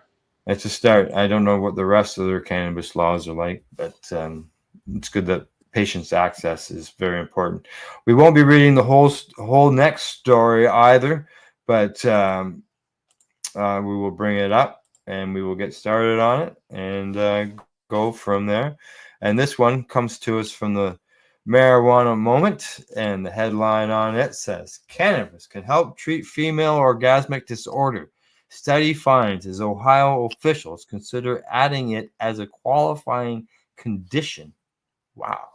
Ahead of a decision by Ohio officials on whether to add female orgasmic disorder as a qualifying condition for the state's medical cannabis program, a new study highlights the benefits that researchers say cannabis could offer people with the condition. I got to pop up here. Including increased orgasm ease and satisfaction. The 10-page study published in the journal Sexual Medicine draws on a 2022 survey of sexually active women who used cannabis. Among those who experienced challenges in achieving orgasm, more than 7 in 10 said cannabis use increased orgasm ease at 71% and frequency, 72.9%, and 2/3, 67%, said it improved orgasm satisfaction. The results corroborate 50 years of anecdotal and learned speculation about cannabis helping women with FOD, the paper says. The research found that cannabis use increased orgasm frequency, eased orgasm difficulty, and improved orgasm satisfaction. At the same time, the results open new areas of discussion. For example, results of the survey found that women with one or more mental health diagnoses who used cannabis before partnered sex had a more positive orgasm response, regardless whether they have FOD, which authors noted was consistent with research finding that women with FOD experience high rates of mental health diagnosis, prescription drugs use, or PTSD. Anxiety was one area of significant overlap with FOD. Women with anxiety disorders represent 44% of women in this study. The research found they were 3.5 times more likely to have FOD than non-anxious women. Another new finding was that using cannabis resulted in more orgasms for women who were survivors of sexual abuse. That's unusual. Yeah, sexual abuse survivors' number one sexual complaint is orgasm difficulty. Coupled with high rates of PTSD, this study revealed that 33% of more women with sexual abuse histories reported FOD than women without it. THC in cannabis could be helping in those situations through by reducing activity in the hippocampus and amygdala, the parts of the brain that store and react to traumatic memories. This activity may play a role in extinguishing traumatic memories and result in a more positive orgasm experience. A separate report from the same data set by the same authors, clinical sexologist Suzanne Mulvihill and Jordan Tischler, doctor in the Association of Cannabinoid Specialists and the company Inhale MD, was published in March by the Journal of Sexual Medicine in the shorter two-page form. The latest publication comes ahead of the broad meeting on Wednesday of Ohio State Medical Board, where medical cannabis committee has been considering adding FOD as a qualifying condition for the state's medical cannabis program. Following a meeting of that committee, the full board may vote on the proposal, Mulvihill told Cannabis or Marijuana Moment in an email. Yeah. This is the state medical board announced in February that FOD, along with autism spectrum disorder, would move forward for expert review and public commitment following permission or submission of the petitions. Where did it go? Oh, it just jumped on me. Oh, as for how cannabis might be benefit people with FOD, the sexual medicine report points to a few possible theories among them. Where do we among them is dishabilitation therapy, the idea that cannabis lessens the routine of habits such as cognitive distraction, a known FOD cause. And neuroplasty theory, meanwhile, proposes that some women learn to orgasm while using cannabis, as seen in comments in the study and anecdotally. Cannabis and endocannabinoids, the cannabinoids created by the human body, are increasingly recognized for their roles in neural development processes, including brain cell growth and neuroplasticity, the study said. The research found that cannabis use did not help all women orgasm. Among survey respondents, it says 4% reported never having an orgasm, even though they used cannabis before partnered sex. Because of the survey methodology, the report says findings may not be generalized to women who rarely use or do not use cannabis before sex. Women have never had an orgasm, or women who do not have female genitalia. Further, the study did not the type or amount of did not mention. They must be missing a word or two in the type of cannabis used. Amid the growing evidence, Ohio is one of at least 4 states that have considered adding FOD as a qualifying condition this year, along with Illinois, New Mexico, and Connecticut. Illinois voted in favor of that. So the story keeps going. It's pretty long. As I mentioned, get to it all, but it shows there, just from what we did cover, that it can help the women in our world with their orgasms, especially those who have been, dealing with trauma. I think a lot of this is like a PTSD kind of scenario, and it's hard for people to get over certain things, right? Yeah. Help that. All right. Anything before we sign off? Peace all. All right. Good luck next week getting the new wheels. Thank you, Al. We look forward to seeing the bike. We'll talk to you soon. Other than that, from the Legacy420.com news desk, that's our PACE news report for May the 9th. Thanks to our buds at the Campbellford Lifestyle Shop, Legacy420.com, as well as Limestone City Hydroponics. And in closing, thanks for tuning in, and don't forget to educate, medicate, and do not incarcerate. You're listening to the Pace Radio Network here at paceradio.net. The opinions of the individuals during this broadcast are their own, and may not be the opinions of their group or other organizations they may be involved with. All medical advice during our broadcast is not a medical opinion and should be checked with your medical physician. When you have a pain that's reached its peak, Legacy for 20, it's so unique. If organic cannabis is what you seek, here's your trusted partner 7 days a week. Suppository salves, bakes and drops, topicals, edibles, infused pop. Just when life seems like it ain't easy, at Legacy 420, enjoy a pop freezy. Lab tested products, make them the GOAT. Legacy 420 out on your road. Legacy 420 in Tyendinaga Mohawk territory. Indigenous organic cannabis at its finest. Enjoy the buzz of legalization with Campbellford Lifestyle Shop. From lights to plant nutrients, books, consumption accessories, and more, we've got all your basics to grow or consume cannabis. Visit our info center or take a look at our piercing services and body jewelry, now available in-store through Campbellford Lifestyle Shop, 17 Bridge Street West, Campbellford. Limestone City Hydroponics is Kingston, Ontario's hydroponics shop. Take your growing to the next level and create the optimal environment with a tent kit, or maximize your yield with an ebb and flow flood table kit. Either way, Limestone City Hydroponics has more sizes and options to fit your needs. Are you looking for the power of the sun that adapts to your budget? Then look no further, as they have professional grow lighting. They have indoor grow systems that are easy and cost effective, with many options to fit your living space and lifestyle. Cultivate your growing potential. We have everything you need to succeed. And if you can't make it to the store, they offer local delivery to the greater Kingston area. Remember, when you're looking for experts to help you grow, then look no further than the locally owned Limestone City Hydroponics, 105 Sunderland Drive in Kingston, Ontario. Call them at 613-548-0420. We are people advocating cannabis education here at paceradio.net.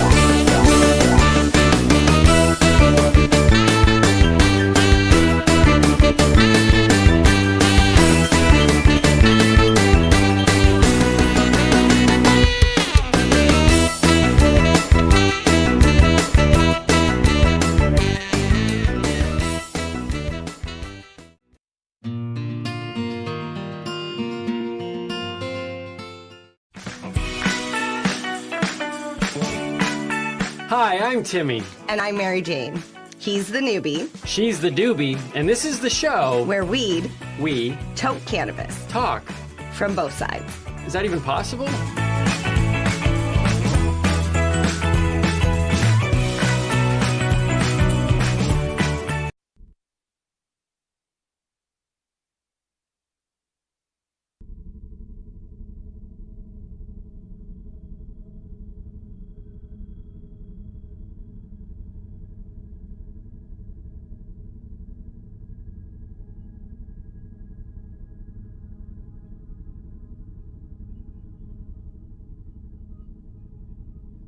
Cultures don't see this. We do not think of ourselves as a meat, sugar, alcohol culture. People do not walk around saying, oh wow, I'm so high on meat, alcohol, and sugar. You know, I can hardly stand it. But they are. And certain consequences flow from that. So as I make my way through this survey, you need to bear in mind that a culture takes its tone, its clothing, from the drugs that it admits, and you can know a great deal about a culture from the drugs that it excludes, the drugs that it excoriates and fears, because various drugs accentuate and suppress different parts of the psyche. So these are statements about anxiety, about various parts of the psyche. The striking thing when you set out to do a cultural survey like this is you discover that our culture, the culture of Europe, for most of us, some of us are black, some of us are Asian, but largely the roots of American culture lie in Europe. This is the most pharmacologically impoverished cultural area on the entire planet. It has the longest history of disconnection from any kind of ecstatic intoxication. And the cultural forms of Europe, linear, abstract, narcissistic, and promoting of male dominance, are, to my mind, exactly what you would expect in a culture long deprived of the boundary-dissolving, numinous encounter with the vegetable mind.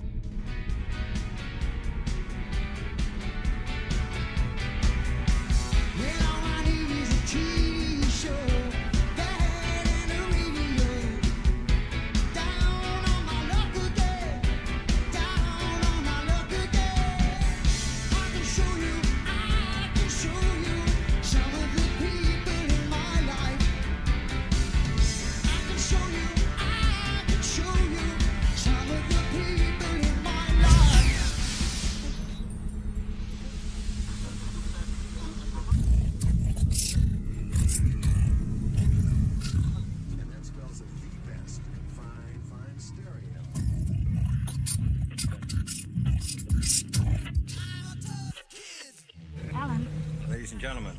You having a nightmare? What if it's true? Ladies and gentlemen. Alan, it's a possibility, isn't it? The very word secrecy is repugnant. Secrets. In a free and open society. And we are, as a people, inherently and historically opposed to secret societies, to secret oaths, and to secret proceedings. We decided long ago that the dangers of excessive and unwarranted concealment of pertinent facts far outweighed the dangers, constant, extreme danger, which are cited to justify it. Even today, there is little value in opposing the threat of a closed society by imitating its arbitrary restrictions. Even today, there is little value in ensuring the survival of our nation if our traditions do not survive with it. And there is very grave danger, extreme danger, that an announced need for increased security. This is Conspiracy Queries with Alan Park. Will be seized upon by those anxious to expand its meaning to the very limits of official censorship and concealment. That I do not intend to permit to the extent that it's in my control. You're crazy. And no officious, high or low, civilian or military, should interpret my words here tonight as an excuse to censor the news, to stifle dissent, to cover up our mistakes. Isn't the Pentagon suspicious that all of building would blow up? Or to withhold from the press and the public I think you're just looking at things for the first time.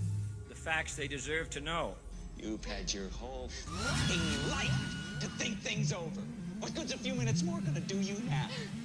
The facts they deserve to know. They deserve to know.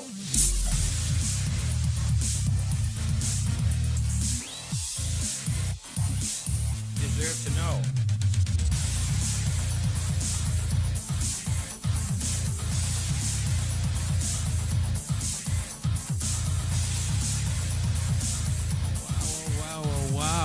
Wow, what a day. Welcome to Green Crush Conspiracy Queries with Alan Park. Got a lot of questions today, a lot of statements too. First statement of the day is, why am I again in this agony? Deserve to know.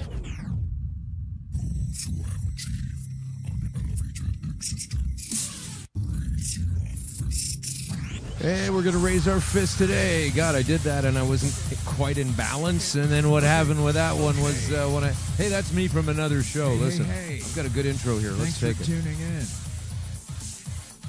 Welcome to Conspiracy Queries with Alan Park. These are the Conspiracy Queries. And I am the Alan Park. Still get to be here.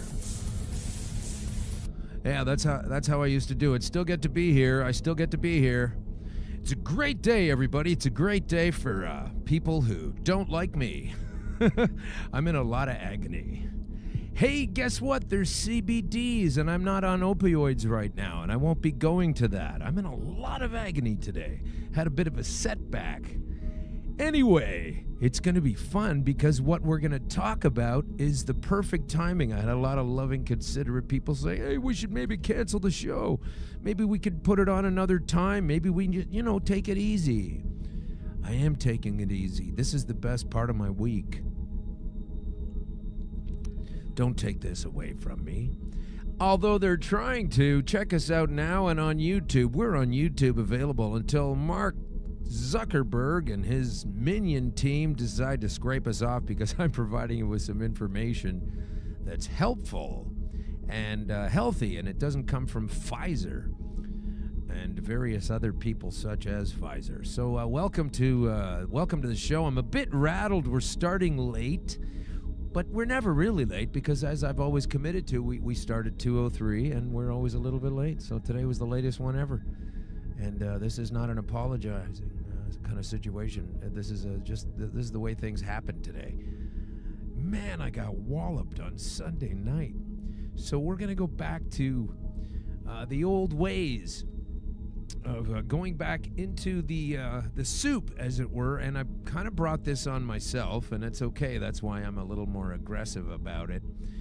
If you're just listening to Green Crush, we were talking with Florence Henderson of the Brady Bunch. She had a great recipe for cupcakes, and oh no, sorry, she's dead, and I don't eat cupcakes unless they're loaded with CBDs and THC and some really good chocolate, not that crap chocolate. I got off track there because what I'm trying to say is our special guest today is going to help me out. He doesn't even know probably at this point exactly how much he's going to help me out, but this is amazing. He will be doing this. Now I'm just making sure hey Russell, are my levels okay for you? Everything's good. All right, good stuff, because I can't tell. I got in a little late, set things up a little late. We're a little rushed in here. We have today with us Cam Noble. He is the CEO of Noble Extracts. And we're going to talk about extracting things from other things. Was that too vague? I was just leaving it at that point, so if the screeners at Google or Facebook or YouTube are listening, then they stop. Oh, just an extract, something from something. Okay, that's great. So now that they're gone? Okay, good. So now what I'm going to do is I'm going to explain what we're extracting. We're extracting cannabinoids. These are the elements inside this plant that's described on page 1 of the Bible, that's been a food for thousands of years, that some pigs are trying to wrap laws around. Yeah, that's happening. Can you believe it? Wait till you see some of the pictures of these people. We really do have to get a website proper. We're going to be selling Green Crush Bill Blair dartboards. And you can either, this is a cool thing, because with Bill Blair, he's the chief police architect. He's the guy that some idiots decided, you know what the number one guy to talk to would be if we're going to legalize this stuff?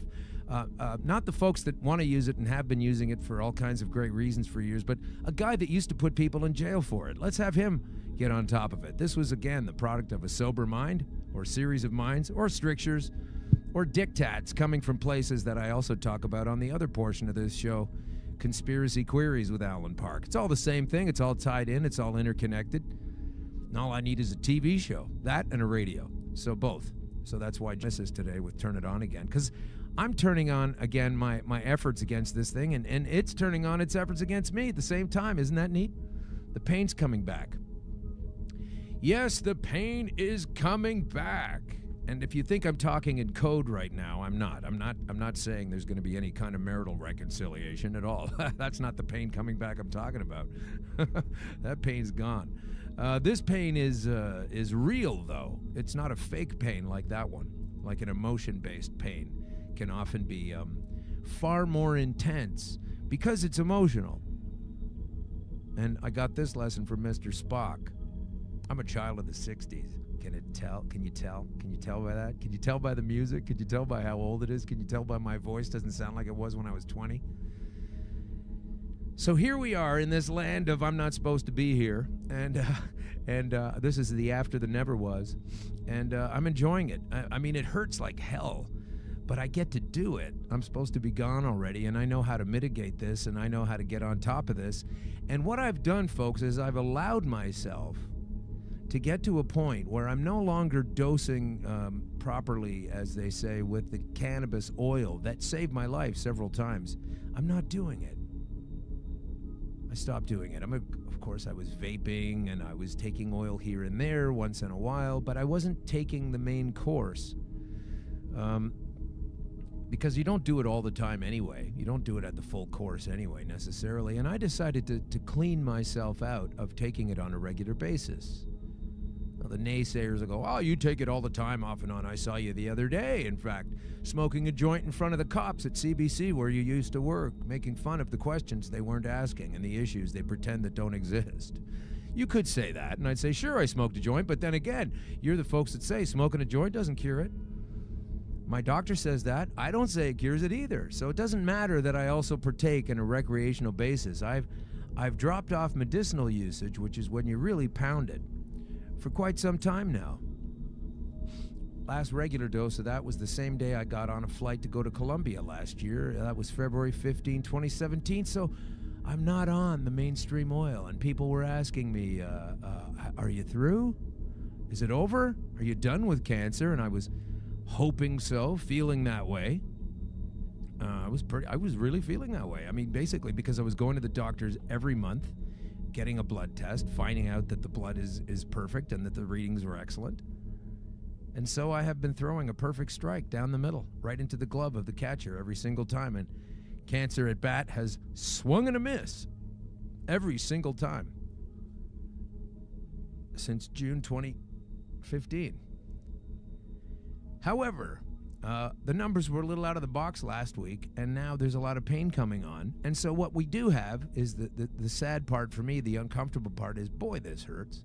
And the good part is, I know I'm not taking the oil regularly, and my doctor knows that I'm not taking the oil regularly. I'm also not taking any other prescription medications whatsoever. I am an empty vessel. And make your jokes here. This is where you would put in an insult if you didn't, if you wanted to. And you could put in an insult because you love me, and those are funny back and forth. And then you could put in an insult if you hate me, because those are necessary. Because without the darkness that comes at me with this effort, I can't even reflect the light. So this is your 2-minute hate. Fuck that guy. How dare he? He said something nasty about a police officer. What would you do without police officers? I didn't say we weren't going to have them or we don't need them. I was saying that we don't take some G20 rights abusing son of a bitch, one of them, and put him in charge of the architecture of cannabis laws that are going to be afflicting us for the next series of decades. Let's remember, it was all good and gravy back in the day. Then they killed it in 1937. Thank you, Harry Anslinger. And like Adolf Hitler, you don't hear a lot of people running around proudly with the surname Anslinger. Because as soon as you find out someone's in the Anslinger family, the conversation either goes to that or you're accused of being just as mentally retarded, and I use that in the scientific term, as the predecessor, Harry, who fucked it all up for us and killed. I don't even know if we actually sat down and figured out the metrics. Are you a keener? Do you get on crunching numbers? Do you figure things out like that? Because I like to come up with those concepts. Can't actually sit down and do the numbers. But I'd like to figure out what it is that if you theorized back into the system that we were so taking our cannabis doses over the decades, and they were not restricted, and we were not sending people to jail, and we were not getting into gunfights over a substance that's readily and freely available for your health, and we were so allowing democratization of the economy that would so distribute this fantastic material, and we were getting on that page all the time, and we weren't denying people medicine, pain medicine that can help them and correct fully their issues, sometimes depending on the issue and the severity of it and when you caught it. If we'd have gone that route all the way back from 1937, how fewer people would have been agonized over and going through agony themselves? Would have been a whole different world. Well, they didn't do that. They took it to a dark place instead. And then in comes Nixon, and he's got a big fat juicy compendium of facts about how amazing cannabis is, with Marijuana Rediscovered, written by Lester Grinspoon. And this was the thing that was a pile of studies put together and understandings, research, science, facts made available to the president at the time. Probably through the 60s they did that work, and they compendiumized it. They put it together, they collated the data, and they came up with some great news for Richard Nixon to move forward on for a social construct. But instead, that son of a bitch doubled down on racism and fear and negativity and corporate greed, and they further entrenched the war on drugs.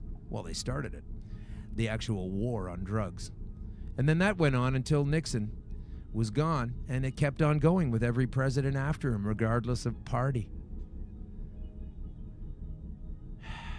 Reagan kicked it up a notch, and so you go. And now we're just after all of those 80 years of shame and pain and death and sorrow unnecessarily, ready to retool things into the future. And I just will not stand by and watch what I can see as another series of constructed bullshit laws taking us down another 10, 20, 50 years of repressive, painful fact omission that can turn your life around.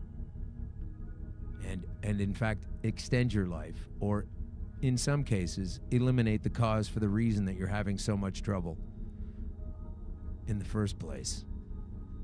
So as soon as we can get some cop named Bill Blair to come down here, as soon as we can get somebody else, but he's so balls deep into his securities portfolio and how much money he's making on some of the companies that he's already invested into.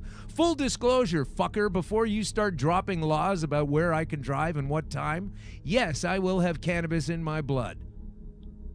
It's part of my blood. I also make some of the components that cannabis makes in my spare time. Not enough to get by on, however.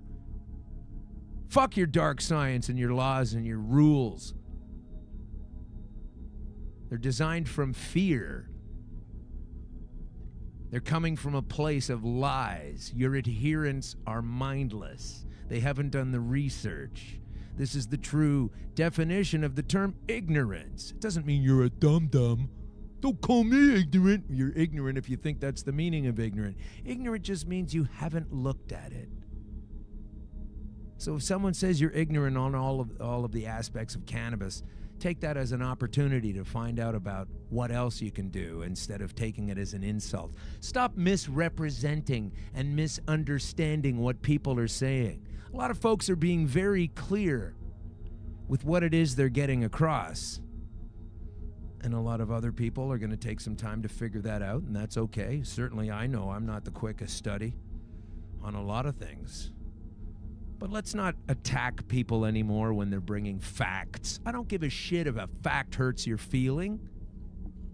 That's for you to deal with. Your feelings. They're not my feelings. They're your feelings. You can sit there and giggle your ass off that I'm lying on a slab half the time until I got to this place 5 years ago. Go ahead. I'm not going to legislate against you from doing that. Oh, buddy, it's okay. Floyd's in-house today. Floyd, the compassionate super animal. He probably wants to sit on my lap. No can do, buddy. Nobody gets to sit on my lap anymore. That's for sure. So, we will discuss these matters and other reasons why, because we're going to get into some really cool topics today. All of course, surrounding this secret substance. But that's when Cam Noble comes in, Noble Extracts. That was the beginning of the show that was going to be shorter than usual. Couldn't do it. Big Weed, why legalization isn't necessarily a boon for craft cannabis producers. This is on CBC Radio. Cannabis columnist Lester Black says Washington State offers a cautionary tale because they went down the road already, figured it out. And Brent Bambury has this piece, you should listen to it. But here's the bullet points. Canada, sometime this summer, as soon as Justin Trudeau pulls his thumb out of his sock drawer, says that the big players are going to do business. They're ready. They're going to be ready. How come you're not ready? Well, they weren't in cahoots the whole time, ahead of time, during the architecture of the new paradigm. So it's going to be tough. Now that there are so many large cannabis companies, of course, Aurora now has swallowed up MedReleaf. That was $3.2 billion worth of expansion. I remember MedReleaf. Are they MedReleaf now, or is it Aurora Cannabis? It's just Aurora, right? But there's some great folks at MedReleaf. Hope they're okay. Thanks for coming by and even entertaining the notion that at one time I might be able to be involved with your situation. I'm a satellite in space, folks. I'm a fucking renegade across the board. I can't do that thing anymore, especially now they're swallowing everybody up. But it turns out that Aurora Cannabis is now so huge, and so are so many other companies, that the craft guys are going to have a tough time. That's democracy for you. You know, the one they tell you that we don't want to lose every time we kick open another country and drop poisonous chemicals on it. That's democracy for you. That's what it is. So that's part of it anyway. Yeah, so that's what's going on there, folks. It's the cannabis paradigm is not going the way it ought to, and I'm not going to be able to talk about it. In fact, apparently I'm so incendiary that when the Lift Expo comes to town, and within the Lift Expo I get an invitation from a cannabis purveyor to talk at their booth, and when I go in that booth and do that talk, you can't get more crowd-friendly and preaching to the converted than this. And yet my microphone is shut down to murmur level. I'm all done with that company too, folks. They're busy making sure other people can't open up businesses in this place, and I'm making sure that I understand some of the background reasons on why that is. So I guess I won't be talking at any cannabis booths either. I'm a renegade and an outlaw within the cannabis industry, never mind general society. So here we go. We're going to bring some guests in pretty soon, but I'm just making myself and my stance clear. Because when I'm talking about legalization of cannabis, I'm not talking, that's a bad word. I should never use that word. It's confusing to people, and a lot of people are confused by it. It should be decriminalization. Like, imagine the pressure of you going out and buying a Nerf gun right now. Wouldn't be too hard. Just get that toy store open, go in there, get yourself a hunk of plastic and a rubber band or a spring or whatever it is. You got yourself a Nerf gun. Nobody's giving a shit about that. It's okay. You can use it anytime you want. You don't need to reorganize society around the strictures and legalizations of it. Yes, it can be dangerous if you use it properly. So can a window. But when I get stories like this from Yindrik Bayer, a friend of mine on Facebook, he says, I shouted, it's gone. I rang my dad. He was very emotional. He dropped the phone. From being told you're going to die to then finding out you're not is incredible. I can vouch for this. More than once, sadly. But cancer charities have warned the alternative therapies can interfere with treatment. Yeah, that's true. It can prevent the substances in the treatments from being sold. Julia Frater from cancerresearch.uk, or in the UK, and I hope I don't offend her, because now in the UK you're not even allowed to say anything that someone might take offense to. Wow. I hope people don't take offense to the fact that I'm laughing, that it's funny that some people can't have the offense taken. She says we don't even advise patients to use any alternative therapies to treat cancer. Isn't that wonderful of her? Thank goodness my doctor wasn't that close-minded. He just said, we don't have anything for you. You're done. Nothing else works. So he didn't advise me to do that either, and I had to find one. Standard medical treatments for cancer are all evidence-based. Let's see those 100% chemo scores, please. So they have been tested to see how safe and effective they are. Okay, well, now talk to us about how safe and effective chemo is. Oh, no, they don't mention that, okay. She says some natural, quote-unquote, remedies can interfere with medical treatments, so it's important that patients speak to their doctor before making any decisions. Of course, that does happen. Of course, they don't give you an option. You try this anyway, and the doctor's still upset about it. My guy told me it was a bad idea, that there wasn't enough testing. My first guy. Meanwhile, he's scratching his head trying to figure out how come I'm doing so great and riding my bike around the city. So these are the kinds of results you can get. You can get. You might get. It's possible to obtain for legalese. I didn't say this will happen to you. It's also up to your diet, your mindset, the folks you hang around with. You'll probably have to leave half your family because half of them are probably stuffed up with enough idiots. Trust me, I know. I just left one who criticize all kinds of things that are dead accurate, and then run around behind your back and mutter things and get all worried about shit they don't even know what the fuck they're talking about. So you've got to find the right circle of folks to hang around, and sometimes they didn't come by blood or marriage, especially a short 5-month marriage. But you do have to pay attention to your doctor sometimes, folks. It's true. I can guarantee this. And here's some great doctor advice that I think we need to trust our doctor at time. And I think you can zone in on yourself enough to understand that you do have to trust your doctor. I'm not saying don't trust your doctor, and I won't get in trouble for saying that I am saying that. I'm saying some of the ones I had a run-in with were less than fantastic. But it is true that sometimes it is important to listen to your doctor at all times. Take in what he has to say or she has to say and understand that they really do know what's going on. And so for a little sage advice on that note, let's...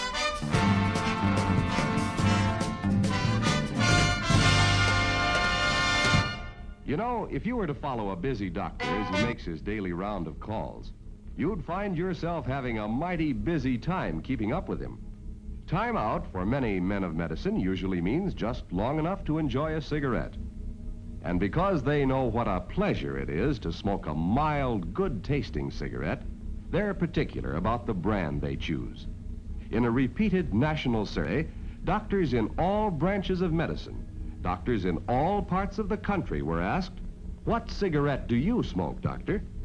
Once again, the brand named most was Camel. Yes, according to this repeated nationwide survey, more doctors smoke Camels than any other cigarette. Why not change to Camels for the next 30 days and see what a difference it makes in your smoking enjoyment?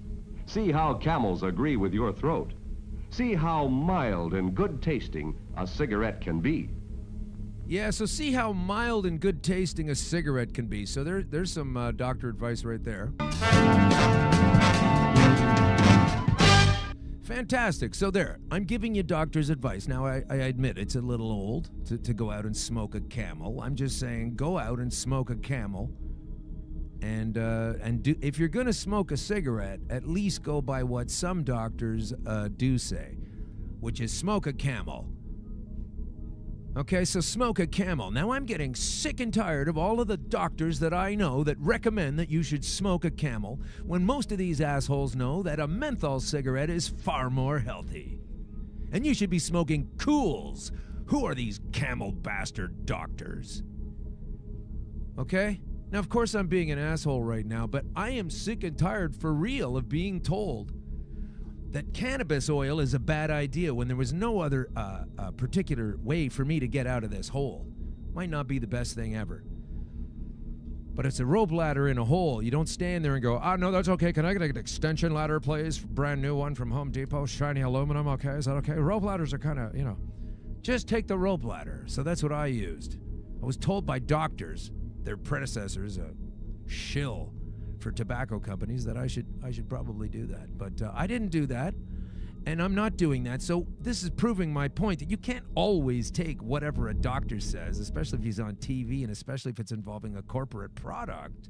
For reals, y'all. Can't do it. So while I'm thrilled to be here still, I could just go to an island on Tahiti and take it easy. But instead of doing this, I'm taking this knowledge and bringing it to you. I've gone full circle, man. I used to be afraid of having cancer and afraid of telling people how I don't have it or got rid of it because I didn't want to get in trouble. I am trouble. Okay, I can't even speak at a fucking cannabis convention without some puss sliding the mic down. So I'm not canceling my show this week because of a little brand new fresh sea pain.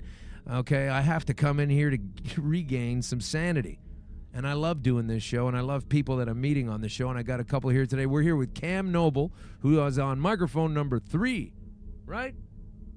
2, 1, and 3. Okay. There's Cam. There we go. And also, brand new guy. Didn't even know you were coming in the studio. Yeah, our good friend Harrison Jordan put me in touch. Alex Samuelson.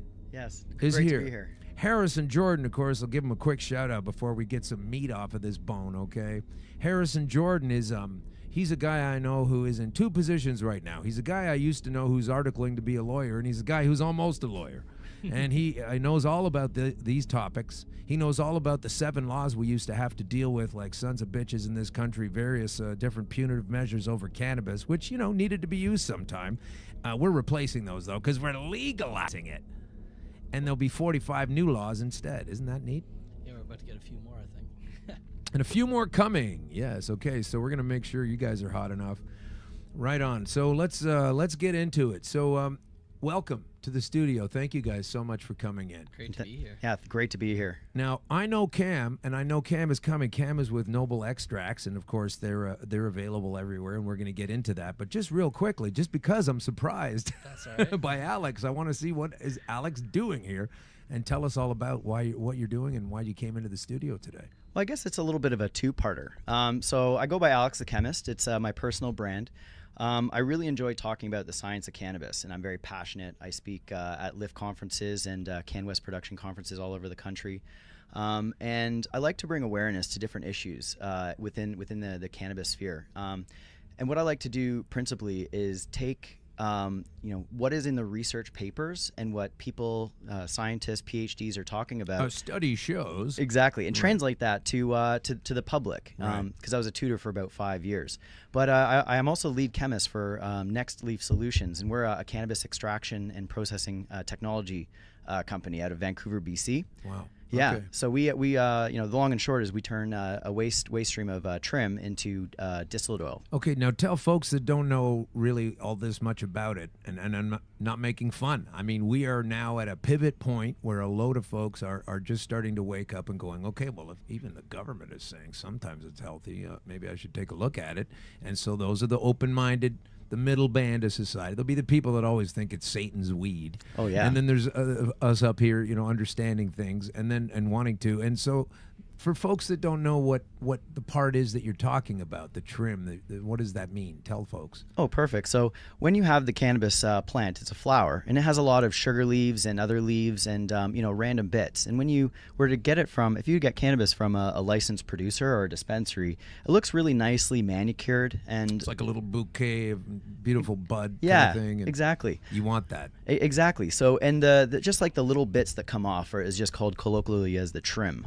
So, and typically, this will go for, it doesn't have as much cannabinoids in it, and, is not as high quality than the actual bud component. That's why they trim it out. Exactly. Right. So then, a lot of licensed producers will actually throw this out. And, we can help them turn that into a revenue stream. So it's a cost of doing business on the one hand, and then the next thing you know, it's actually going into the profit margin. Exactly. So it's garbage that you can really use. Into gold. Yeah. And so and so there are cannabinoids in it, but when you take it all and process it effectively, as you do, and you can talk to us about that, you're getting whatever is left in there to be able to use. Exactly. So, we're trying to use every part of the buffalo. And, Right. if we're going to be distilling these and concentrating these molecules, it doesn't matter the source. It doesn't matter if it's a high-quality bud or low-quality bud or trim. And that's why we concentrate mostly on the low-quality bud and trim because, you can take the tops, you can sell that for a high-quality price. Right. But the rest you can turn into oil, which is, that's going to be the base product for vape pens, topicals, and edibles. Right. So that's incredibly non-wasteful. This is another aspect about this whole venture. It's all sustainable. It sustains itself. Yeah, it's incredible. I mean, that's a fantastic thing to find out you can do. And I mean, they did that in the mainstream society with they take the waste and they put it into the water because fluoride is an aluminum byproduct. So it's great to take an aluminum byproduct and then just put it and then drink it. Yeah, or wipe it on our teeth. Yeah, rub it on your teeth. So that's what clear thinking people that don't advocate cannabis kind of like to do with their waste products. Yeah. And further sicken us. And I'm very sarcastic and dry and edgy today. It's all, oh, God. I'm also having spasms, so I won't be able to cut my mic at times. Don't freak out. It's okay. It's all part of the journey on the way to this next level of what I have to do. I'm basically an empty vessel. I don't have any cannabis in me on a regular basis. The oil, I haven't been taking it, so we'll talk about that later. And I haven't been taking any meds. So I'm at this place now where my doctor, my oncologist will admit that whatever I do changes something, he's going to have to get on it. So right. This is going to bring a mainstream guy into the fold. So I got to take a few stabs in the side here, apparently, for that. Well, I wish we weren't in Ontario, or else we'd have access to a whole lot more oil. Oh, yeah, that's true. So listen, Cam's a quiet guy. I'm going to have to jack your mic up a little. Come closer. Yeah, come in a little bit closer. Right. So, okay, so thanks for sharing that with us, and we will definitely get back to you. So, folks, that's what it is. Every part of the plant, I even say, like a lot of growers I found out at one point, they just throw out the male plants. They throw them out because you got to separate them from the female plants. That's for sure. Almost no matter what you're doing, but you don't need to dispose of them.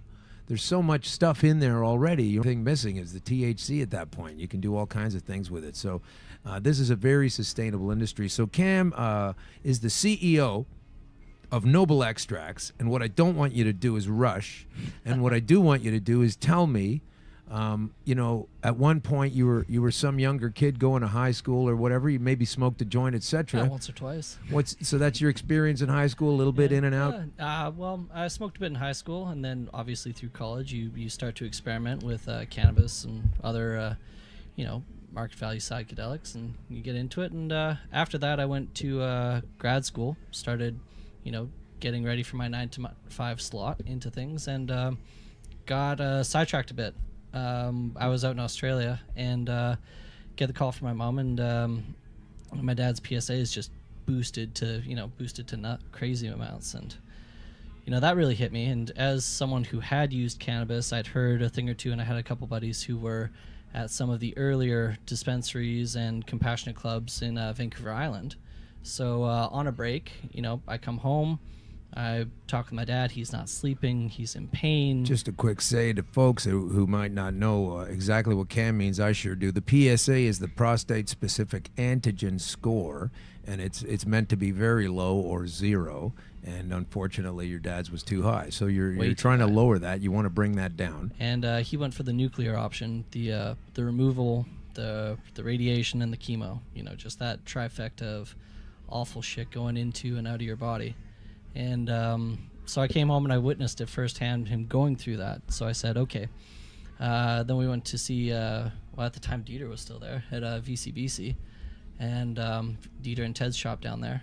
Where's that? That's on Johnson, Victoria Cannabis Buyers Club. Okay, this is on Victoria in Vancouver Island, just off the west coast of Canada. Hello, international viewers. Actually, their founder is the reason for RV Smith. So that's Ted. Wow. And Amazing. that's the reason that the MMAR existed. Okay, we'll get to those letters later. But yeah. you're sitting there freaking out because your dad's going through the big triple whammy. And he's they not did sleeping. Everything. So that's the biggie. He's not sleeping, therefore he can't heal. And when you're dumping this shit in your body every day. So we went down, got a couple of I believe they call them Buddha balls down there. I mean, it's just a dosed edible with a lot of good fats and a lot of good calories in there because you can't eat, right? Right. You can't do anything except just feel like shit all day. So we gave him got one of those. They actually sat him down for about 45 minutes, talked him through everything, listened to his symptoms, offered him some things, and that's the first night he slept. So I kind of, light switched in my head. Holy shit. That worked. That worked. And that worked on a medical level. Until then, I'd just been, your average BC guy smoking a bit of bud. And I realized the power of it. And I started to do research. Finished up school and took a hard right and entered the cannabis industry. Wow. So you were going to be doing something more like... Yeah, I was going to be a lawyer. A lawyer. And it's okay. We got lots of those. Yeah. And so now how's your dad? Oh, he's good. He's good. He's in remission. I forced him to eat about 300 milligrams of 10-1 CBD THC oral syringe a day, and he's doing fine. Was he a dude who was like, no, I'm not doing any pot, son? I mean, he came through San Fran and Maui in the 60s. So, so he knew what it was. He was okay with it, but, older dude, he's thinking, really, is smoking a bit of bud? And it's like, no, it's not about that. Yeah. And that's what really got me into the science of it, because, smoke or grinding up a plant material and lighting the end on fire, it's an okay mechanism, but there's so much more in the plant that we can isolate and that we can formulate into these new value and you're just adds. Burning it off. Exactly. You're just eliminating it. I'm not saying it's bad. It's just, I always say there are many roads to Jerusalem. There's many ways to do this thing. Right. Exactly. As long as you don't put the embassy there. Oh, no, they are doing that. Sorry. Oh, yeah, no, that did happen, didn't it? I wasn't sure. Sounded like a nightmare. Anyway, so you started to work on it, as you say. So, yeah, well, so what did that I started involve? Working, I started in the retail, working, was a bud tender. That's, where a lot of people in the industry now, they cut their teeth, moving product on the other side of the counter. And I started realizing the different types of client we'd get in. And, you'd start reading white papers or hearing about things like RSO and what's that, and solventless or bubble. And then, shatter came in, and it was like, well, what's that? And, right. Then the distillate, and then we hear this thing called terpenes, and it's like, oh, okay. So by that point, I decided to, make use of what legal skills I'd gained and start doing work with local councils to try and have dispensaries, legal in these municipalities. So I started doing that, and after a brief stay in there, I started making extracts. And then Noble you had to buy some equipment and get that going? I sure had to, so I had to earn a little bit. Yeah. And so your dad benefits from this now? You still? Oh yeah. He still uses it? Yeah, he uses it every day. Like I've got him, like I said, on a 10-to-1 syringe, and I mean he's in remission now. You know, touch wood, but he's he benefits from it. You know, he's Nice. eats it every day, and about every year or so we'll go see his doctor, who says, yeah, you need to keep eating this stuff. So we found the Amazing. right oncologist. Wow, basically. sure did. And how long has it been now since he's been sort of cleared in that About zone of comfort? 3 years in remission now. 3 years now. So- Wow, That's incredible. Gee whiz, That is incredible. That's where I was until Sunday. I don't know what happened. I'll figure it out later. But on that note, you also you say if you can take something and make it better. So you talk about. Here's one of my problems: is I made my own Rick Simpson oil. Right. So for folks, there's no such thing as Rick Simpson oil like you can buy a can of Coca-Cola. It's just a name because of Rick Simpson, who got sort of famous for putting together some earlier available yet highly suppressed facts. Yeah. Right. And over time, he was able to come up with this thing, and I found it on YouTube, and that's how I got going with it. But later on, when I became aware of dispensaries, I would notice that, one dispensary would have a thing called Phoenix Tears, which is the other name for it. Phoenix, of course, being the bird rising from the ashes of death. And so you're coming back, which is great. And Rick Simpson oil. So there'd be like RSO, Phoenix Tears, and then different companies or different packages of this. And to me, it's I just avoided it like the plague because there is no real such thing as, and maybe you have a good recipe for this, maybe you do, and it's different, and how do I know? And I know what I need when I'm in that situation. So I never bought any but maybe there's good stuff out there. I don't know. What do you think about that?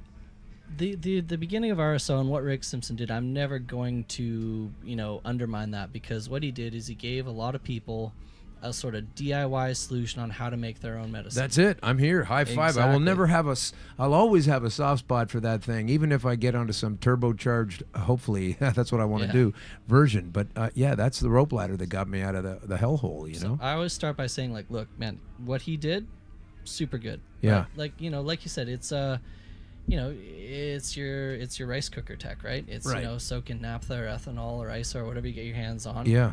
Burn off the solvent in a rice cooker, add a little water at the end, and you've got your black tar oil. That's it. That's the glue. So that's great. Tell us what's good about that. Why is that good? Why do you tip the hat in the first place? Well, because at the time, a lot of people didn't have access to anything. We come from the coast, right? So how many shops are there? And there's 41 shops in Victoria alone. There are, I don't even know how many producers. We're going to put that many across Ontario. It's going to be amazing. You guys are crazy, man. I keep meaning to check if Ontario is as large as Texas. Well, but it's on that scope. I was going to say, it's like I can't wait for the Soviet lineups at the OCS. I'll be tweeting that out all the time. Going on. Yeah. Hamilton's going to be like crazy. Did you bring your punch card? We're running a promotion. Yeah, put your hand out, comrade. Here's your irradiated butt. Yeah, listen, I'm embarrassed about it. It's not like it's all happening because it's my advice or anything. That's for sure. Oh yeah. We've been out here kicking against it hard, so. But it's a good thing. Like you know that it's a good thing in the first place. So if we just talk about the essence of why it's good, then those are the factors we need to extrapolate into other things that. I mean, you've got a great last name to have an extract company. Yeah, it's not bad, eh? That is wicked. I mean, you could have been tell like. people it's the characteristic. It's not so much the last name, but Yeah. It's more of the plant's nobility than mine. I mean, sometimes. I imagine after a few drinks, my nobility is a little compromised. But it just hangs with the name so well. It works well. Park extracts would just sound stupid if I had that going on. But noble extracts, I love the two-tone meaning. There's so many double meaning things in all of this. There's some layers for sure. Yeah. So what's great? Tell us from the point of view, what are you going to get when you crack open a big old tub of black Rick Simpson goo? How does that help you out? First off, you can make it yourself. And like I was saying, back in the day, you didn't have a lot of options for an extract. You didn't have pressure columns, or you didn't have secondary process, but you could make Rick Simpson oil in your backyard feasibly with not that much danger. I mean, unless the ISO caught on fire, but usually it was fine. So I've always been okay with that. And also, it's it's pretty full spectrum. You're going to get all those cannabinoids in there. And the nice thing about ethanol is it tends to strip absolutely everything. Yeah. Right. I used isopropyl 99.9%. Yeah. That's all that I could works get too. my hands on, you know. I mean, depending on your province, that's how most people can get. Yeah. I remember back in the day, if anybody I heard going to Alberta, I'd be like, can you bring me back a couple bottles of Everclear? Everclear, yeah. Same thing with Quebec out here. Right, Yeah. right. But so I've always been stoked on that. You can make it yourself. It was a good solvent for getting all the cannabinoids out, and it was fairly low risk. And it's very easy to, the thing about fire, it's very easy to mitigate against that, right? Like you don't use fire, you're not cooking it on a pot outside, and you don't use a ring kind of stove, you know, or a flame stove. You use a black, non-heating, non-sparking ring if you were going to do that. Yeah. If you were we gonna would do never that. tell people how to make our No, I'm just saying, if you But were use going to do Google, all I'm it, saying. you just wouldn't use fire in a solvent. I mean, we all know that anyway. That's not advice worthy of pulling a show down for. That's I've seen just some basic. photos of guys with heat guns on BHO slabs that it's gone poorly for. Oh, So yeah. You think it's common sense, but common sense is not common Yeah, sometimes. I'm not a fan of that whole what I've I've seen about that. As a chemist, I've seen some horror stories. I've visited a number of MMAR and ACMPR licensed grow sites in my day now, right. for about 3 years now, and you know, from sea cans underneath up to, like, you know, way out in the woods and just, like, you know, up in condos, like craziest spots. But the things that shock me are when untrained people try to do BHO. Like one guy was doing this. And tell us what BHO is real quick. Oh, butane hash oil. Right. But yeah, one guy was doing this, like, you know, on a concrete slab.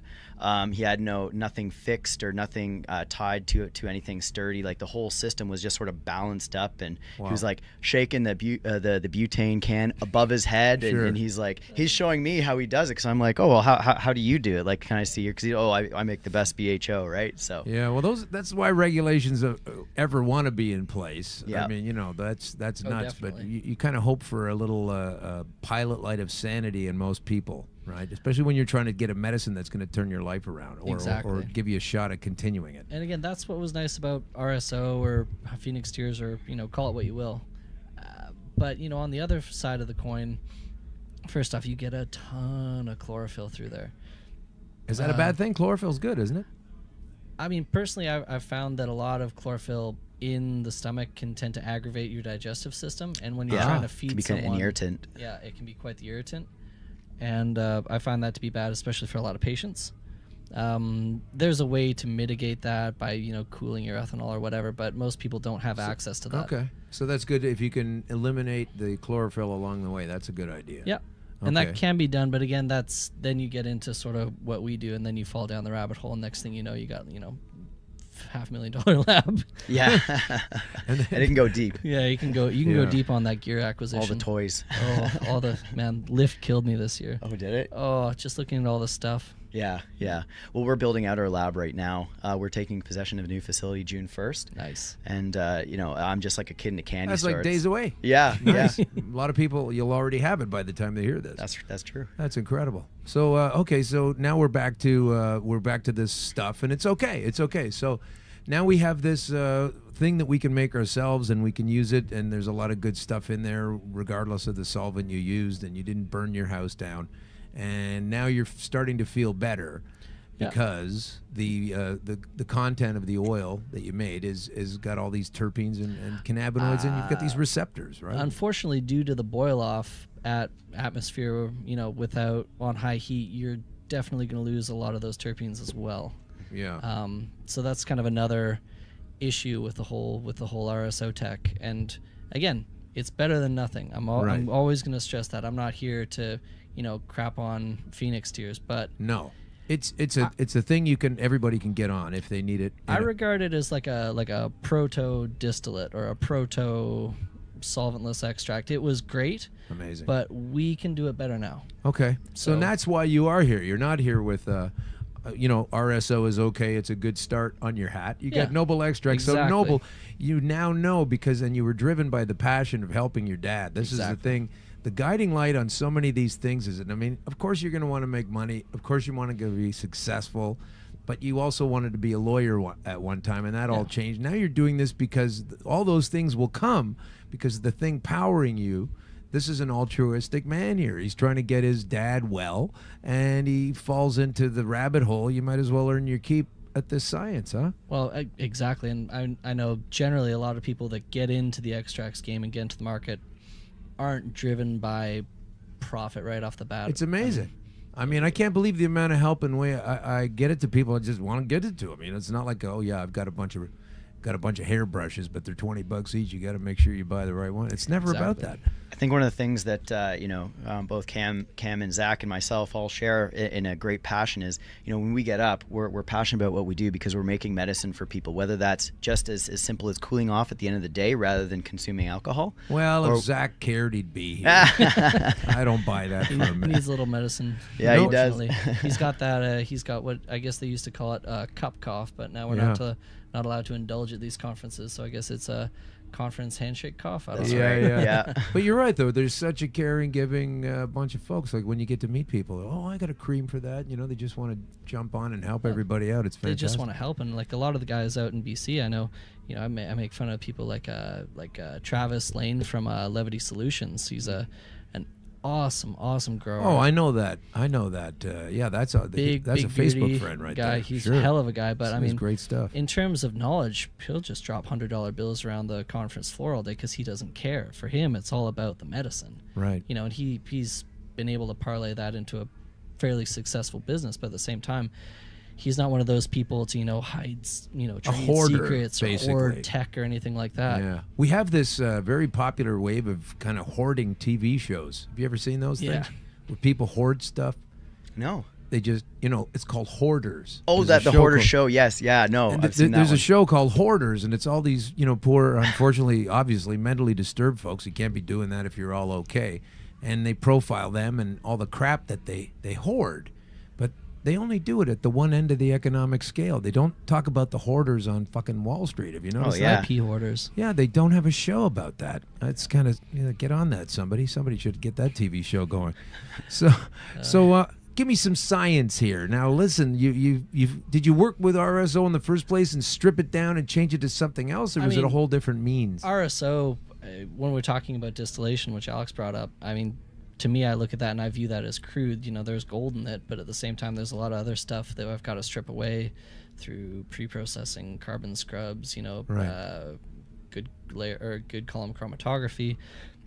But that's kind of step one in what a lot of people would use to make their distillate, to distill cannabinoids out of it in one of the purest ways currently possible, save for recrystallization, which is a whole different ball game. If we ever do a movie of this, Craig Lauzon is going to play you in the movie. Do you know that guy? No, but I'll take it. I'm going to pull up a picture of him. I'm not playing me. I'm going to hide somewhere. Keep talking. Yeah, you can't play you. You get an actor to do it. No, that won't be good.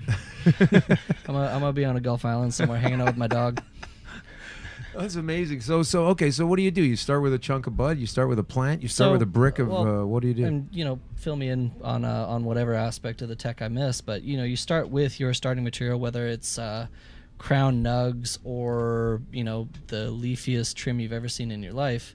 And for us at Noble, we'll go usually to our CO2 extractor. We use something called supercritical fluid carbon dioxide as our solvent. It's not the most common solvent, but did you make it up? Like, is this like a superhero I didn't make that liquid? Up. Science fiction. Yeah, it sounds like it. Yeah, there's some gamma rays and then out of there. Spider goes by. Exactly, a spider gets super irradiated and then he's jacked and he makes some oil for me. It's great. I'm just saying, because I've never heard these terms, but then again, I'm not in the extract business. But CO2 is a cool solvent and something I like to do, and I've spent a lot of wrench time on because it's at atmosphere after the extract is done. It tends to gas off into a gas that's already pretty prevalent in the air, but at the same time it's also a really powerful solvent, and it's tunable based on what sort of terpene or cannabinoid profile you want out of your oil. So say if I start with a 4-to-1 CBD to THC blend that's high in, I don't know, what's a heavy terpene, linalool or something, I don't know. You can run your machine and create a bias out of those different terpenes or heavier compounds or their cannabinoid profiles, and you can actually change the starting sort of oil you're working with and then refine from there. Wow. So I like it, and So I like it. That's, Yeah, so I'm sold. pretty fun with it. It gets you a hat anyway. Oh yeah, it gets you a hat. That's for sure. amazing. That's fantastic. So, and how do you eventually experiment? Like you say, okay, I've got a new batch. Let's take some. I got a new batch. Let's take some. You have to see how the different effects are in For your me- body with the final product. Well, what we did early on is we bought ourselves a GC, a gas chromatograph, so that we could. Oh, sure. I got a couple of those. Yeah, no, it's I got about 3. I use one as a doorstop. It's great. Yeah. How much an item is that? What does that cost? Gas chromatograph. 11 grand. 10, 11 grand for a gas Yeah. chromatograph. So I get 2 for like 18 maybe? I mean, they'll cut you a deal. Okay. You know, I'll give you a number after this. They'll All cut right. you a deal. So you take that thing and whatever that does. And I like to, well, what it does is it tests the cannabinoid and terpene profiles pretty accurately, so I get a good sense of what the starting material is. Right. And then from there, I'll be able to tune what our parameters on the machine are and aim for what I want. So for me, as an extractor, the holy grail for me currently is to have a finished concentrate that's a true concentrate. And to me, that means it has a very similar profile to the starting material. So it's what I like to call a true spectrum unadulterated concentrate. I like to call it that too. So, you know, and that's for me, that's always been the goal, because I mean, there's so much in that plant we just don't know. Yeah. And, you know, I spend a lot of time reading studies and white papers and things like that. But, you know, we've been hampered as an industry by the lack of studies that have been able to happen. I mean, some of the best stuff comes out This of all Israel. comes down to the laws again. Yeah. Yeah. Well, and also the grants being given. And actually, I was at a medical cannabis week panel on Wednesday, and Dr. Mark Wayne from Tweed. Yeah. He was talking about, he had this great term which I really want to popularize, which is we've hit the ceiling on medical education, because well, it sounds weird. It sounds weird because No, we haven't. Well, no, in terms of what we know and what we can express as like true scientific fact. Oh, right? I see. Okay. So from that But that there's end, more to have. there's so much. And okay. And the second, I mistook you there. Yeah, I thought you meant we're all done. We're good. We got it all. Jump the gun. So the second part of that is, it just harkens to the need for clinical research trials so that we can expand our knowledge, right? So like we've already come to a certain point where we have only like a rough, crude understanding of the endocannabinoid system and how these different medicines, terpenes, flavonoids, cannabinoids, how they all interact, and in what sort of dosages, to help with different forms of, like, let's say, cancer or other types of things. So, and once we have a better understanding, then like we can tune it in and really have smart drugs to target different forms of ailments. Amazing. So that's what he says. But so it's all still coming from the mother plant, right? all coming from the plant and the interactions with the brain and the body. Because that's one of the things that people have a hard time understanding or believing. The cannabis sort of fix is because you need specifically targeted drugs around the body. You got a heart problem, a cholesterol problem, whatever it is. Yeah. And but with cannabis, it's just addressing all of those things because you have these receptors. You don't have a Tylenol receptor per se, but you do have a cannabis receptors all over your body. And it's such a deep field. I mean, not only are we at a medical sort of ceiling, we're also at a genetic ceiling, because a lot of the material that we get to work with has been bred for the past, 20, 30 years to be these, ultra THC high race car genetics that are incredibly, almost ruinously expensive at times to be able to grow. Whereas there's so many more cannabinoids I want to play with. I want to play with CBG. I want to play with CBDV. I want to play what with do you figure THCV. that is? CBG. Give us that. I don't hear that too much. CBG is the sort of the mother cannabinoid. So from there, a lot of the cannabinoids in the plant will actually derive from, during the flowering cycle, it'll sort of come from It's there. the stem cell kind of thing. Yeah. It's the precursor. It's the master precursor of all the cannabinoids. Yeah. Wow, I would look great on a T-shirt. Yeah, the mother cannabinoid. Master Patent pending cannabinoid. trademark. A big UFO coming out of a cloud sort of thing. Now we're getting somewhere. Yeah, that's incredible. Wow. But, I want to play with those genetics, and they just don't exist out there right now. So how would you do that? You would just Well, you've got to, it's not up to me, it's more up to the breeders currently. Yeah, and you know, there's the one thing that I found interesting about, because I'm from Ontario, I'm from Toronto, and Okay. over here, No one says it like that. yeah, I know, I always enunciate.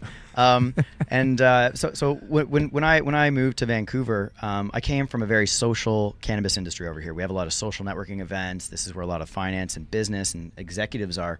But really, the heart and soul and the mecca is out in BC. Sure. And I found that, you know, there's almost like a lot of baggage with the history. Like, you know, Jim, messed up a deal with Frank, 10 years ago, so they don't talk and their people don't talk. And so I found that there's actually not so much of a social networking event or social networking out there. And, it's just a very different industry out there. Well, we've got a bit of that kind of nonsense going on here too. Yeah. But I know what you mean. It's almost a product of what that industry's had to go to, though, or had to go through, because you think, 20, 30 years, there's some growers out there that are third generation. Yeah. And, those feuds, Yeah. they last long. It's almost been the nature of the beast. And I think one of the big moves right now for a lot of the guys looking to connect with these craft growers is, on one hand, you need to exploit those relationships and show them, come to the light. Yeah. Well, this sounds like a discussion on Quebec's maple syrup industry. Yeah, oh, wow, it's pretty simple. You know what I mean? Have you seen that documentary? It's on Netflix. Every industry has this drama, right? Yeah. So, it's insane. It's really good. I forget the name of it. You check it out. But yeah. But I think there's some really great geneticists and breeders out there. One that I know personally, he's on Twitter, Chimera Genetics. He talks a lot about like the papers, the science stuff he does. He shares a lot of top level knowledge out there. Dr. Natasha Ray, Dr. Jonathan Page, the list goes on. And, there are some of these high CBG or unique strains out there. But I think once legalization comes out, once micro-cultivation licenses, a lot of the MMAR and ACMPR guys are going to want to become legitimized. And I think that's when they'll be able to bring in their genetics. Wow, that's good. So we just have to keep rolling with the issue and make that happen. Mm-hmm. It's all coming down from laws, though. Like these fights, these feuds, it all comes down from the fact that it's been repressed and it's illegal, and it shouldn't have been. The businesses shouldn't need to be developing while you're looking over your shoulder, making sure the cops aren't there. Yeah. And this has caused a lot of problems. I mean, this is another reason we need to reduce, not increase by 5 or whatever it is, the amount of laws we're having. Unfortunately, a lot of it's just pivoting too. I come as a pre-market legacy player, and a lot of times we look at the rules and they change weekly, and we have to think, okay, well, what's our business plan going to be? Where's our revenue coming from? What's our stream? How are we going to be able to do this? And I've got a Google alert on my phone, anything that has the keywords Canada and cannabis in it. I look at that and I go, all right, time to change my invest deck yet again. Because it's like, trying to figure out how to be able to bring these, cultivators to market who have these crazy genetics. Yeah. We're spoiled for choice out there. But at the same time, I know a lot of guys who are just going to be like, screw it. Why would I bother with this? Why would I pay, wholesale $1 a gram for high THC varietals? Why would I have to do it in... the way $1 a gram? I believe that's currently what it's going for. So that adds about $450 to your per pound price at wholesale. Wow. And nobody's talking about it. It terrifies me. That is frightening. That should be the thing that every That's like $1 a kilo or something. Somewhere in that neighborhood. Usually your per pound hard costs on the product come up to just under $1,000. And that's okay when you can get 1,600 wholesale right now.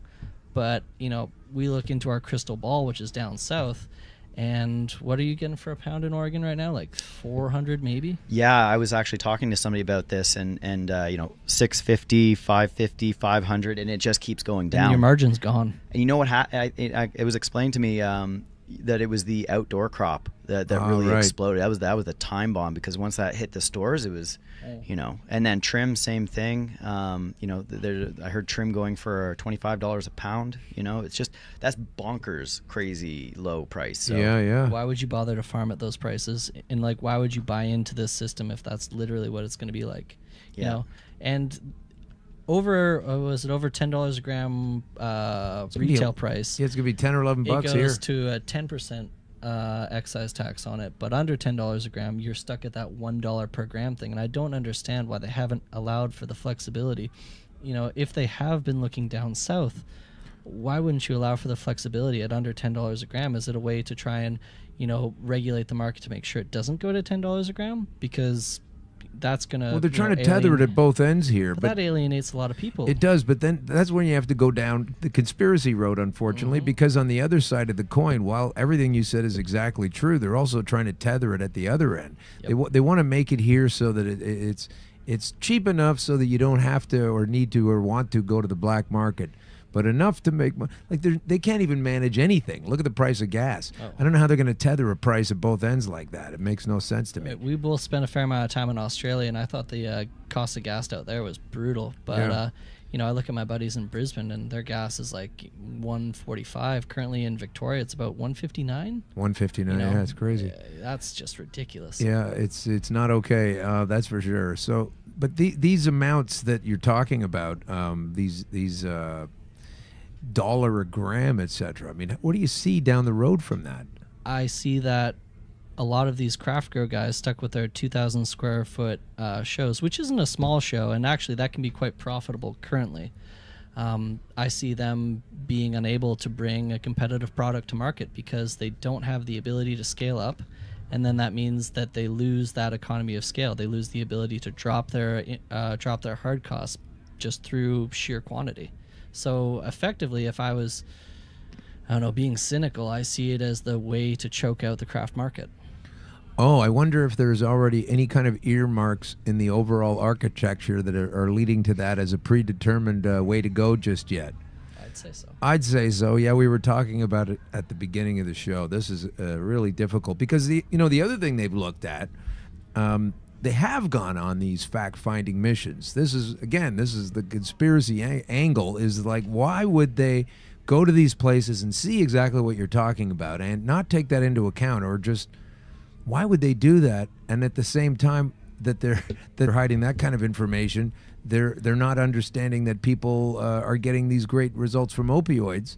And you just see all these markers along the way. And then you've got the worst situation right now that I could think of as far as just pure vileness is concerned, is that in the United States, not everywhere, but in a lot of places, they are looking at these repatriation and compensation programs for people that they now know that they royally screwed over in a right sense. And a lot of folks in San Francisco and in Seattle, and I'm sure as a topic, as a valid thing, is going to hit other places too.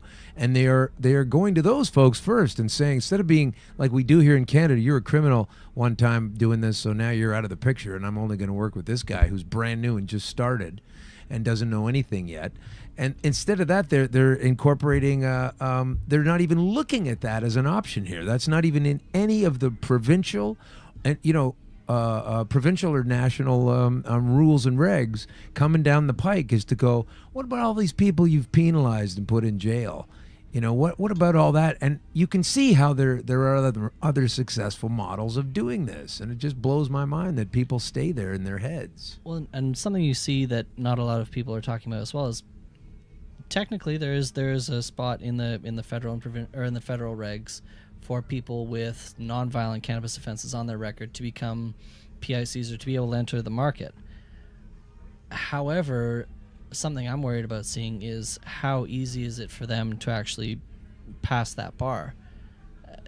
Something I'm worried about is people with nonviolent cannabis offenses to be actually able to come into the light. If there's some sort of prohibition of them being able to, own their own company or be a director in their own company because they had to operate in the gray market for quite some time.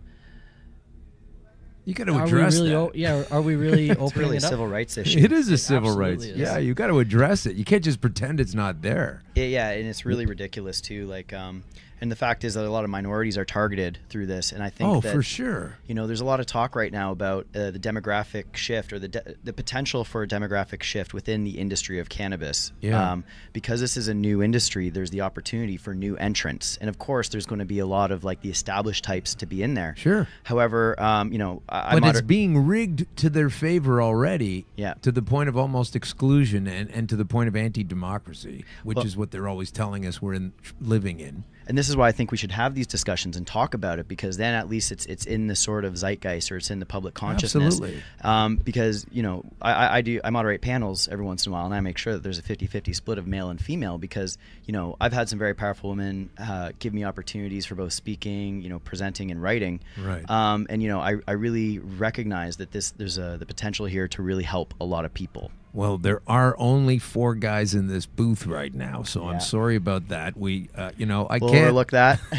We've had I'm gonna lots of apologize female to Jamie guests. Shaw right now. If you were still in Toronto, we'd get you here right now. Oh, I love We Jamie. would. Yeah, No, she's amazing. We have a lot of women on the show, and it just doesn't always go 50-50 like that, We because, also you know, happen to be lucky that the ratio would have been pre-market lower if you didn't show That's up today. right. So blame yourself. I'm just part of the problem. But we're lucky that there's a lot of powerful women currently in the industry, whether Yeah. it's, you know, in the nascent LP market, or, you know, in as legacy players. So Yeah. it's I know, especially on BC, there's a very positive and very powerful women grow chapter that that's quite impressive. We're bringing this all in together. We're joking around, but these are all true things, because, like I said before, going back to you, your compassion with your father, this is what triggers it for you. Yeah. And you're obviously very, you know, people-minded, compassionate person as well. I came at it from this. This isn't something to pat ourselves on the back about, however. I don't believe it's just a factor of how we really are. And when you live your life under the auspices of how these clowns are that are throwing the architecture of this bullshit that's going to fail so badly down, you realize that doesn't encompass any of that. You know, it's all about, let's feed this giant corporation and screw you, and you don't get to have your company. And this guy's a really great craft grower, but because 8 years ago he got busted for something back when we had our asses up, our heads up our asses, he doesn't get to play anymore. Like, these are mindsets coming from society that we all have to not tolerate. We can't take another 3, 8, 7 decades of problematic afterflow from this nonsense. So, I mean, this is maybe hopefully why they're also sensing to kick it down the road a bit, because they say they're not ready, but I'm not ready. We're not ready yet. I'm not personally ready. Not with what's there. Frankly. Well, it's funny too, because you know, there's only a few end-to-end extraction solution companies sort of in the white market, the LP market. Right. Quadrant. How does that work? Tell us about that when you get there. But go on with your point. So Rosie Munden, another really amazing female CEO within the industry, she was speaking at Senate like a week or a couple weeks ago. Really did us all proud. You know, we're all friends in this industry right now. You know. You know, there's only a couple of extraction technology companies. Quadrant Tech is one. Next Leaf Solutions, us. There's also MediFarm Labs is another one out in Barrie. So there's, you know, the first phase of the industry is going to be cultivation, of course, because you have to have the plant and you need the compounds. Oh yeah, sure. And then it's going to be extractions and isolation and purification, because once we get, you know, single bottles of these isolates of terpenes and cannabinoids and flavonoids, we can sit there and formulate, you know, a sleepy time formula. So formulation is going to come next after that. Right. And then branding and marketing, I think, will be the fourth phase of completely to make the way I see that, if I can break it down in my less than laboratory minded mind. So you're just going to figure out all the pieces that you're going to play with. Yep. And know what everything is. Yep. So if you were doing a picture, you're right now figuring out how many pencil crayons you got. That's right. What colors are all there, and let's make our design from that. And let's construct an image. Let's see, and know what we're really working with without open up there. This is the police. You're not supposed to feel that good. There's no permit for this. So that's what you guys do, huh? So you obviously, how long have you known each other? This weekend? Oh, you seem like old pals. This weekend, well, you know, but that's what happens also, right? That's in us. That's the part of us. We share that the fact that, you know, compassion, you say, is it's my touchstone with moving forward on products and things like that, and I imagine it's yours as well. Yeah. So it's like, you know, it's easy to get along then. Timothy Leary has this really great quote, and I won't even attempt it. I don't remember it all, but you go to Zen Pencils and type in "Find the Others." Zen Pencils. It's this beautiful comic. But really, what the heart of it is, you know, there's a lot of other people who are passionate about very similar things, and you just need to find them. And you know, when you meet somebody like that, it's almost like an instant click. Right. And further to that, I met Zach, which is Cam's partner. You know, I was coming back from the holidays from Toronto back to Vancouver. I sat beside Zach's friend, Courtney, and, you know, she was like, oh my God, you know, what do you do? Da-da. And I don't usually talk to people on the plane, but, you know, she's very bubbly, very personable. And she's like, oh my God, you're a chemist in the cannabis space. Like, you got to meet my friend Zach and over at Noble Extracts. So, you know, we try to get together at Lift Vancouver, and then we eventually did get together here in Toronto. That's so cool. Yeah, so that's what I mean. We have that in us. We have to be the ones that are guiding how this industry goes, not these other, I don't know what to call them. Like, the most complimentary thing you could call someone would be like a bookend almost. You know, making things the way they are just stay the way they are for no purpose and no mindful reason. I feel really comfortable with that. People, you know, people always ask, like, oh, you know, you're moving into this, or you think you're going to be okay, you think you're going to get duped, like, what's going to happen? Right. I have a pretty strong faith in the fact that as long as I continue to exist and operate under the idea that I'm searching for the next thing that we can do with cannabinoid-based medicine and cannabinoid-based products, and I'm searching for the new I guess delivery system or the newest formulation or something like that, I don't worry about that. Yeah. Because I truly believe that there's a market out there for it, and it doesn't really worry me at all. The market's there. It's just the stuff in the way that we need to make sure. Am I going to be the next Canopy? God, no. That would be a nightmare. Yeah. You don't want that headache. No, could you imagine it? I mean, I'm going gray as it is. It's going to be awful. Well, when your stuff comes out, is it golden or what is it?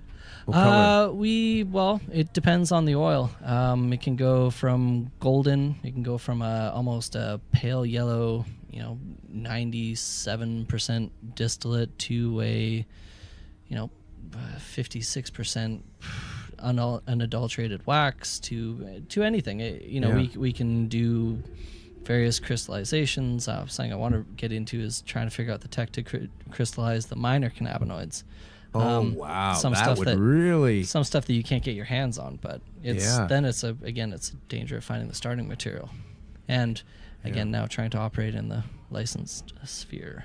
So it must be pretty fun, right? Like when you're tweaking things great. and changing, you say this is here, then you move it up to a different point, and playing around with it. I come out of my lab most days just exhausted messing around with things, because you get into your zone and then you go, whoa, it's 6:30. I haven't eaten today. Yeah. Oh, right. Too often. You get a little messed up because it's fun to play with. It's good work. You're it's fun. in your zone, right? There's so much in this, ladies and gentlemen. There's so much different, what would I call it? Opportunity, potential. No, it's already going on. It's explosive on so many levels, like from the creation of it, from the creation of inventions of things that will help the growing of the weed. That's going to be a whole industry. There's 18 million vapes out now. I think there were about a dozen of them when I first came across this. Yeah. I mean, this entire industry is flourishing. So many people want it. It's the natural flow. We're good-minded folks out here, you politician type people. We're coming from a good place, and this thing should just flourish. So why Kathleen Wynne has to? She's our premier, and she regulates the shit out of everything. And then she'll also go out on Twitter, and she never answers our allegedly continuing conversations. You promised me, and she'll go out and tell everybody, I'm going to Grimsby, Ontario, to sit in a school gym because I'm trying to grow the economy and I'm trying to get good ideas. And we're like, you're squatting on a fantastic series of ideas while you're repressing democratic will. Yeah. So I don't understand why she thinks she's going to win the election. Then we have these other two folks that don't really need to be there either. So it's a real problem for us. I call that a win-loss. WYNNE loss. It's a win-loss situation. She said she wanted to be Frank the other day. I said, well, today you're Frank and tomorrow you'll be history. With any luck. Yeah, so it's just strange to me, and I'm going to take a second here. I just want to see if we can do this. There's a couple of folks that I would like to see if we can get on the line here. Here we go. And they are down the street at what they like to call the LCBO. Yeah. And what they do is they sell alcohol. Oh, they're ringing. Let's see if we can get anybody on the phone there. LCBO Merchandising, how can I help you? Hi, merchandising. How are you? I was wondering. I know things aren't up to snuff yet with the other half of the corporation, the cannabis OCS. Is it? So I'm looking. So how can I direct your call? Then? I'm looking for the similar number, like the equivalent number of the OCS to the, because the question I had was there's a big poster up that says hip to sip, and they're using that to sort of help promote alcohol, but on the other hand there's no promotion allowed in cannabis, yet the science would show the results of the other way around, and I just wondered if you had same plans to do the same thing on the other side of the aisle. That I cannot answer that question. You will have to actually go on to our website that specifically is geared for any questions or any information. Well, it's just that cannabis. you're not really supposed to promote it as a recreational use cannabis, and I certainly understand the perceptions of that. That's okay. As I'm going to say to you is that I can't answer your specific question that you've just asked me. You would have to go onto the lcbocannabisupdates.com. Okay, because there's no policy for that at the same folks that actually own the thing. Okay. Well, what do you think about it? I can't comment on it. Okay, so my question is, so if you wish, please direct yourself to the lcbocannabisupdates.com. Okay, but you wouldn't talk about it after work at a beer or something like that? No. What's your personal opinion on the thing? No. It is ridiculous. If you don't have an opinion, I'll tell you, it's friggin' nuts. That's what it is. Doesn't make any sense anyway, at all. It's hypocritical. It's massively hypocritical. That's what I'm So saying. you can comment and write your comments as in regards to however you see it, but at this point in time, I have no comment. Okay? You don't need to comment. It's an alcohol. Have a good If you evening, take a lot of alcohol, it does things to your brain. The science is there. Check with Harvard. This conversation's ending. Thank you for calling. All right. Bye-bye. Well, thanks. Go have a drink. Oh, she slammed that phone down hard. She slammed it down hard. Oh my goodness. She slammed the phone down hard. She doesn't have a comment on this.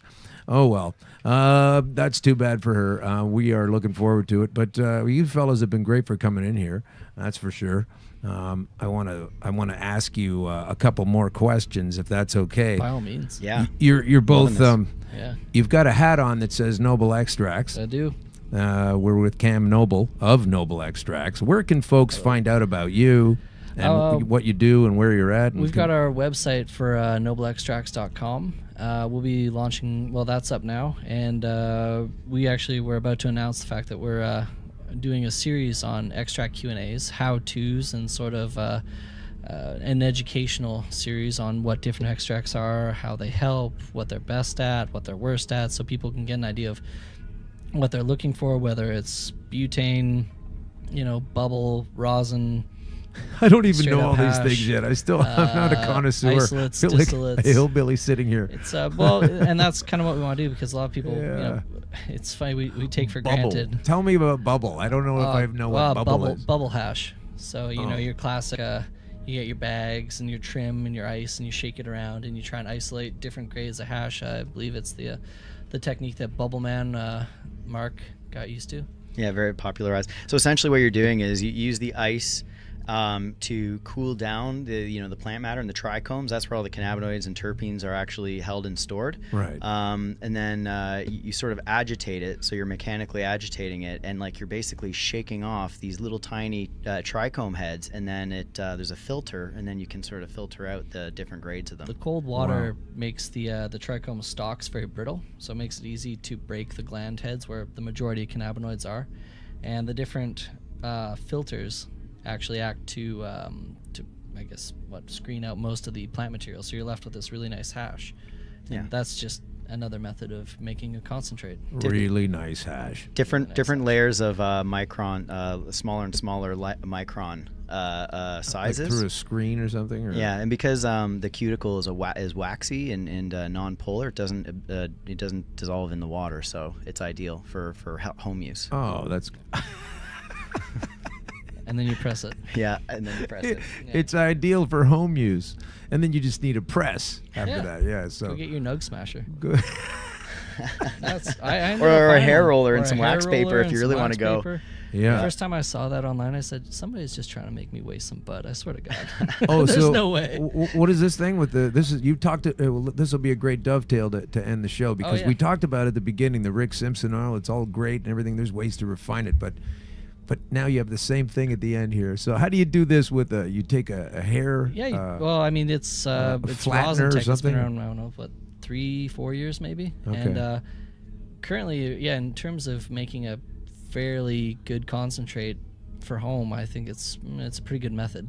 But what they did first off, I remember watching this on Vice of all places. Now we're not advising anyone to No, do this. goodness, no. I'm just asking you, what did they do? Well, what they did and what I tried doing was you take your girlfriend's hair straightener, you tell her it's not going to smell like weed, everything's going to be fine. Oh, so you got to buy a hair straightener. Yeah, you gotta pay buy a hair $20. straightener. You gotta talk to the missus and be like, look, it's gonna be fine. I'm not gonna wreck your hair straightener. And she'll freak out. You learn that hair straighteners are really important to women on the whole. Super important, more than you expected. And then you take a little piece of silicone paper or wax paper, whatever. You put your butt, well, not wax, but Parchment paper. Yeah, thank Okay, you. yeah, that'll work. You put your butt in there, and you put How it. much bud? What do you mean? Yeah. Like a little? Yeah, just a bit of- gram, maybe. Yeah, okay. Take it in there, kind of compact it a little bit with your hand, put it in the middle of the paper, then take that hair straightener, turn it on to about, I guess, start at 220 if you have the ability to do so. Sure. Then squish it. And squish it really, really hard. Squish it in the paper. Squeeze the hair straightener Squeeze and the hair then straightener